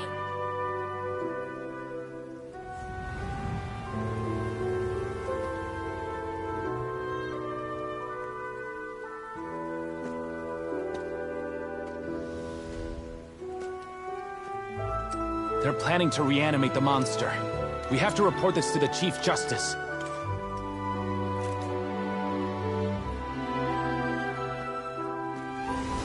The Fortress of Mirapede. It's a good place for me.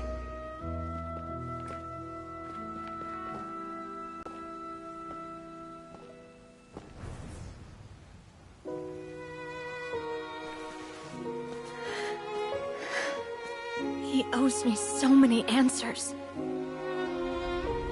Neuvillette? You could say he's the real symbol of Fontaine's justice. Watch him closely.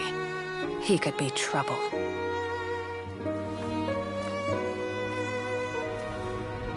How can two completely different species possibly coexist? Who's been threatening Melusines? Show yourself!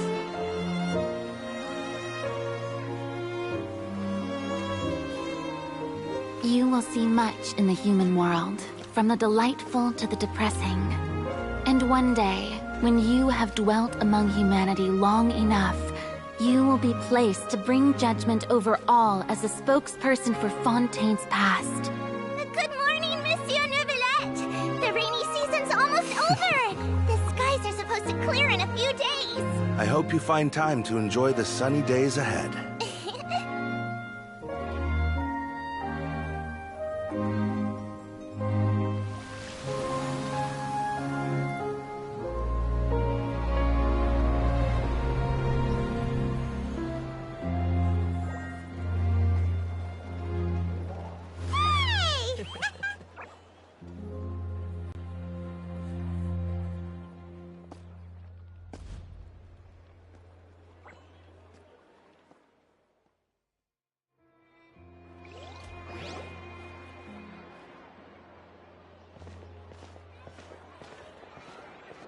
Is the matter resolved? Yep, we found the person who sent that threatening letter. Risley said he'd keep a close eye on him, so the Melusines should be safe now.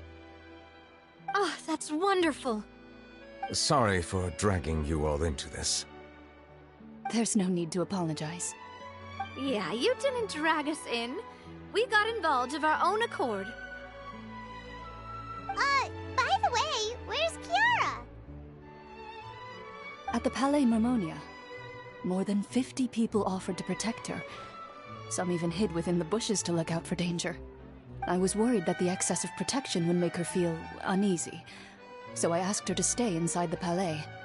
It's very safe in there. What a relief.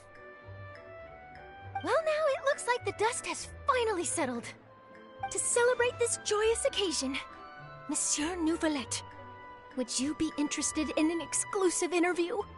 That's not how you celebrate! I will consider it. Really? Of course. My schedule is full for the following weeks, but I should be available next month. Come up with questions during the intervening days, and I will answer them to the best of my ability.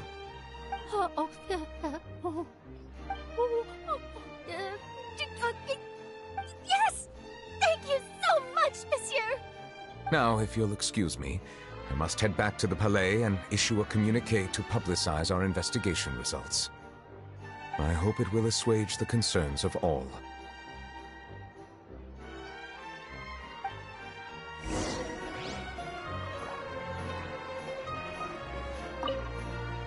Oh, an exclusive interview! Am I dreaming? What should I ask him? Don't let anything hold you back. Make the most of this opportunity and ask away. I agree. He'll decline any question he can't answer anyway, so you might as well give all of them a shot.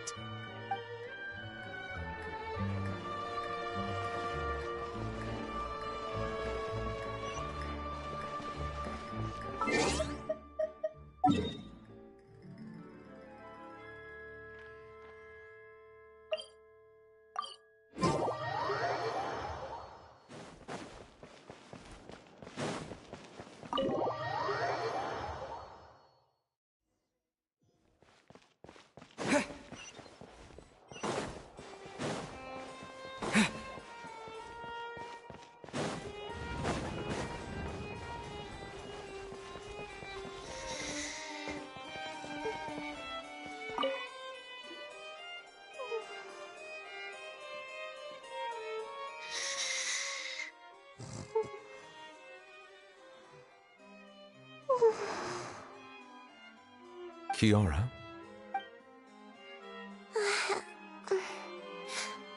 Monsieur Neuvillette? Sorry, I accidentally fell asleep. It's quite all right. I'm here to tell you that we have caught the sender of that threatening letter. You're safe now. Thank you, Monsieur. And thank you too, Traveler and Big Sis Paimon. Everyone's been so nice to me, so I've always felt really safe. Do you remember Domenico? He was the sender of that letter. Let me think. I can't remember. My memory isn't that good, so I easily forget things. By the way, I saw Carol in my dreams just now. Where's she gone, by the way? I haven't seen her in a long time. In my dream, she looked really happy. She held my hand and said, "Kiara, our dreams have finally come true." I can't remember what our dreams were anymore, and I don't know why. But I felt really happy too. I can sense your joy. It is indeed a delightful moment. Monsieur Neuvillette, are you happy too? Oh, I almost forgot! Am I allowed to go out now? I promised to model for Alov. Of course. Off you go. See you next time, Monsieur, Traveler, and Big Sis Paimon.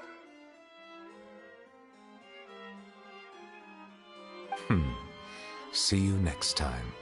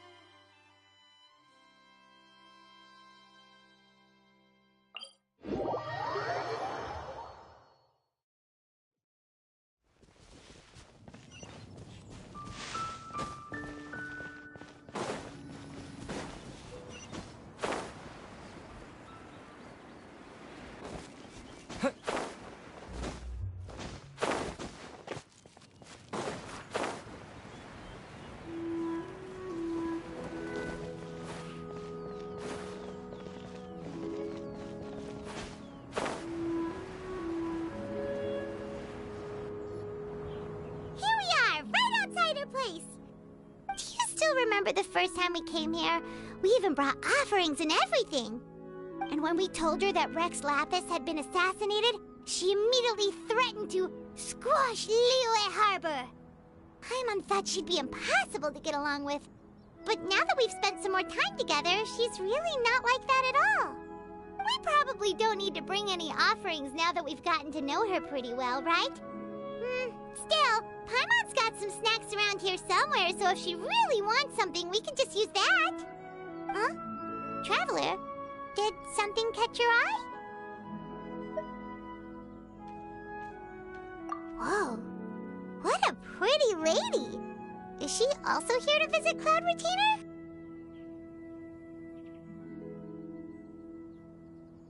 Yeah, you're right.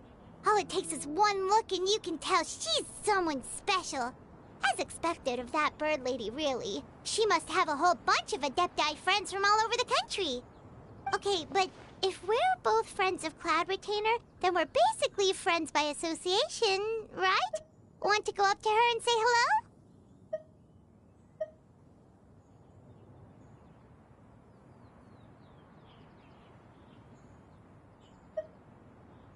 Helping you make more connections is a part of Paimon's job as your reliable guide. Paimon's got this.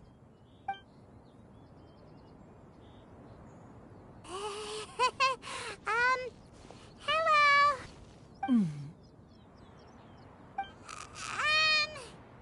Paimon is Paimon, and this is the Traveler. Paimon doesn't think we've met, but we're also friends of Cloud Retainer. May we have the pleasure of learning your name, Madam Adeptus? You two... What is this tomfoolery?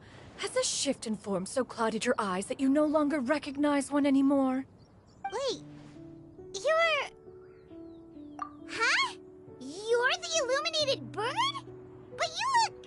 human! How did that happen? Oh, donning human form is scarcely any test of one's abilities. As for your confusion, one merely had no reason to indulge such inclinations before. So, you're indulging now because... Well, one has made plans to pay a visit to some disciples at Liyue Harbor. Taking on a human form for such a trip is simply a way to make matters less conspicuous. You? Worrying about keeping a low profile? You're the one who likes to pop up out of nowhere all over the place! In fact, Paimon can think of several examples, like that time when you suddenly appeared on top of a roof without any warning, or...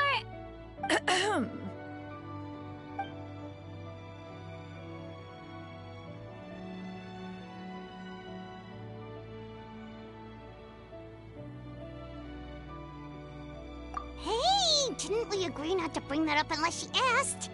Oh? So you have taken care to follow the proper rules of etiquette after all. Most commendable.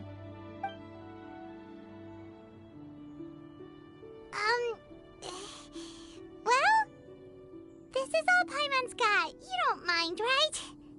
One has never found oneself lacking in basic comforts. On the contrary, it is the gesture that one values above all else. So long as you've shown proper respect and consideration, the quantity or quality of the gift is but a trivial matter. That kinda makes Paimon feel a little guilty for trying to keep them for herself. Anyway, where were we before you reminded Paimon about the gifts?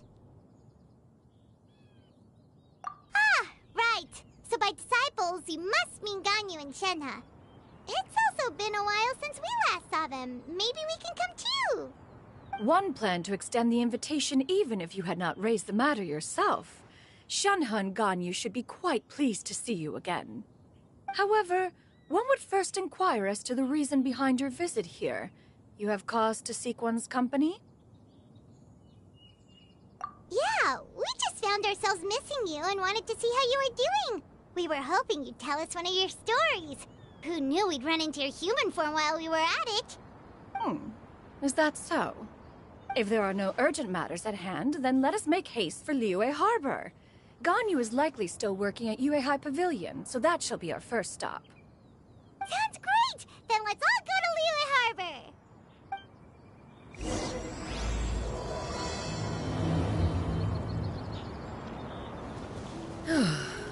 Ganyu has been quite busy with work as of late. One can count on one talon the number of times...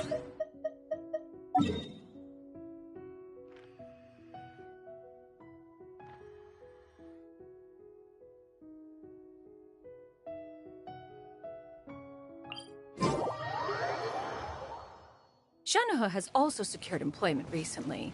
In her correspondence with me, she wrote that she shall have no need to return for the foreseeable future. Did they think one was so easily mollified? One shall investigate everything with one's own eyes and decide for oneself if their living conditions are satisfactory.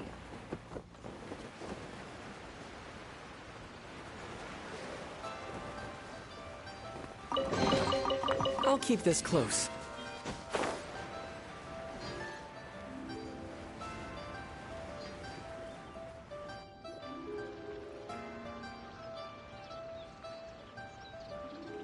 at Weihai Pavilion. Hey, do you think Ganyu will be shocked to see Cloud Retainer like this? Guess we have no idea if Shenhe and Ganyu have ever seen her in this form before. Wait, where did she go?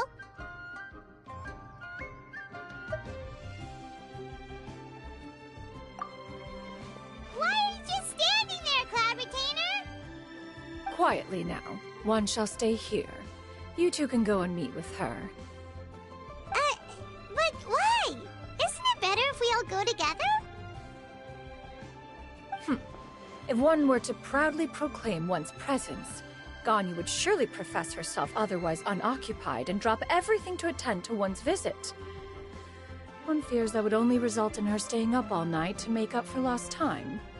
One does not wish to trouble her. Conversing vicariously via you two shall suffice. Do remember to inquire as to her recent well-being. Again, do not mention one's presence here. Fair enough. Makes sense. Alright then, we'll just pass on your regards and... Cloud Retainer? Oh, busted. Is that lady someone you know, Ms. Ganyu? She is indeed. I'm sorry, Huixin, but could we delay the upcoming meeting for a little bit? I believe my schedule today is quite full. Although, perhaps I could move some work to later in the evening. Oh, not to worry, Ms. Ganyu. I'll make the necessary arrangements right away. Thank you, Huixin.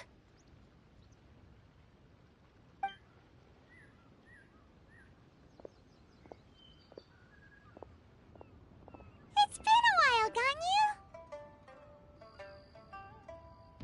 Greetings. What brings you here today? And Cloud Retainer, too. It's been quite some time since I last saw you in this form. You are quite mistaken. One is not acquainted with this Cloud Retainer of whom you speak. One is simply a mere mortal passerby. Huh? Seems she's not buying it.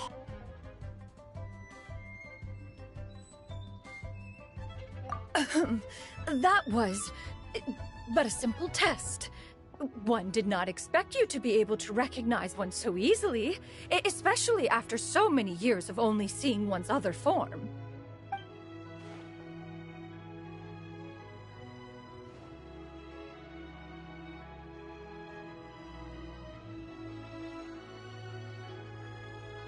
But recognizing you is, my responsibility as your disciple. An apt observation. One was simply passing by while attending to some important business. One thought it would only be fitting to pay you a visit while in the area. Wait, Paimon wasn't aware of any important... Cloud Retainer's right! We've still got something super important to do, so we can't stay here for too long today. Oh, is that so? But it's been so long since we last saw each other. One simply desired to see you and had no intention of interrupting your work. A quick conversation should suffice for today. A more involved reunion should wait until you find yourself less occupied. I understand. That should be fine. While one acknowledges the amount of work that you have to deal with every day, one must also remind you to rest. Though Adepti blood flows through your veins, excessive exhaustion will still cause grave harm to your body. It still makes one nostalgic to see you as you are now, respected and independent. When you were young, you oft begged one to cuddle you to sleep when you suffered from nightmares. Cloud Retainer! Stop! If you insist. We are running short on time regardless, so one will refrain from going into each and every story. Why don't you continue your conversation? One shall simply stand by and listen. Wow, you've been to so many new places since the last time we spoke. If you ever need anything, please just come find me at Weihai Pavilion. Also, forgive me for my presumptuousness, Cloud Retainer. But if you plan to continue appearing in this form, don't you think it'd be helpful to adopt a human name? A human name? Huh. You raise a valid point. Considering the sheer extent of one's renown, Cloud Retainer is surely too recognizable as a name. You really think so? Not that you're not famous or anything, but that famous? Huh. You presume to know the extent of one's illustrious achievements. One would hardly think such a thing to be possible. Nevertheless, Ganyu's advice cannot be ignored. From this point on, when in public occasions, be sure to refer to one as Shenyun. Shenyun? Ah, I assume that's a reference to the full record of Pristine Pavilion. An adeptus of years past would rise with the clouds and rest with the moon.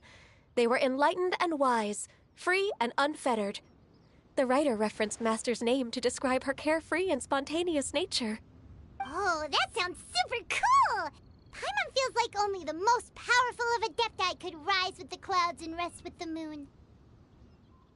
Actually, those lines were originally written to describe Cloud Retainer herself. Huh? Wait, so you're really that powerful? And what of it? Did you truly take one to be nothing more than a bird of bigger than average size? Not exactly.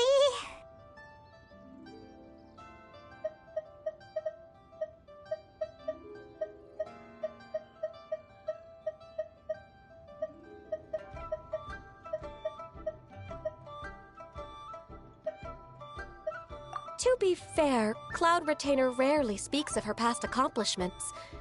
The tales of her past can only be found in ancient texts.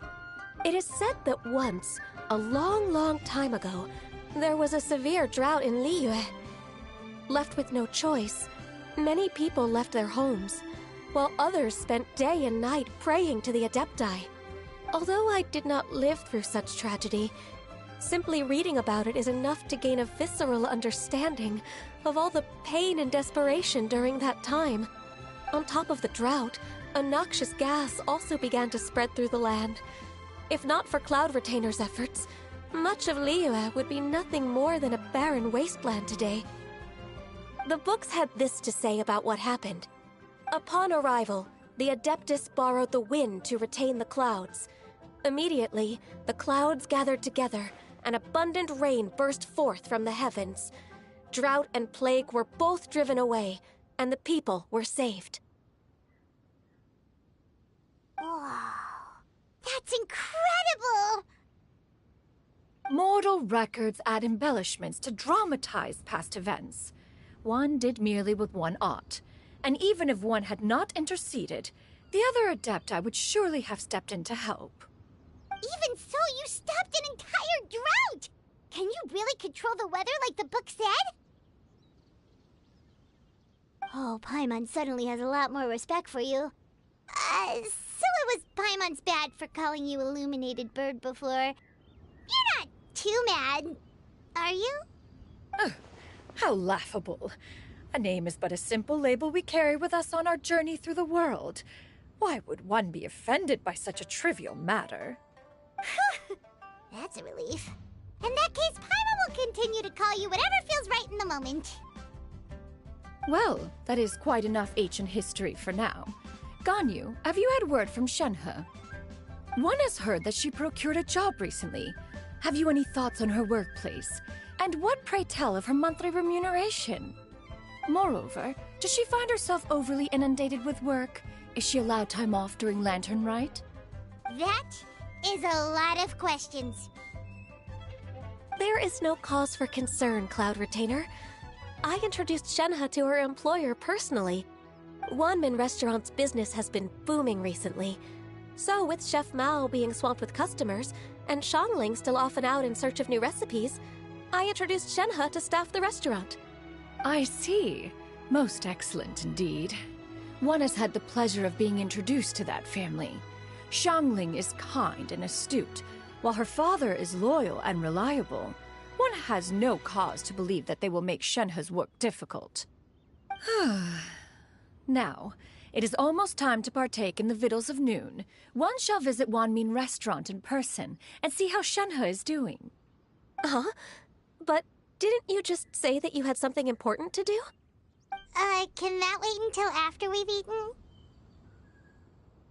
You may return to your work, Ganyu. One shall see to this matter on one's own. There will be many an occasion to dine together in the future.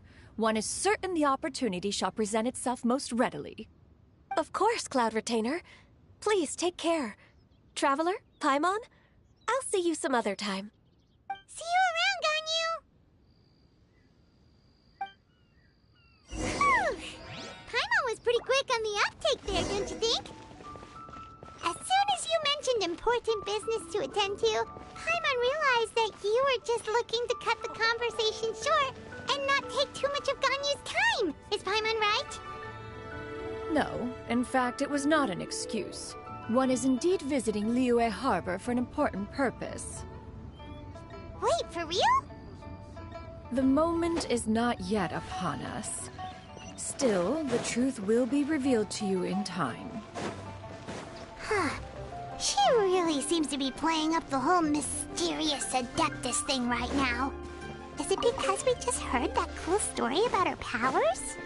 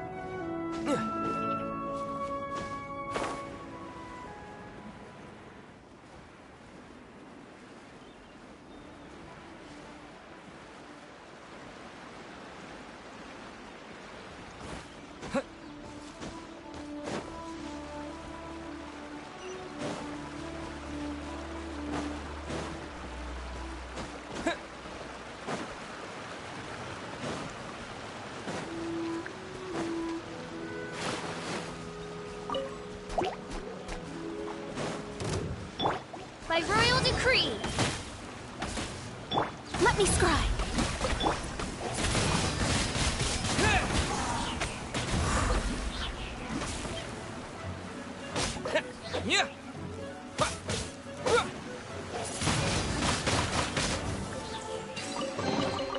A reward on the road.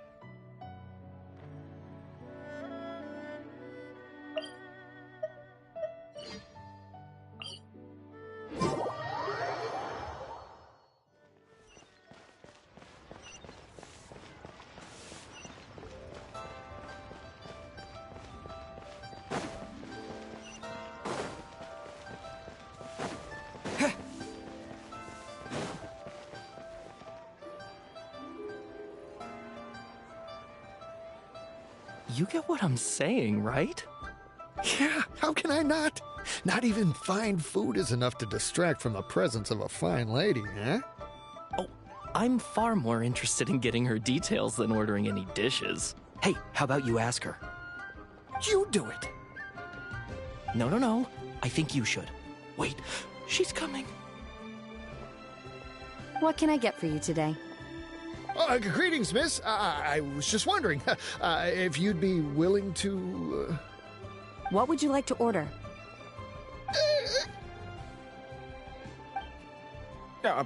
2 servings of Mora meat to go. Oh, good chat. Bye.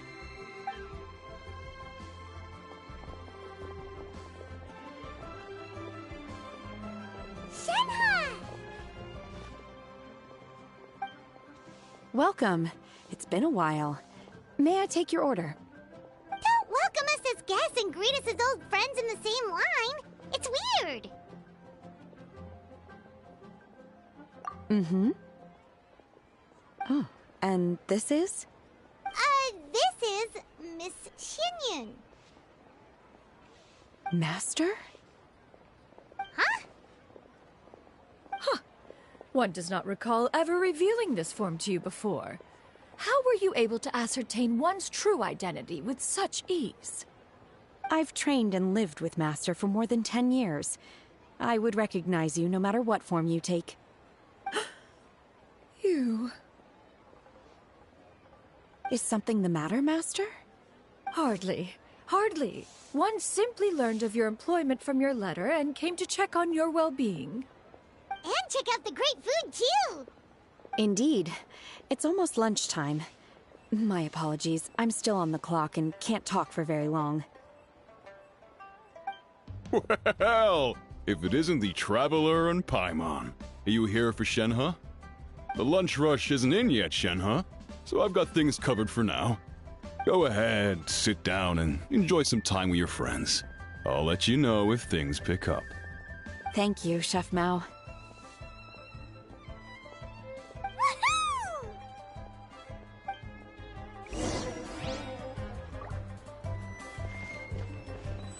I wonder where Sean... If you bump into her, please let her know that a new shipment of spike... I wonder where If you bump into her...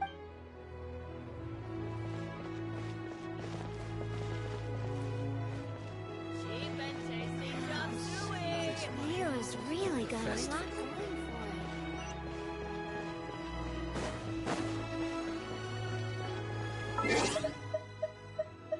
it.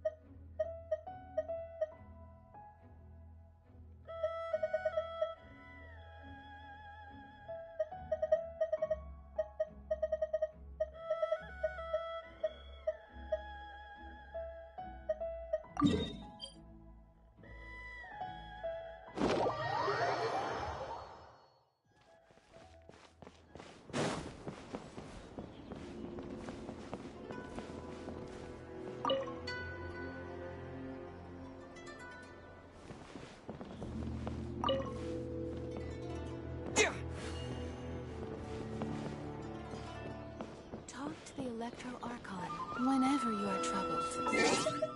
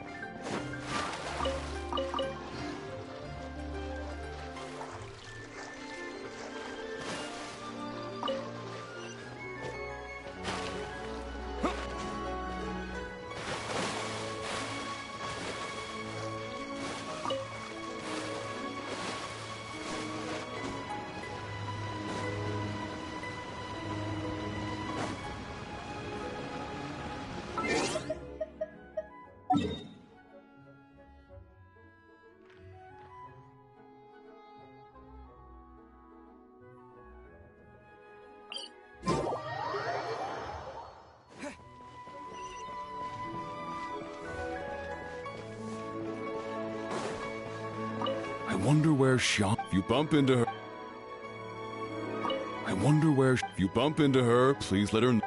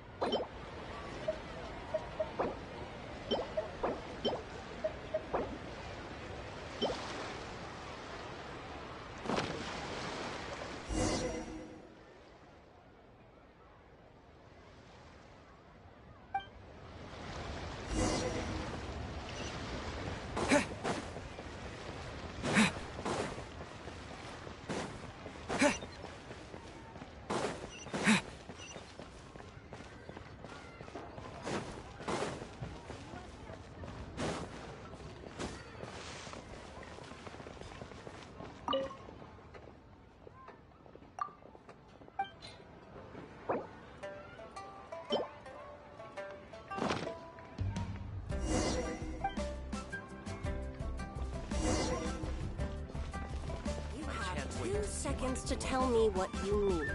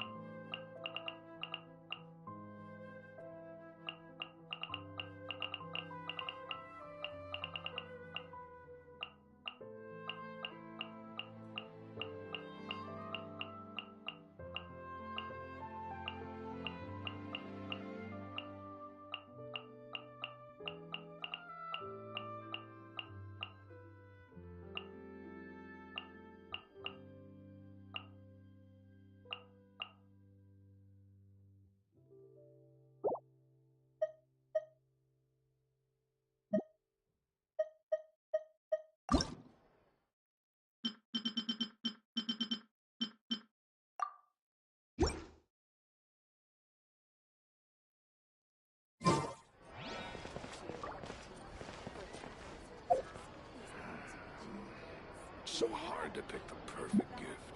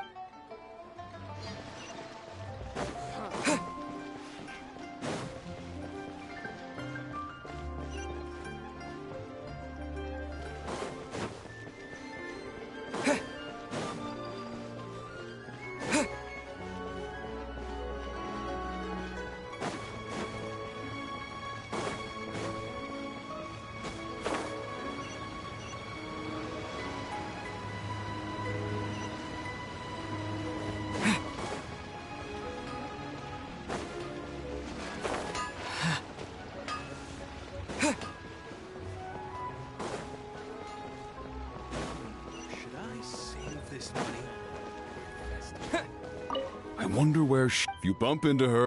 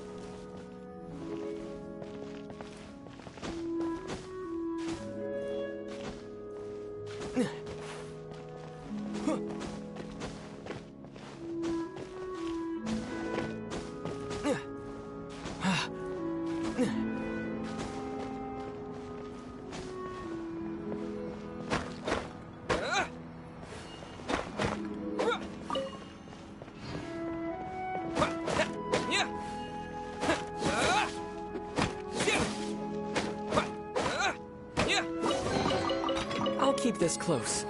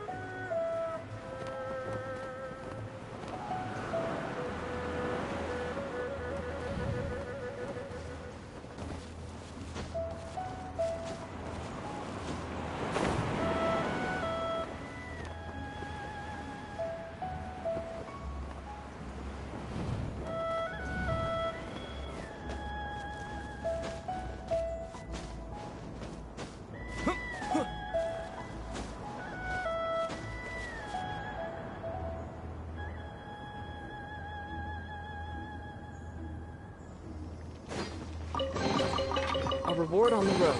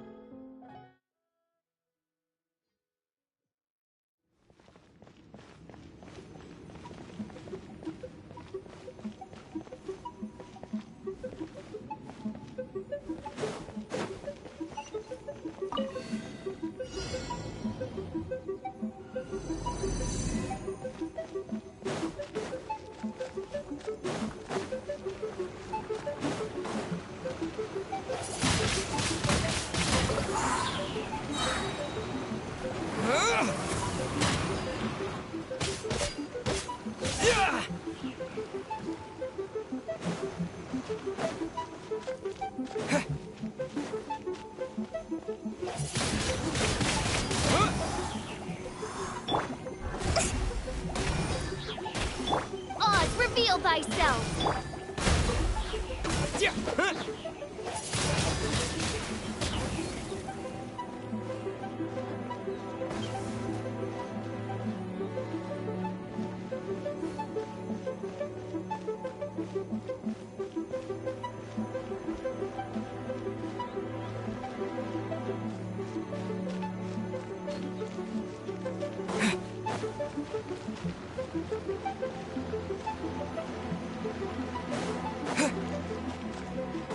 There's no way for you to get up there. Where's a wind current when you need one?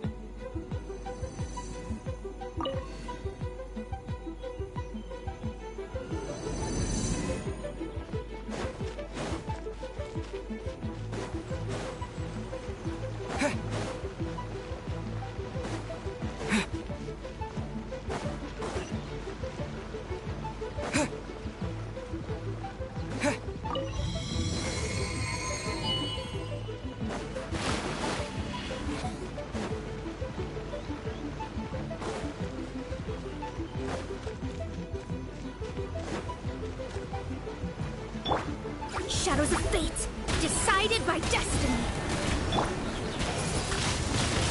Windblade!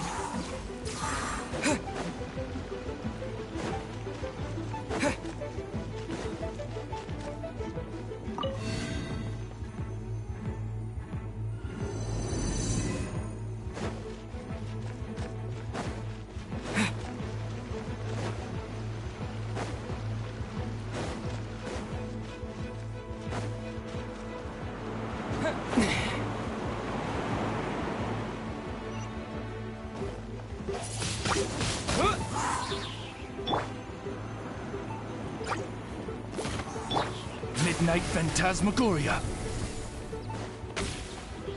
I summon thee!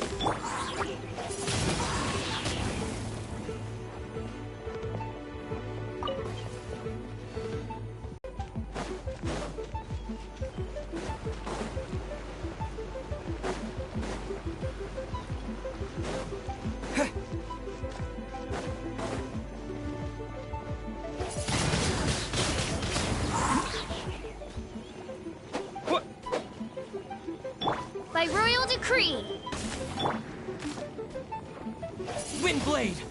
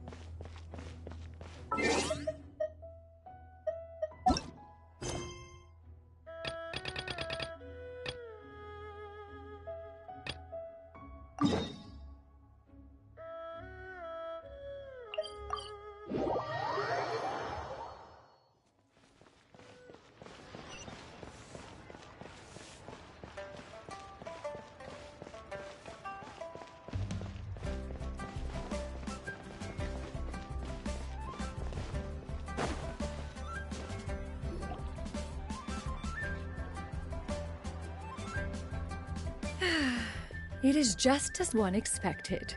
The owner of Wanmin Restaurant is indeed a most reasonable and accommodating human. Still, the work here entails dealing with quite a varied group of people. Has this been difficult for you, Shenhe? It's been manageable so far. I sometimes run into strange people, but I have figured out a way to deal with them. Seems like you've been making progress. So by dealing with them, you mean... First, I try to talk sense into them. If that doesn't work, I threaten them with violence. At this point, they usually decide they are in favor of a civil conversation. Oh, how should Paimon put this? Oh, a sensible plan. One is gladdened to see you integrate so well into human society. And you, Master? How have you been? Simply marvelous. Though Mount Outsong has scarcely enjoyed your presence recently, one has hardly found the pleasure of one's own company to be lacking. I see. Oh, just as expected of Master.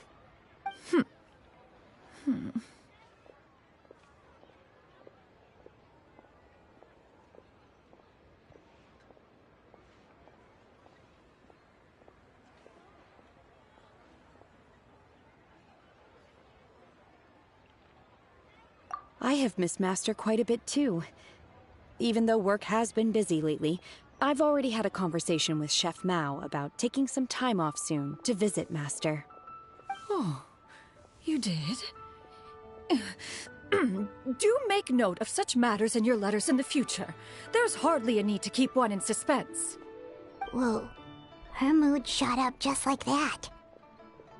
By the way, Master, since you are in Liyue Harbor, have you had the chance to visit Ganyu? Indeed. She is similarly preoccupied with her work. There was time only to exchange a few simple pleasantries. Ganyu told us the story of Cloud Retainer's name. It was amazing. We never knew how powerful she was before. I see. In that case, allow me to also share a story about Master's past. Oh? Is that a problem, Master? I believe this to be a good topic of conversation. No, not a problem. One was simply caught off guard. But no matter. Please, proceed. One is most curious to see how much of one's own conversational prowess you possess. Master once participated in a race against Mooncarver.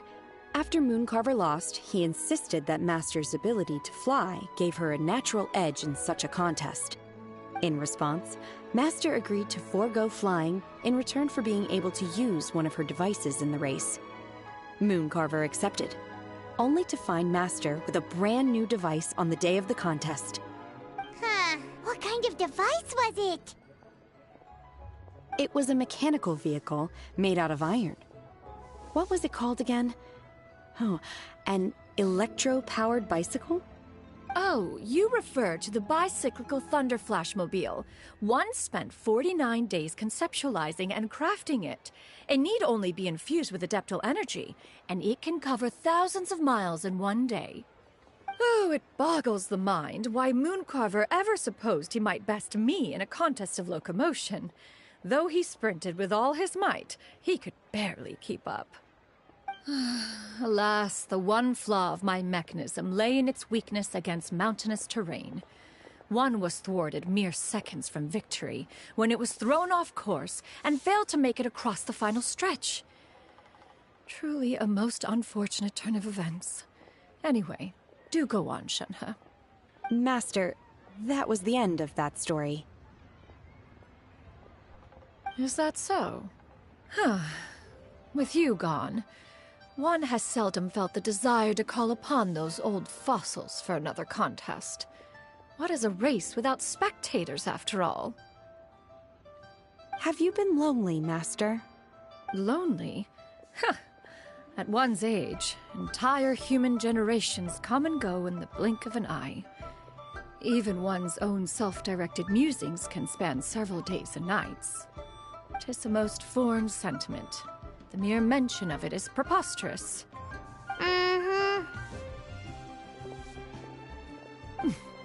What is the reason for that look upon your face? It's nothing. It's just... Well, Paimon gained a lot of respect for you after listening to that story of you summoning the rain and everything. But all it took was a few words out of your mouth, and it's like you're back to being that illuminated bird again. I was just a little bit confused. Which one of the two is the real Cloud Retainer? To me, they are both, Master. One is the Master that's widely revered by the people, while the other is the Master that I respect and adore. Huh. One finds oneself exalted yet again with sweet words of praise and flattery of a most extravagant nature. You chose to exalt one with your words, yet you refuse to grace Mount Outsong with your presence for any extended period of time. One would almost question the sincerity of your estimations. This is not to say that your words paint an inaccurate picture. One has always lived by a single ideal. Eschew all action and abide by no rule. One does as one pleases and speaks as one pleases.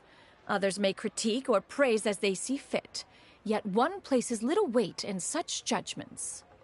She got, like, what, 2 sentences of flattery from her disciple, and it's as if her ego is about to burst. Do you have any empty tables?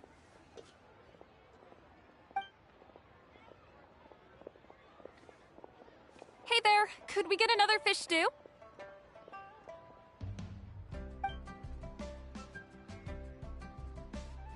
I'm hearing more guests come in. I should get back to work. Alright, good luck with the lunchtime rush, Shenhe. I'll try my best.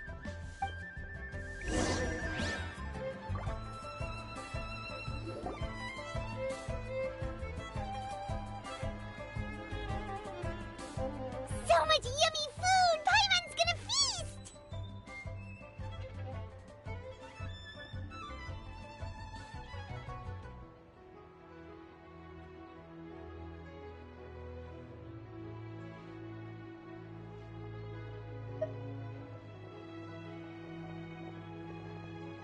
One is fond of all kinds of delicacies and delights in a multitude of flavors. The dishes here demonstrate no shortage of culinary skill. Their unique flavor profile has left one more than satisfied. In fact, one has been struck by quite the fit of inspiration. One has already begun to conceptualize the next generation of supreme cuisine machines. Everything's so tasty. A bit too hot at times, but still super tasty. Oh, I'm sorry, miss, but our tables are full. Shall we try somewhere else, Granny?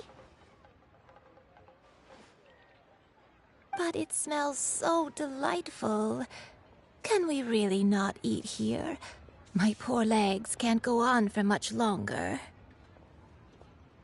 Well, you could always check with some of the other guests and see if anyone's happy to share a table.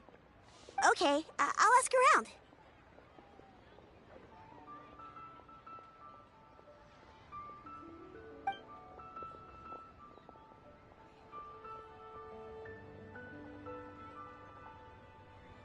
Excuse me. Would you mind letting us share a table with you? There are no empty tables left, so... Ah, well, Paimon doesn't mind. What about you guys?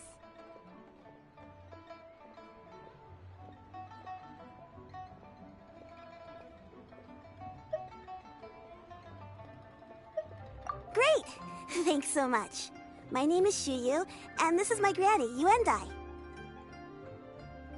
Granny? Yep. Is there something wrong with that?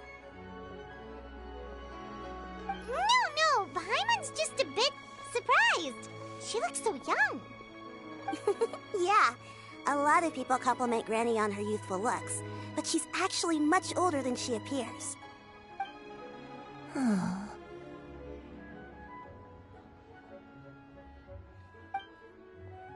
Granny? Why don't you take a seat? Come on, it's not polite to stare. Huh. Have we met before?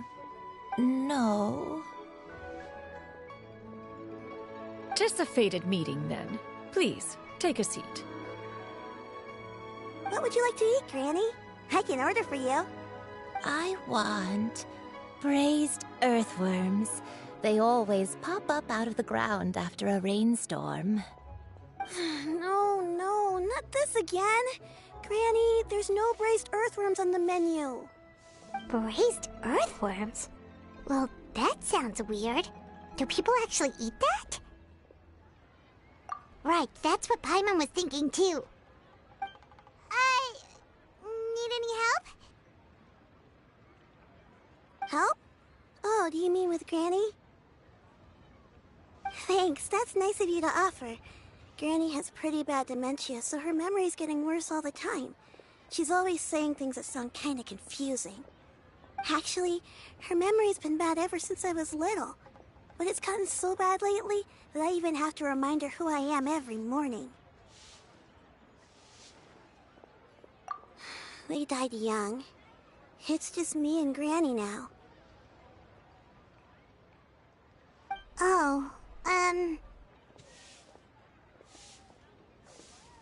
But it's okay. Don't feel bad. Granny loves me a lot, and I love her a lot too. Sure, it's hard at times, but you just gotta make the best of the life you've got. Wow, you're really tough for your age, kid. You're too kind. And me? Oh, what about me? You're tough too, Granny. Plus, you're really gentle, and you're always there for me. Yes, and it's hardly as if I forget everything. I still remember the important things. Wait, what was that really important thing again? Ah, I remember now. It was a dream. I had a dream where everything was dark. Someone was standing in front of me. She told me to come and find her, and that once I'd found her, I would be free. Huh? That sounds super important.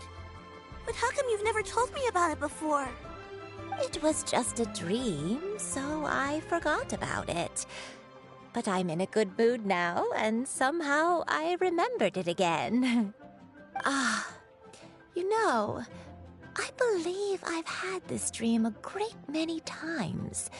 But just how many times have I had it? Now that I do not remember. Wait, So you have a reoccurring dream where someone's talking to you? That sounds spooky. Oh, does that mean you're possessed?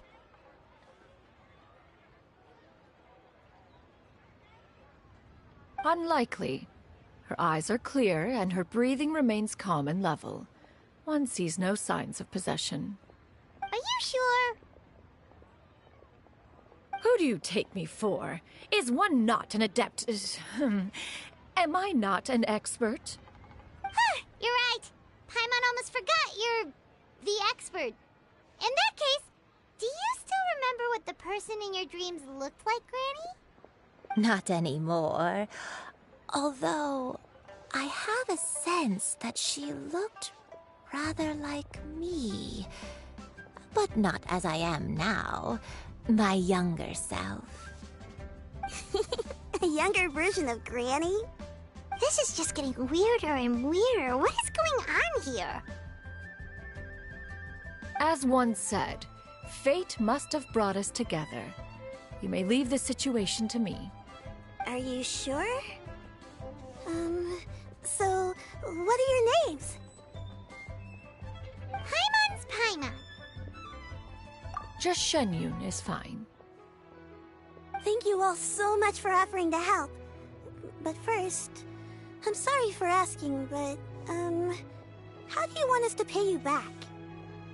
Oh, we don't need any payment for this.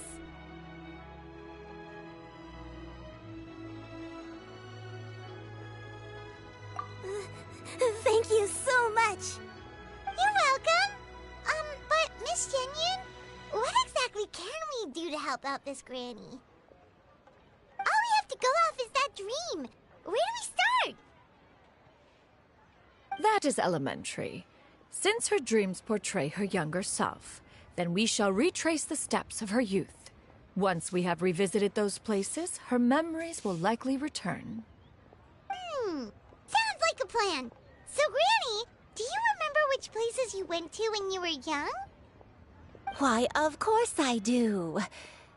The heavens above, the earth below, the wispy clouds, and the emerald mountain streams. Okay, taking that as a no. I might have an idea. Once, when I was really little, my dad told me that Granny used to be a martial artist heroine who saved loads of people from a disaster.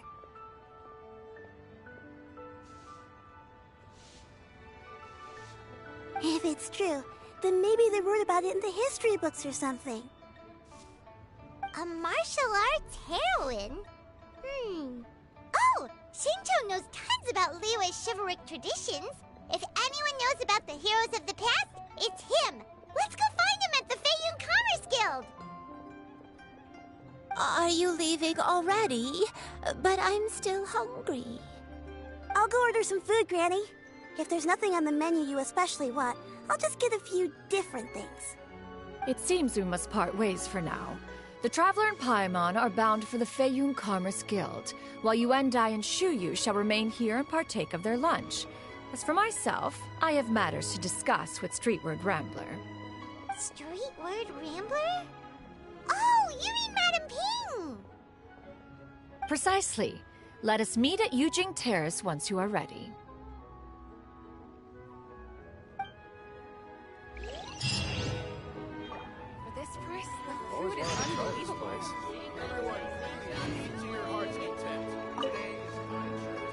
Where are you going, Granny? Don't you like the food? Fresh milk. I need to buy you some fresh milk. Milk? Why? You need to drink milk before eating, or the spicy food will make you cry. Hush, little one. Don't cry. Granny, you're forgetting things again. I'm not a little baby anymore. I can eat spicy food now. Even the super spicy dishes, like their fish stew. I can eat 2 whole bowls, no problem. Wonderful. How wonderful. My darling granddaughter is all grown up.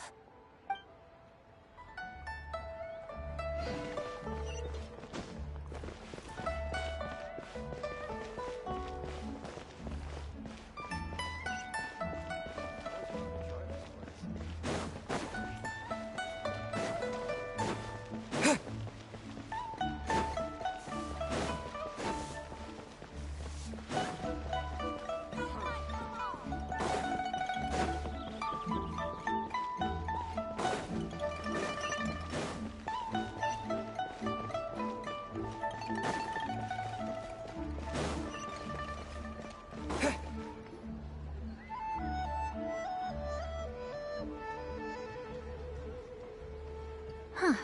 It's you two. What brings you here? Shincho! Great, we found you! We wanted to ask you about something.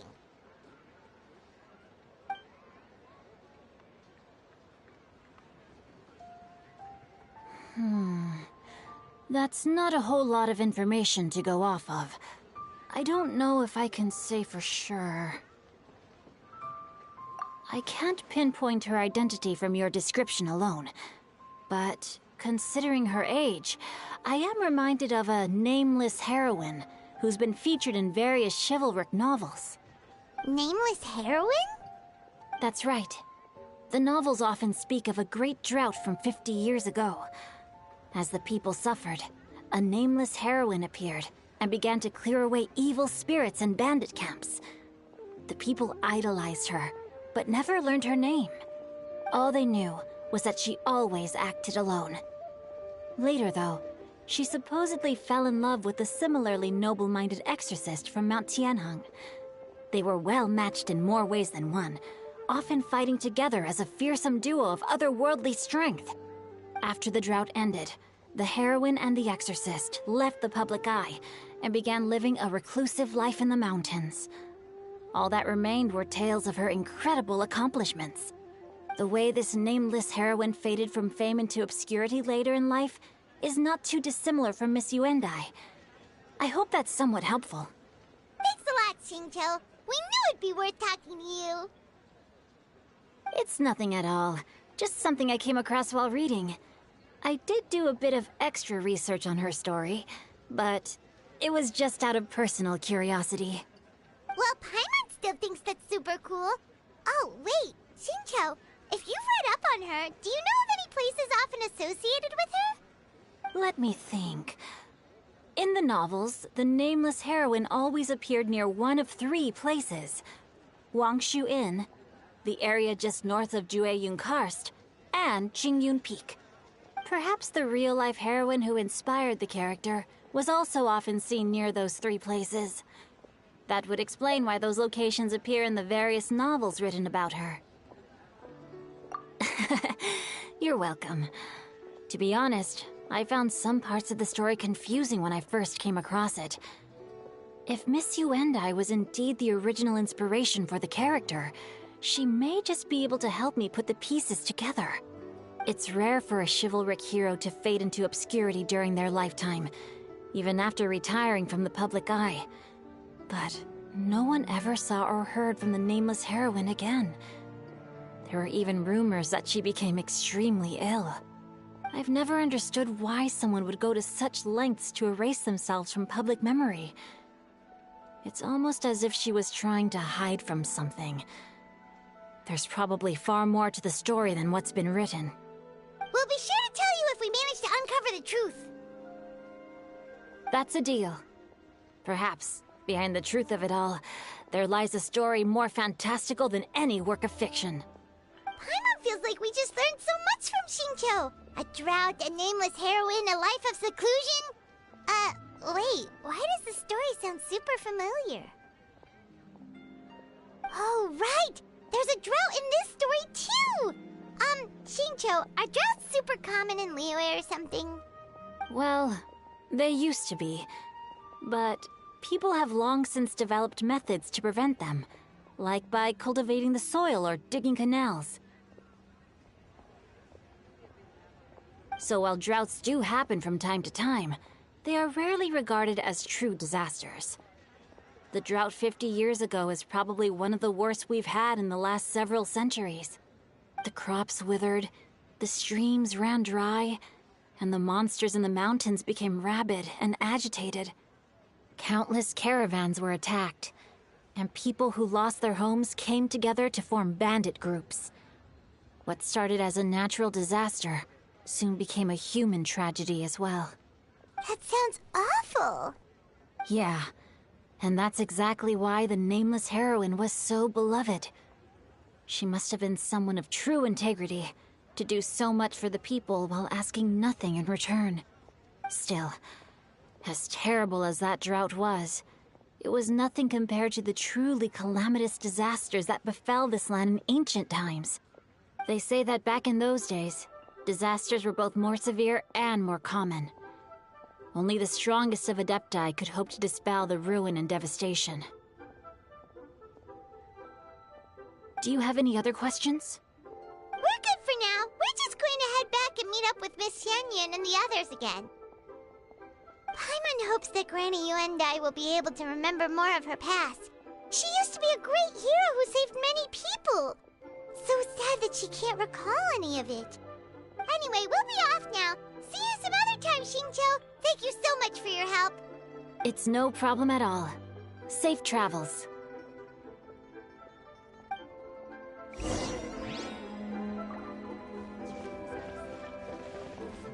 I can't wait to see my... Time erases everything. Even the greatest of heroes will have their legacy reduced to the small fraction of their deeds that were committed to paper. But I think the magic of chivalric novels lies in the way you can catch glimpses of a noble soul from a few mere paragraphs.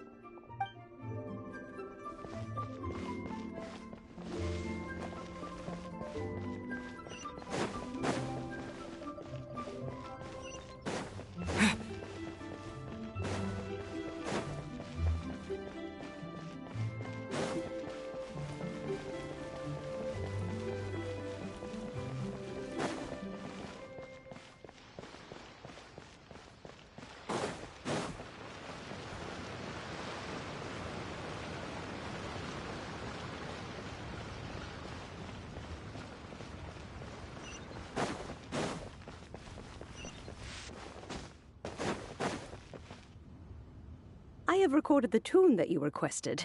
I hope it will be of help to you. Oh, thank you. Straight word, Ping. What has amused you so? Oh, it's no serious matter. I was just reminiscing about the last time I saw you in this form.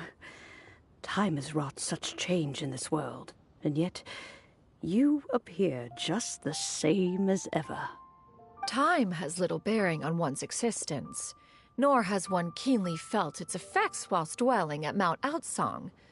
Nevertheless, Ping, one would like to seek your counsel on a personal matter. Oh, why so formal all of a sudden? I must say, you're making me a little nervous. What is it?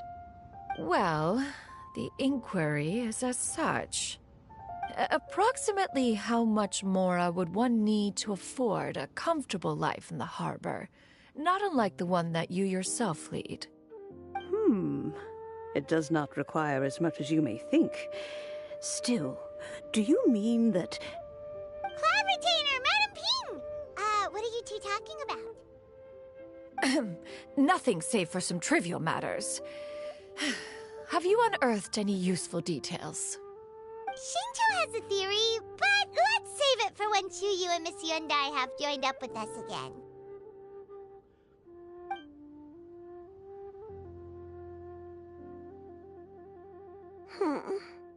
Do not be troubled, young lady. Here, have some tea.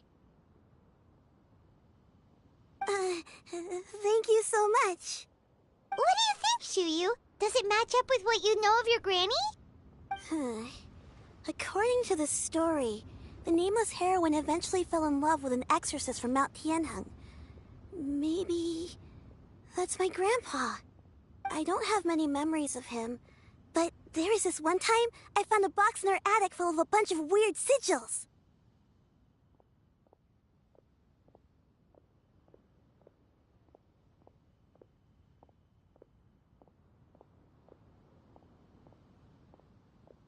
I think so too. Granny might remember something once she's returned to a familiar place. What marvelous tea. I can taste the dew's sweetness in this cup. It's as if I was taking a stroll in the mountains, thoroughly one with nature and at peace. Is that so? Then please drink as much as you like. There's no need to hurry. At our age, it's always nice to slow down and take the time to appreciate pleasant conversation among friends. Thank you.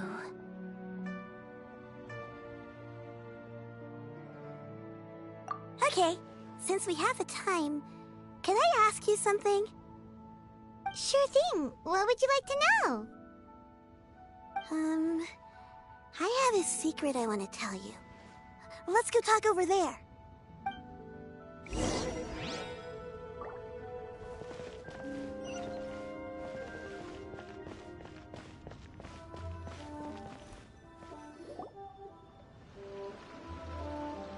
What's wrong, Shiryu? Well, I've been kind of meaning to ask ever since we started talking in the restaurant, but are you guys all adepti in disguise?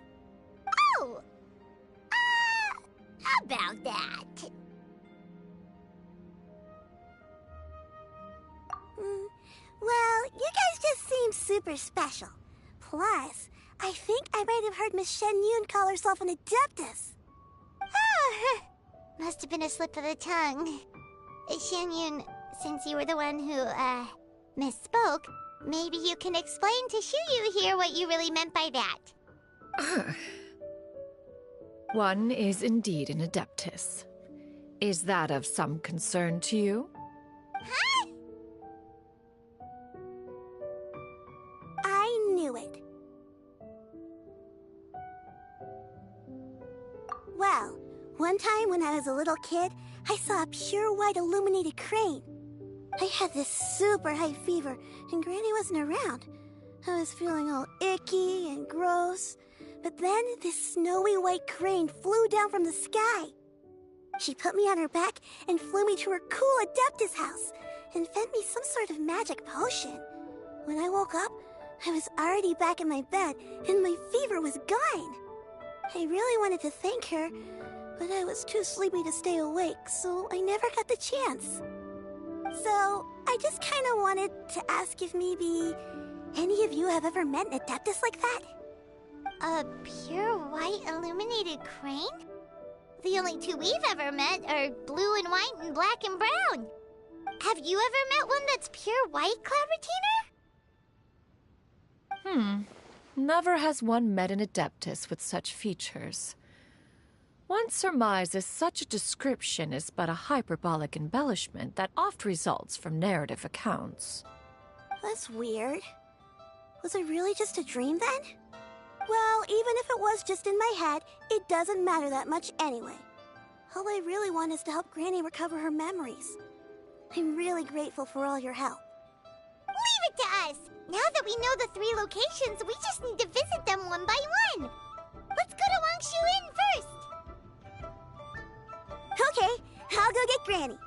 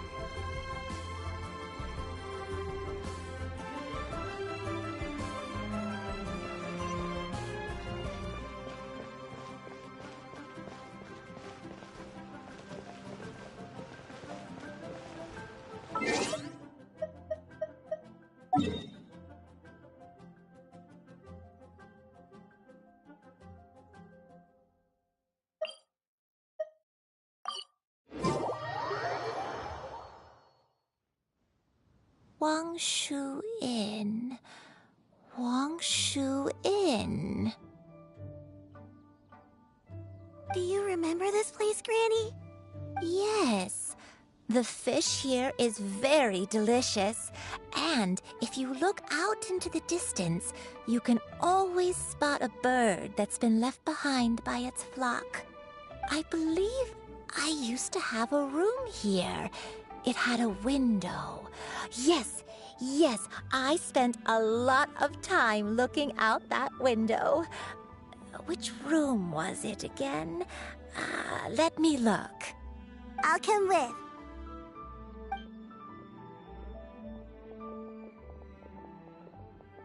Paimon's still having some trouble understanding what she's talking about, but If she's so familiar with this place, that must mean she lived here, right? Wait, huh? Whoa! Chef! What are you doing here all of a sudden? You scared the living daylights out of Paimon! I sensed a non-human presence and decided to come take a look. If you're here, then there's likely no trouble afoot. I suppose there's no cause for concern. It's been a while, Cloud Retainer. I see you have returned to your previous form.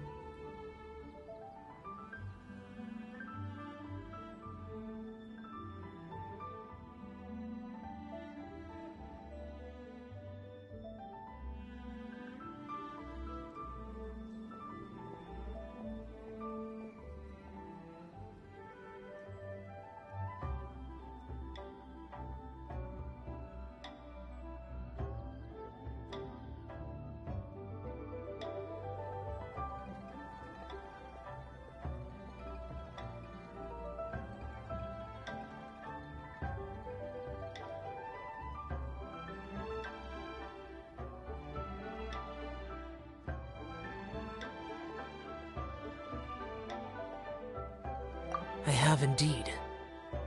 I fought alongside her in this form on many occasions during the Archon War. Oh, wow! What was she like during the war? Oh, wait, let Paimon take a guess. Was it anything like this? Behold, the glory of one's newest invention, the Bang Bang Continuous Fire Mechanism. Hands up and surrender, or be prepared to face the full might of the Adepti! An impressive imitation. Paimon knows her all too well. Even so, Cloud Retainer was not always as ostentatious as you describe. You may be unaware, but her talent with Adepti sigils is just as formidable as her skill in mechanics. The Archon War reached its peak after Guizhong's death. The Cloud Retainer who fought beside me in those devastating battles was taciturn and solemn, only speaking when she had to activate her sigils. A Cloud Retainer who barely talks? Paimon can't picture it. But what happened after that? If you were so powerful in your human form, why did you decide to take up your bird form again? Once one had bid farewell to the world of mortals, what use would one still have for such a shape? When dwelling between mountain and forest, away from the struggles and troubles of the mortal world, a mortal form is hardly the most fitting of choices. After the war, Cloud Retainer retired to Mount Outsong, only revealing herself to the occasional visitor, and always in her avian form. Although I do believe there was an occasion some 30-odd years ago, when she decided to don her human form. I believe it was for the purpose of One believes there is little need to relive bygone matters. Granny, are you okay? Back then, at this place, Perhaps this conversation should end here. I shall take my leave now. Should you encounter any trouble, you need only call my name. However, given that you are traveling with Cloud Retainer, I trust you are in good hands. Everyone! I think Granny is finally beginning to remember her past. Slowly now, calm your mind and recount what has been recalled. A long time ago, I stayed here to recuperate from my illness. Huh. So what Shinto said was true! You did fall ill! Was that why you went into hiding? I don't remember. I'm very sorry, but I can't even remember the name of my illness. The only thing I can remember is that it took a great toll on me, and there was no cure for it. I was confined to my room in Wangshu Inn, where I spent many days unconscious. I'd come to every once in a while and stare at the migrating birds outside the window. It was a solemn sight. I remember crying, but I'm not even sure I knew why. One day, I met a traveling merchant. Upon hearing of my illness, he sold me a bottle of soul-revitalizing tea pills. He told me that the pills were concocted using Adepti blood and could be used to alleviate my symptoms. Sure enough, I made a full recovery. My illness remained dormant for several decades after that.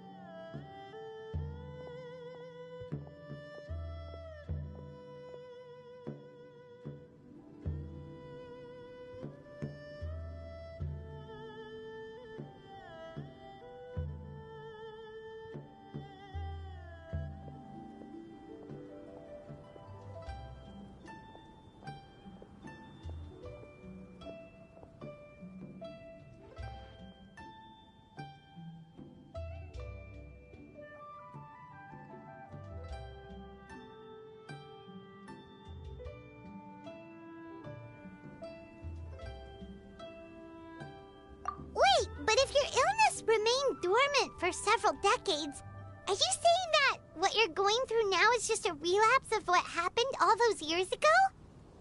And it was all thanks to the pills that you managed to keep the symptoms in check? Paimon's brain kinda hurts. Do you remember anything else? I'm sorry, I don't. Oh, if only I wasn't so useless. Hey, you're not useless. You've done so much for me. Watched me grow up. Raised me. How could you say that about yourself? Oh, fret not, dear child. Granny was just a bit frustrated. That's all. The recovery of a person's memories is a gradual process. Finding pieces of one's past is always superior to not finding anything at all.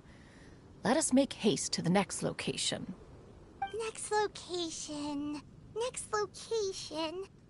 Oh, why don't we go to the area north of Dwayunkars next? There isn't really a landmark there, so where should we start? Oh, Paimon's got it. Let's check out the houses in the area first. After all, if she was there for any length of time, then she would have stayed somewhere, right? Oh, Paimon's really got her thinking cap on today. At this rate, we'll recover all of Granny Wendai's memories in no time.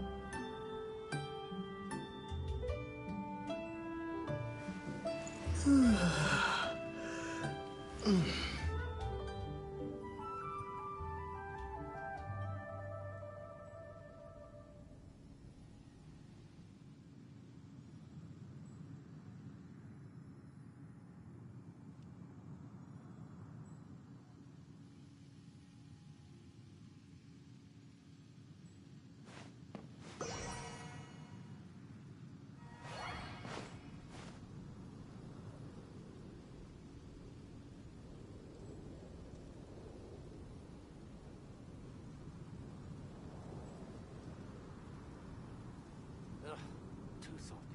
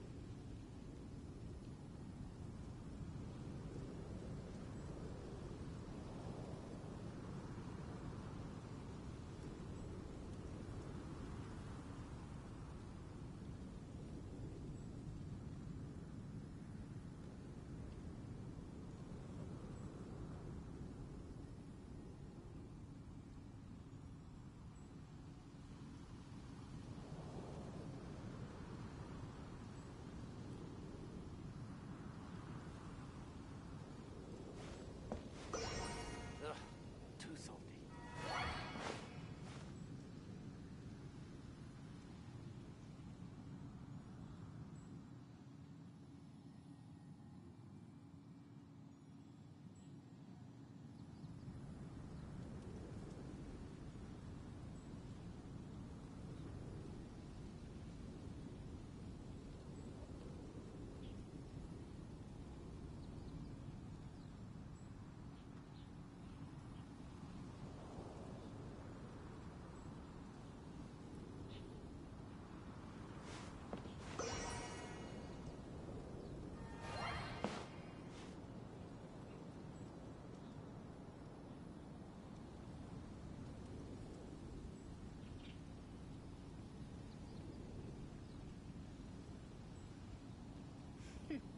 The healthiest drink is tea. Too salty. Wine is a healthy drink.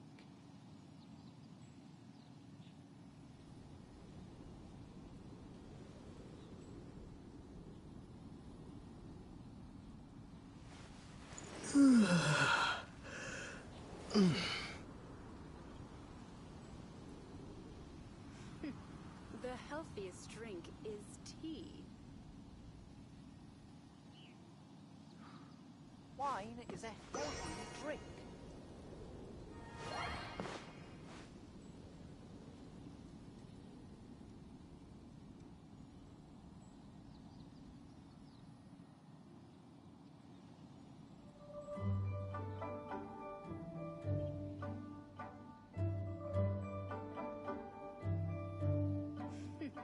The healthiest drink. Wine is a healthy drink.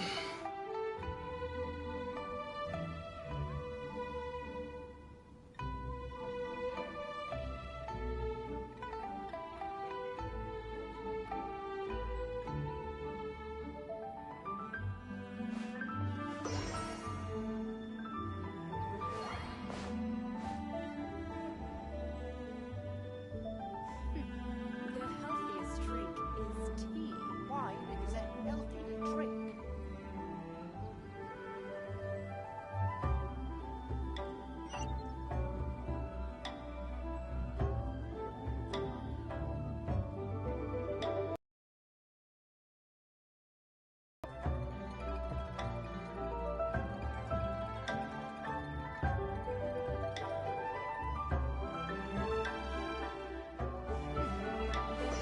Wine is a healthy drink.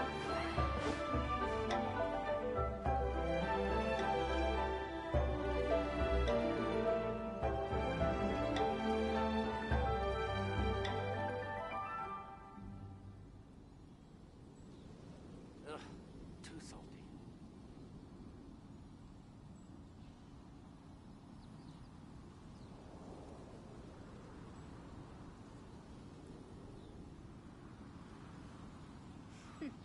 The Wine is a healthiest drink healthy is drink. tea.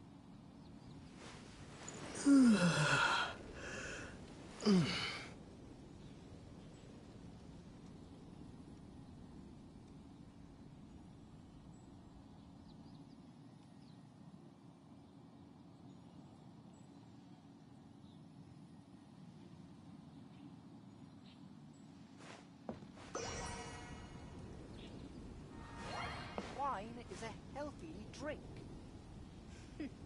The healthiest drink is tea. Ugh, too salty.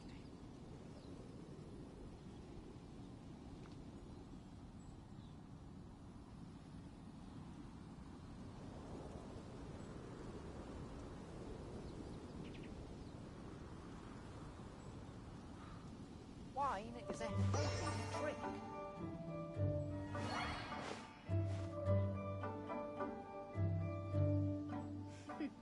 The healthiest drink is tea.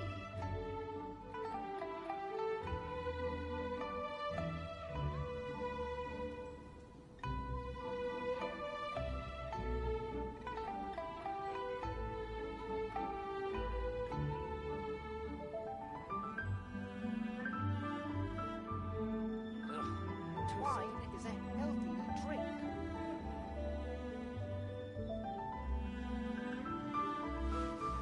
The healthiest drink is tea.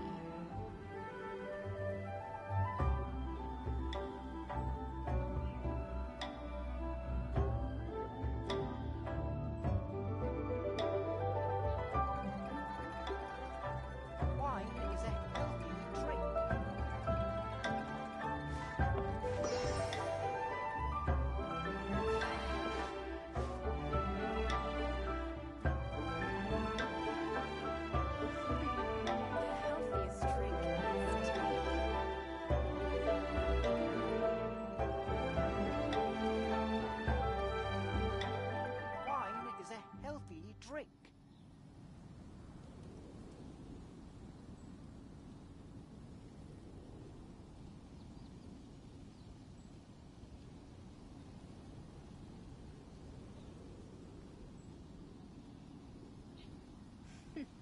The healthiest drink is tea. Ugh, too salty. Wine is a healthy drink.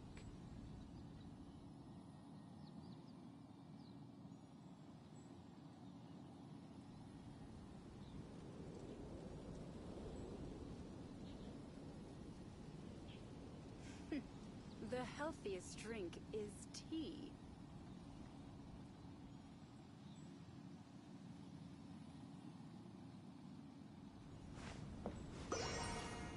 Wine is a healthy drink.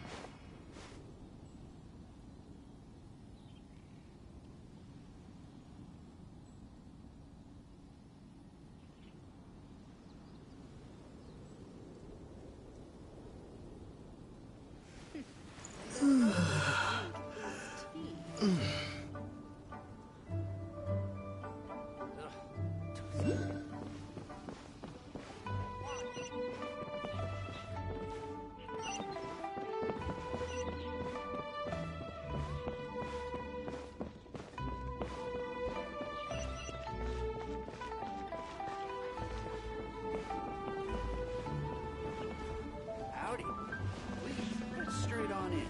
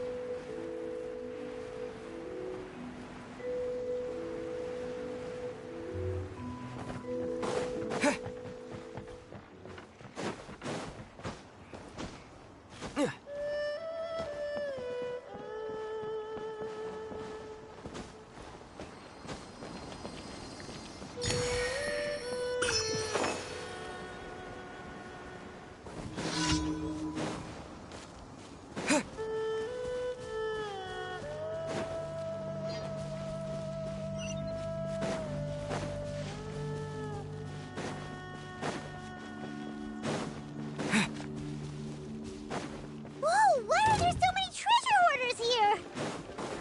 Guess it's time to round up some bad guys.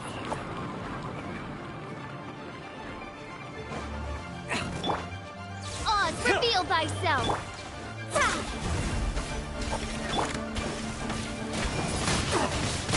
Windblade!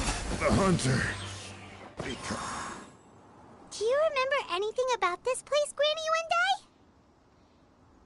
Wendai? Let me think. I feel like I've been here before, but I don't think I stayed here too long. I might have just rested here briefly before continuing on my way. Got it. That's okay. There are still plenty of other places we can check. Wait a second. If I remember correctly, I believe I brought... Ah, yes. I brought some sweet snacks with me. Go on, take some. You need to eat a lot if you want to grow big and strong. Oh, thank you. Then Paimon will help herself.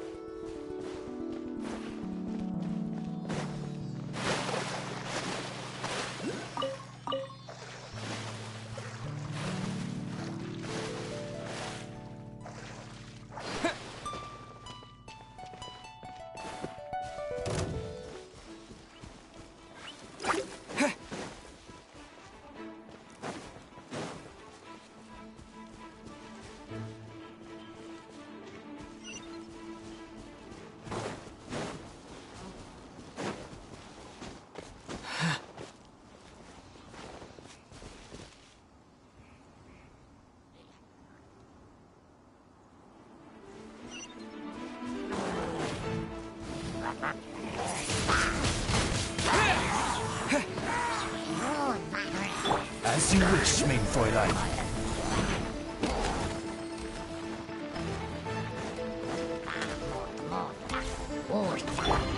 Let me squeeze my space!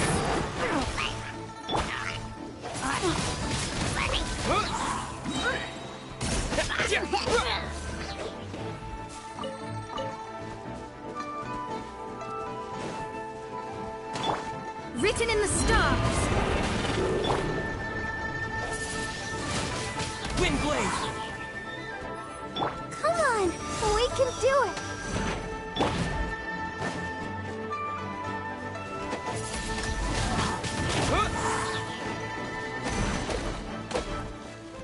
Yeah! Yeah! Yeah! Windblade!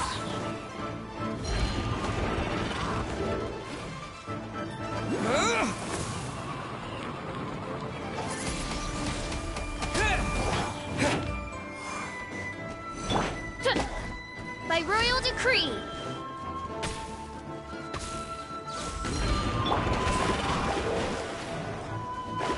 Shadows of fate!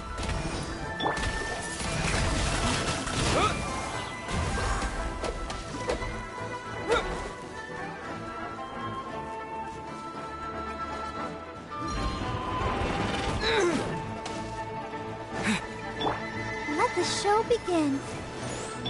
Oz, reveal thyself!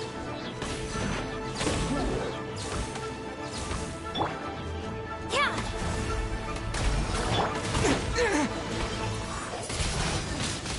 Windblade! Yeah!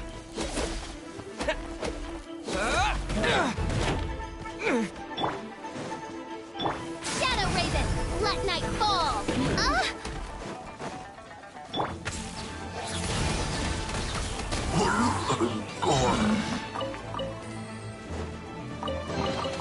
A reward on the road.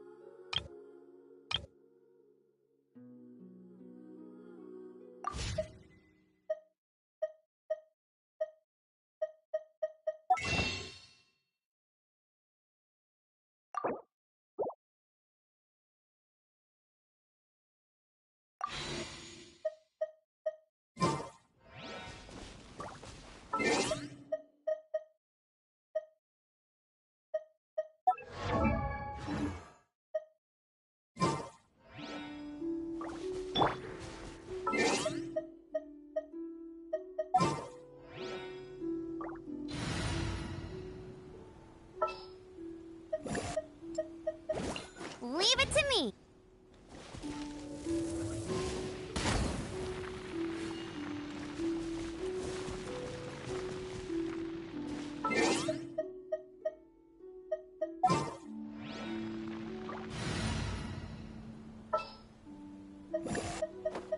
This world is full of...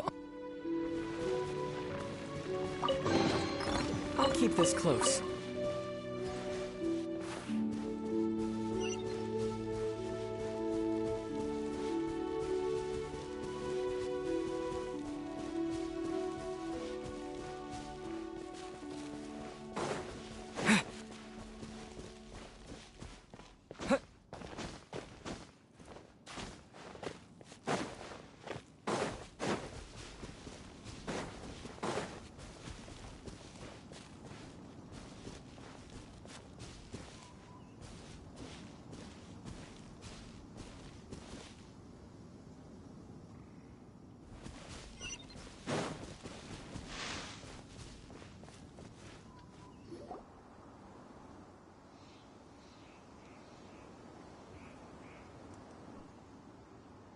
Paimon sees an abandoned house. Why don't we take a break over there?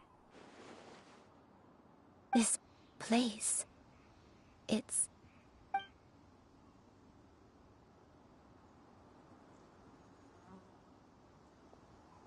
Did you remember something, Granny? I remember. Shuyu, this is where your father was born. It was a moonless night. I had been injured, so your grandpa was supporting me. We fled together with some being in the fog behind us in hot pursuit. I had exhausted my strength when the labor pains came on, so we took refuge in this house. Your grandpa set up a barrier outside, but neither of us knew if it could hold the monsters back. I remember that night. I remember falling to my knees, reciting a prayer over and over. I alone am the source of this sin. Punish me as you wish for forsaking my oath, but spare my innocent child. Sin? Oath? Did you do something wrong? I don't know. I don't remember. I only remember praying in the darkness with all my strength until the sun finally rose again and the fog cleared out. Eventually, the house was filled with the sound of my baby's first cries. That baby was your father. I remember I clutched him tight to my chest and wept tears of joy. It was the first time I'd ever felt such happiness in my life. My dad? He was my pride and joy, and so are you, Shuyu. You're so much like him, and I love you both so much. But you're always going to be different from me. Why? Just what did I do? I don't care what you might have done, Granny. You'll always be the person I love more than anything. You're too sweet, Shuyu. I'm lucky to have you with me. If not for you, I would not have had the courage to come here, to try to remember what I had forgotten. All right, let's not stand around any longer. There's one place left, yes? Let's go take a look. If one recalls correctly, the next place should be Chinyu Peak. Yuandai, how fares your health?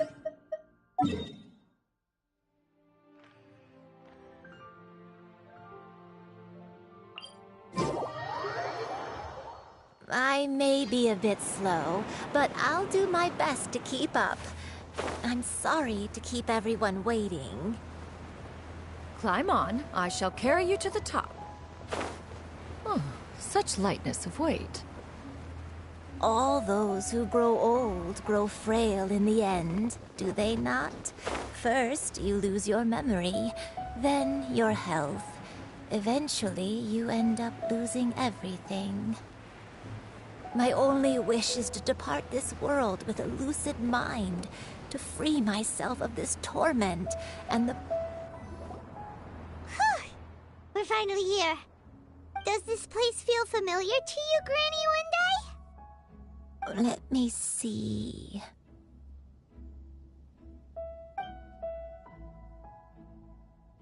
How strange. Have I lived here before? When we were at Wangshu Inn and the abandoned house earlier, though I couldn't remember everything, I still felt a sense of familiarity. I could easily picture myself in those places. But here, I don't have that feeling. Perhaps I did come here in the past, but it just didn't leave a strong impression on me. But did the stories get it wrong then?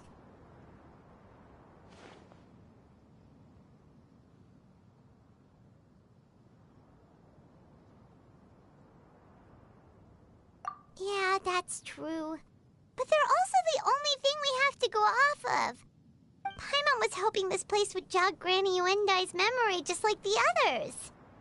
I'm sorry to disappoint you two. It's all right. We're not going to give up yet. We'll figure something else out. Just you wait. Thank you. If only I could remember. Huh? That way. What's that mountain? Oh, let Paimon look! Huh? Isn't that Mount Outsong? Looks like we've come full circle. Mount Outsong. Mount Outsong. Granny, are you okay? Don't push yourself, Granny. It's okay if you can't remember. You shouldn't do something that makes you sad.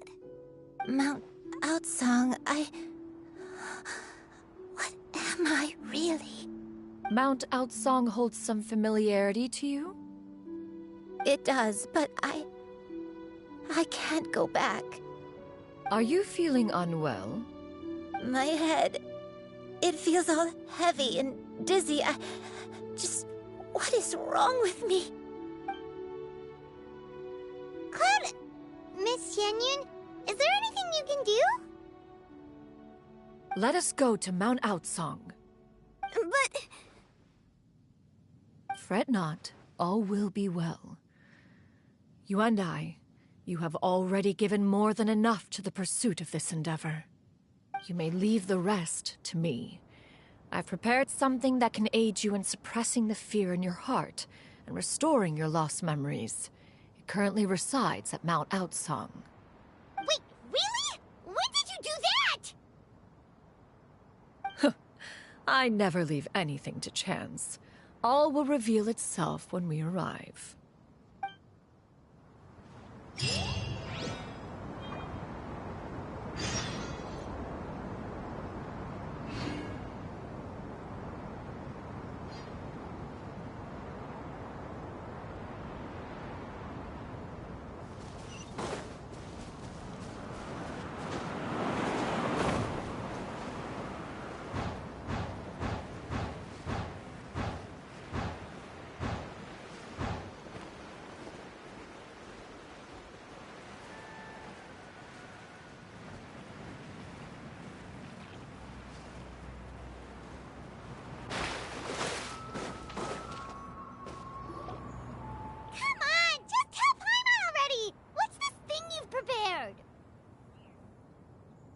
Here, this is it.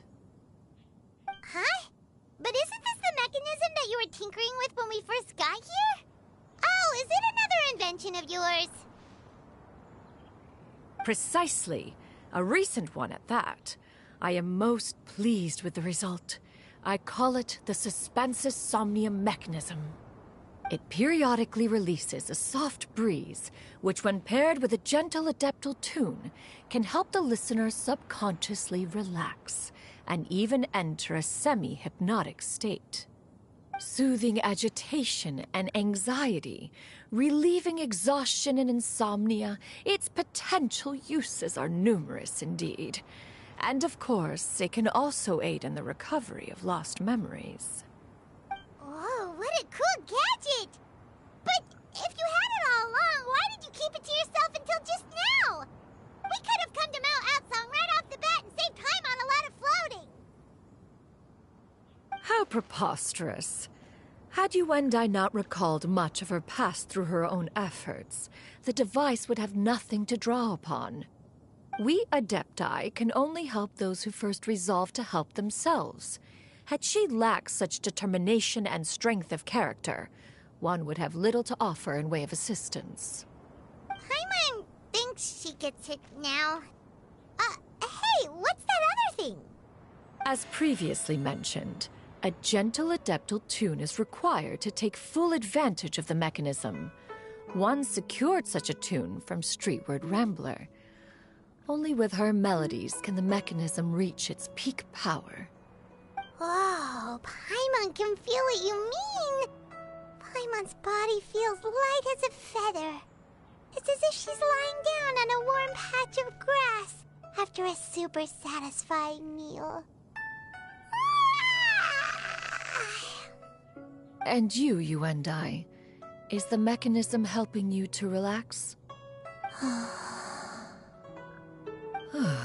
It appears she has already succumbed to the depths of reverie. Come, join one on this side. We shall give her some time to herself.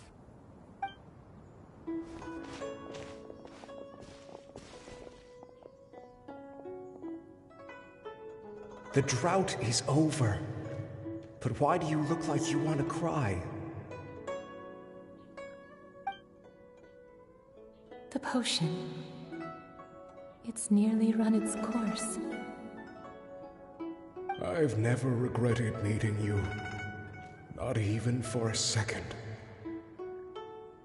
Please. Please, no.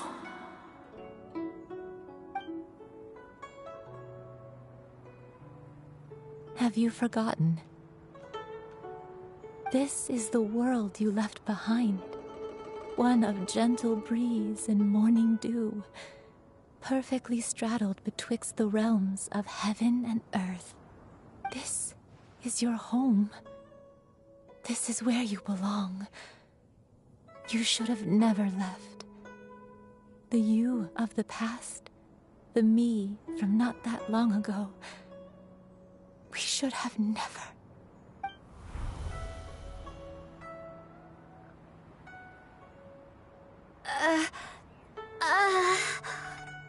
So that is the truth. No wonder this place is so familiar. Granny!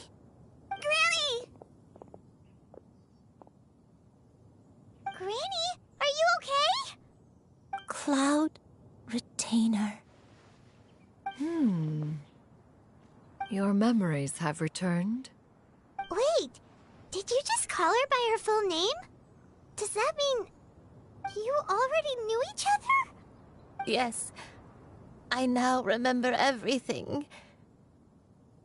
Everything. Granny, please don't cry. I'm here. I'm here. Oh, don't worry, my dear child. Granny is fine. I'm so sorry, everyone. You've gone to so much trouble on my behalf. It's all come back to me now. The most important thing that I had forgotten was the truth of what I once was. One can sense the guilt that now plagues your conscience. Reclaiming a truth long buried is sure to come with a myriad of complex emotions. Perhaps one should recount the story on your behalf while you compose yourself. No, it's okay. Now that I've remembered, I must face my memories head on. Shuyu, everyone, I cannot thank you enough for all your help. I'm ready to tell you my story, if you're willing to listen. Please, Granny, don't force yourself. What happened in the past doesn't matter. I love you more than anything. Nothing you say can change that. I know, dear child. My feelings for you are exactly the same. It is for this reason that you deserve to know the truth. Some time ago, I made a terrible mistake. One for which I could never atone. Is this the sin that you mentioned in Dwayne Karst? What happened? I am, in truth, not a human being. My real form, one that I held for centuries, was that of a wild crane. I spent many, many years living on Mount Outsong, bathing in the soft breeze and drinking the sweet dew of the mountains. At some point, I somehow gained wisdom and sentience. The Lord of the Mountain, Cloud Retainer, became aware of my existence and began to share many stories with me. She even passed on the secret of cultivation to me. Though she never took me on as a formal disciple, I always saw her as my master. Whenever she took out her tools to work on mechanisms or new inventions, I would also stand next to her and watch. I even contemplated completing my training and becoming an adeptus in my own right. I followed her teachings, and time gradually passed us by. Until that fateful day 50 years ago. 50 years ago?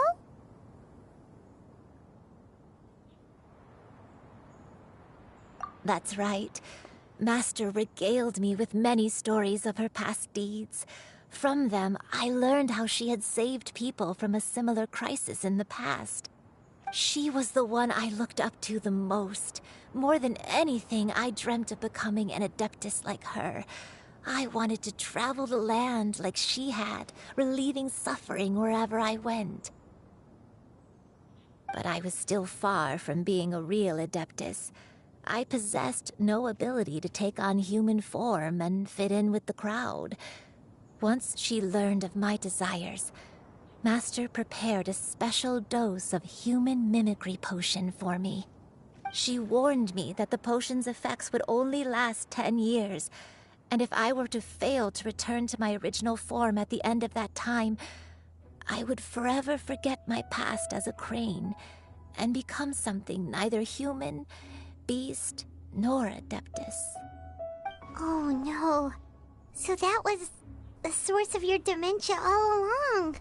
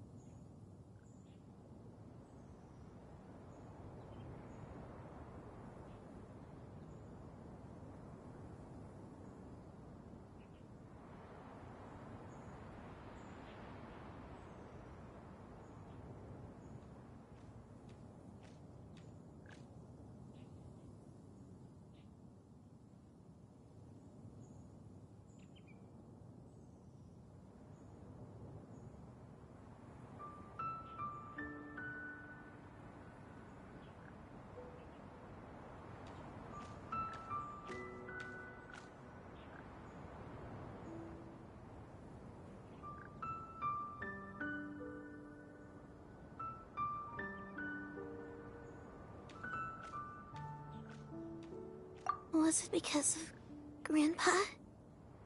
Indeed, I fell in love.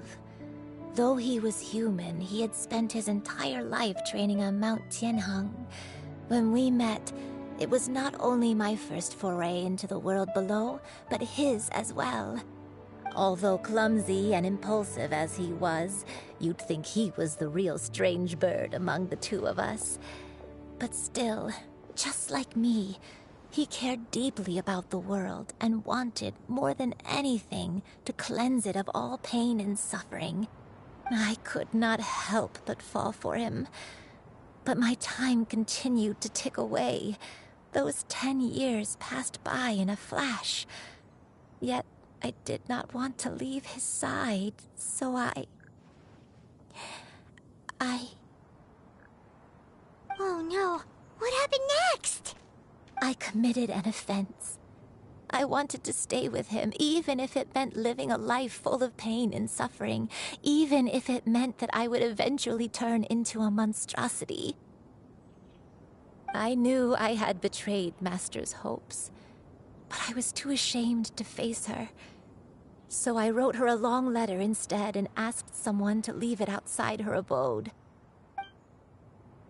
I was convinced that she would not support my decision, and I lacked the courage to speak to her face to face. In my shame, I fled and tried to hide from the world, such that no one would be able to find me again.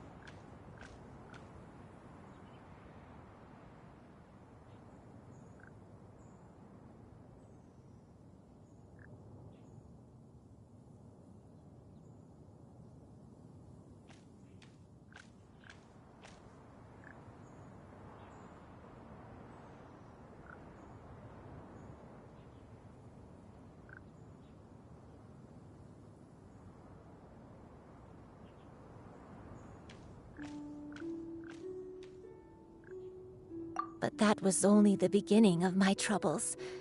I began to suffer from a strange illness. My memories became hazy and confused, and I could no longer keep myself awake. I understood that my pain was caused by my refusal to return to the life I was fated to lead. Along with my memories as a crane, I soon forgot the true cause of my suffering as well. I knew only that I had committed a sin. All I could do was pray for forgiveness, even if I had long forgotten what needed to be forgiven. Looking back, I was beyond lucky to have come across that traveling merchant at Wangshu Inn. It was such a fortunate coincidence that we were there at the same time. If it weren't for those soul-revitalizing tea pills, I probably would have... Granny! What's wrong? Coincidence? Why did I ever think it was a coincidence? Tea pills concocted using the blood of an adeptus? No, it couldn't be. Master, don't tell me. Back then, that merchant was actually... Human custom would dictate the conferral of gifts to be in order when one's progeny is wedded, would it not? Consider the pills a symbol of one's best wishes. So when I tried to conceal my name and mistakes from the world and hide myself away in perpetuity, the only person I managed to deceive was myself. You knew where I was all along. One still remembers when you were but a fledgling. You possessed a certain fondness for a particular game. You would hide yourself among a group of wild cranes and ask one to pick you out from among the flock. One found you with such ease every time. 'Tis a truth most evident. One always recognizes one's own, no matter what form they may take. Wait! Paimon's confused!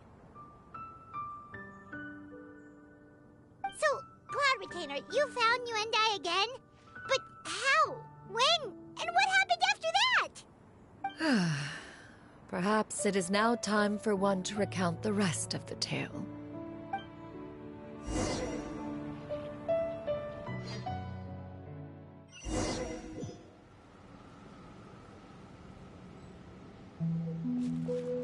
One was furious upon receiving your letter.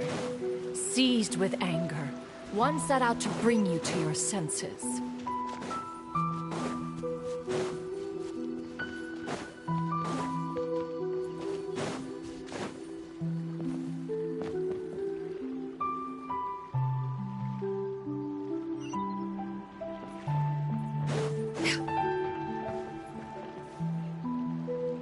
In truth, one had more than a few misgivings about your chosen partner. As an exorcist, his talent was lacking. One could hardly say his skill with sigils was any better. But soon, one came to appreciate the devotion he bestowed upon you during your illness. He never uttered a complaint and rarely left your side. Unwilling to begrudge someone of such character, one decided to overlook his aforementioned deficiencies, glaring though they may have been. Wishing to grant you a life without regrets, one gathered many divine ingredients and used one's own blood to create a form of medicine. Though imperfect, it managed to suppress the more dire effects of your illness. As for how to deliver the medicine, after much contemplation, one eventually decided to perform the deed oneself. One took great care to alter one's features and select the appropriate attire. Only after meticulous scrutiny did one finally set out for Wangshu Inn. As one expected, you were most ignorant of one's true identity. You showed not even the slightest inkling of recognition. One was quite torn. Should one have celebrated the success of one's disguise, or mourn the loss of your acquaintance?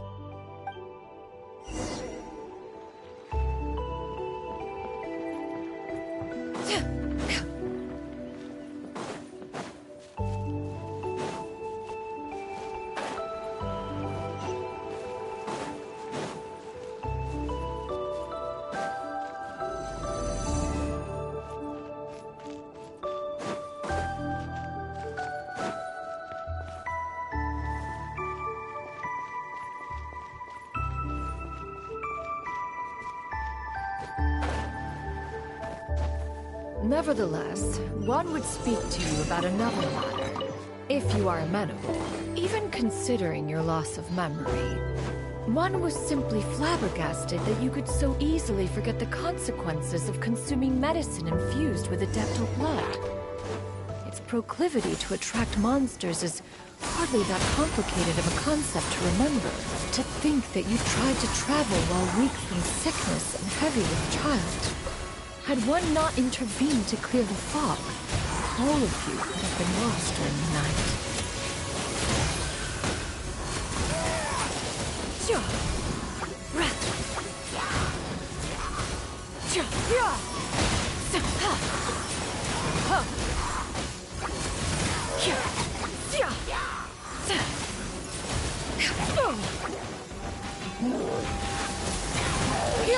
Skyward! Stray clouds converge!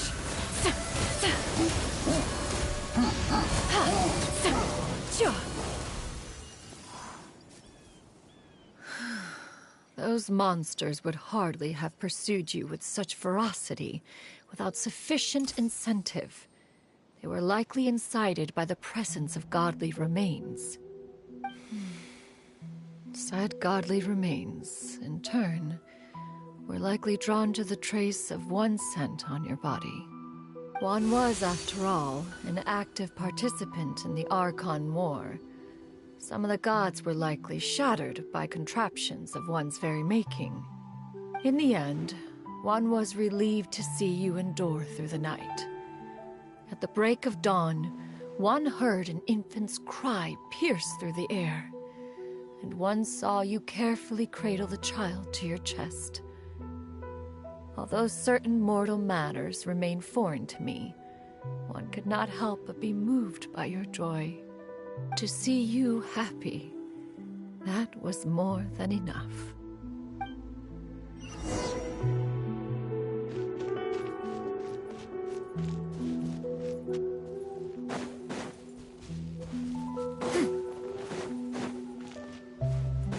Now you should have a complete understanding of the events. Wait, but if that's true, then the crane who took care of me when I was sick must also be... Ah, one had almost neglected to recount the absurdities of that tale.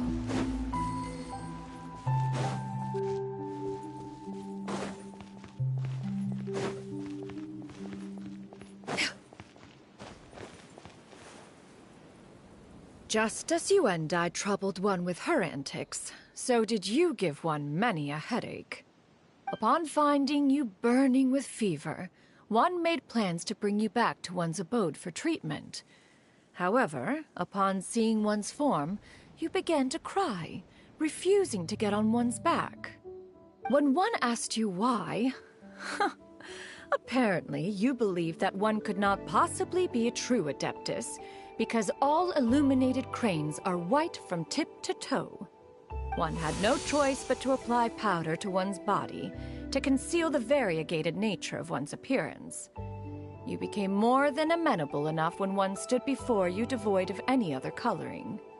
It bears mentioning, however, that as a crane, Yuendai was nearly entirely pure white in color. Though you had never encountered her in that form, you still recognize the essence of her being. Perhaps fate brought you two together in more ways than one.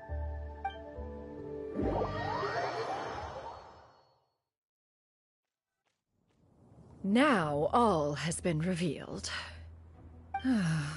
One owes you an apology, Yuendai. One recognized you upon your very entrance into Wanmin Restaurant. One has always viewed you as a disciple of equal standing with Ganyu and Shenhe. Indeed, one wished to bring your story to a satisfactory end with this visit to Liyue Harbor. Still, one could not reveal your identity right away. Had one simply informed you of all you had lost, all those cherished memories would merely have become the fictionalized account of another. Memories are most meaningful when recalled by those who lived through them. Would you not agree?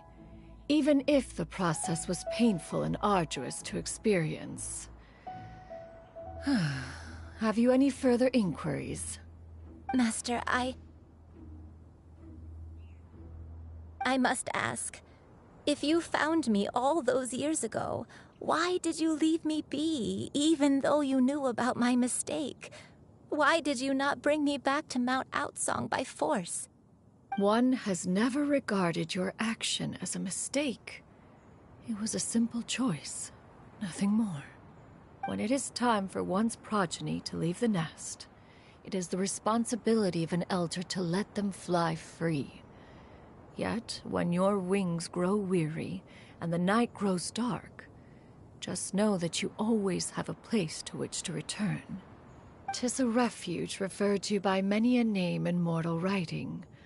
Home, nest, haven. Whatever its denomination may be, its essence remains quite unchanged. One speaks, of course, of a place not unlike one's own abode. One's disciples are free to come and go as they wish, yet the door remains forever open to those who wish to return. One rather hopes you count yourself among them. Thank you. Thank you so much. You and I. One expects you too have sensed the rapid deterioration of your condition as of late. 40 years ago, you chose a path without a future. Though one used one's own blood to provide you with a few decades of extra time, it merely delayed the inevitable. One may have extended the path, yet one was unable to alter its final destination. Even the power of an Adeptus has its limits. Had your condition continued to deteriorate, you would have forgotten your life as a human entirely. In the end, you would have turned into a creature lacking in the ability to even comprehend its own monstrousness. Fortunately, you were able to avoid that scenario by reclaiming your memories. So, What's gonna happen to Granny? One will help her reclaim her original form as a wild crane. If it be fated, she may recover her sentience one day. She's gotta go back to being a regular crane, huh? Master, you've already done more than enough for me. I don't know how I could possibly repay your kindness. This is a better result than I could have ever hoped for. How much time do I have left? Not long. The transformation is imminent. Granny? Please don't leave, okay? You're all I have left. Please. Don't be sad, dear child. Granny has led a wonderful life. My only regret is having to leave you behind. Don't forget to eat well, okay? A growing young lady like yourself needs lots of good food to grow big and strong. Promise Granny you'll take good care of yourself when I'm gone. I promise, Granny. I'll do whatever you say. Good girl. Good girl. Don't worry. It's not goodbye forever. Granny's gonna become the most formidable crane in all of Mount Outsung. Granny will train day and night. I won't stop until I can turn into a human without having to rely on anything but my own power. When that day comes, we'll be able to live together again. You and I. How's that sound? Good. That's a good girl. Even though we won't see each other for a little while, as long as we both work hard, we're sure to meet again someday. I'll eat well, Granny. I promise. And I'll wait for you, no matter how long it takes. I'll wait for you to come back. That's a good girl. Then Granny really has no more regrets. I'm so sorry, Master. Thank you for everything.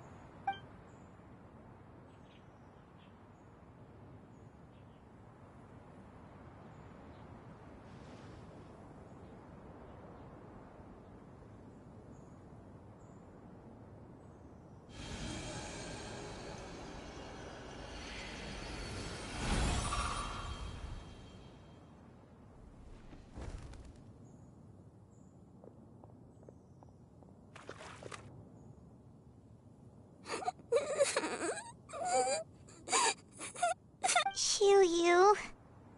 Let her be. At her age, crying is a natural, if not fitting, response to such an event. Tears are a necessary part of maturation.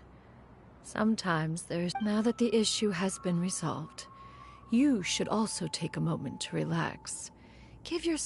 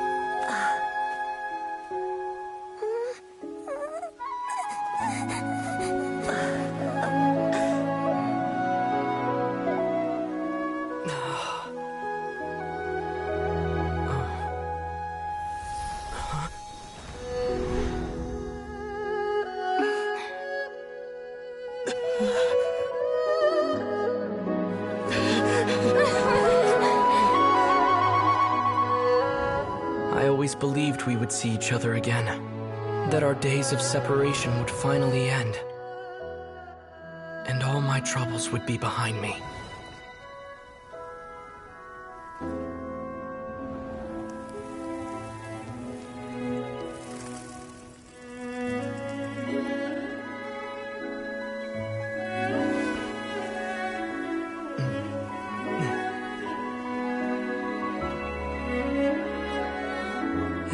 only things could stay this way forever.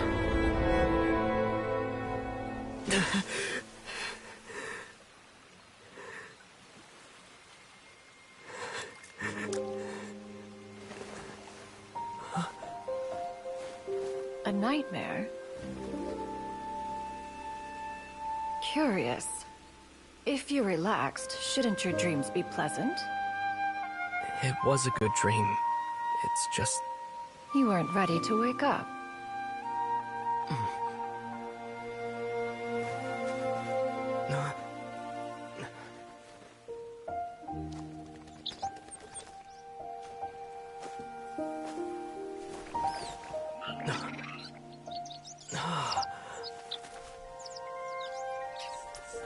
Eloquent as one may be, words of comfort are not one's strong suit.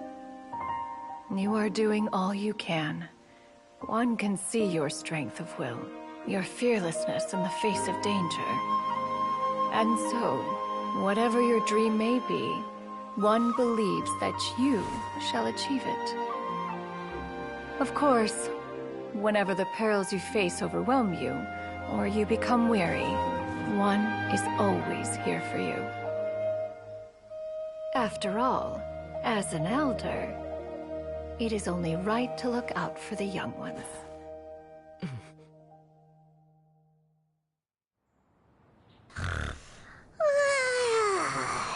Grilled chicken drumsticks. Huh?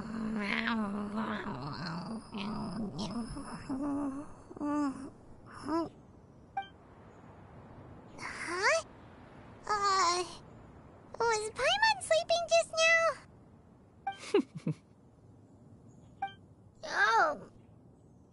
Oh, Paimon wasn't talking to you. Paimon had a dream about eating grilled chicken drumsticks, that's all. Madam Adeptus? Oh, Shuyu, you're awake. How do you feel? I feel a little better. Thanks. I know I'll see Granny again someday, so I don't feel so sad anymore.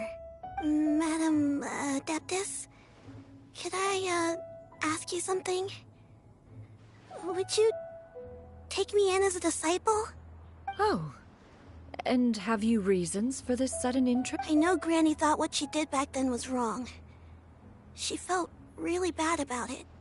But without that mistake, I would have never been born. Even though Granny lost her memories, she never forgot to show me how much she loved me. So, I thought maybe one day I could become a cool Adeptus like you and help a whole bunch of people, just like Granny wanted to do. Upon some reflection, one supposes you are no mere mortal. The fact that Yuendai's blood flows through your veins is proof enough of that. If this is what you desire, one shall make it so. Thank you so much, Madam Adeptus.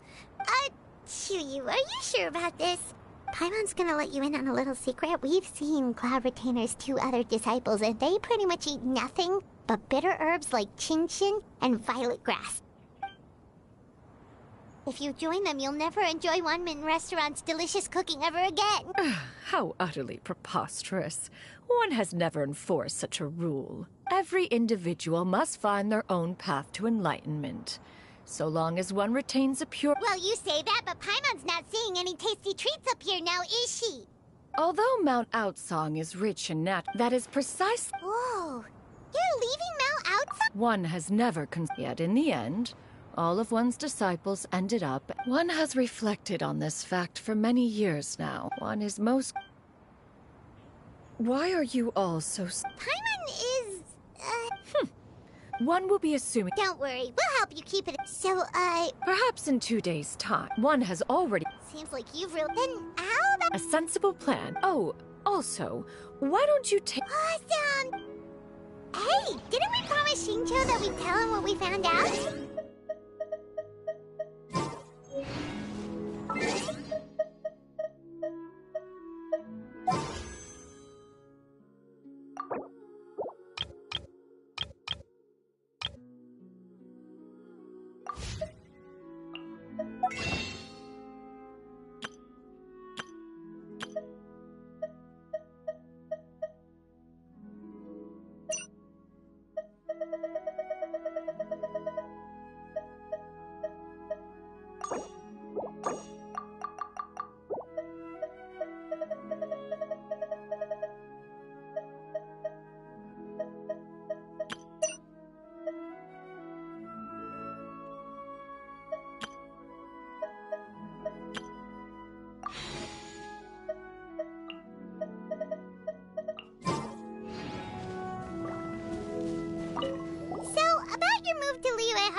You gonna tell the other Adepti about it? I have left an explanatory note in my abode. Those two old fossils will discover it, I am sure, should they come seeking my company. Considering their recent penchant for going off on private escapades, however, I find myself caring little for how they shall receive this news.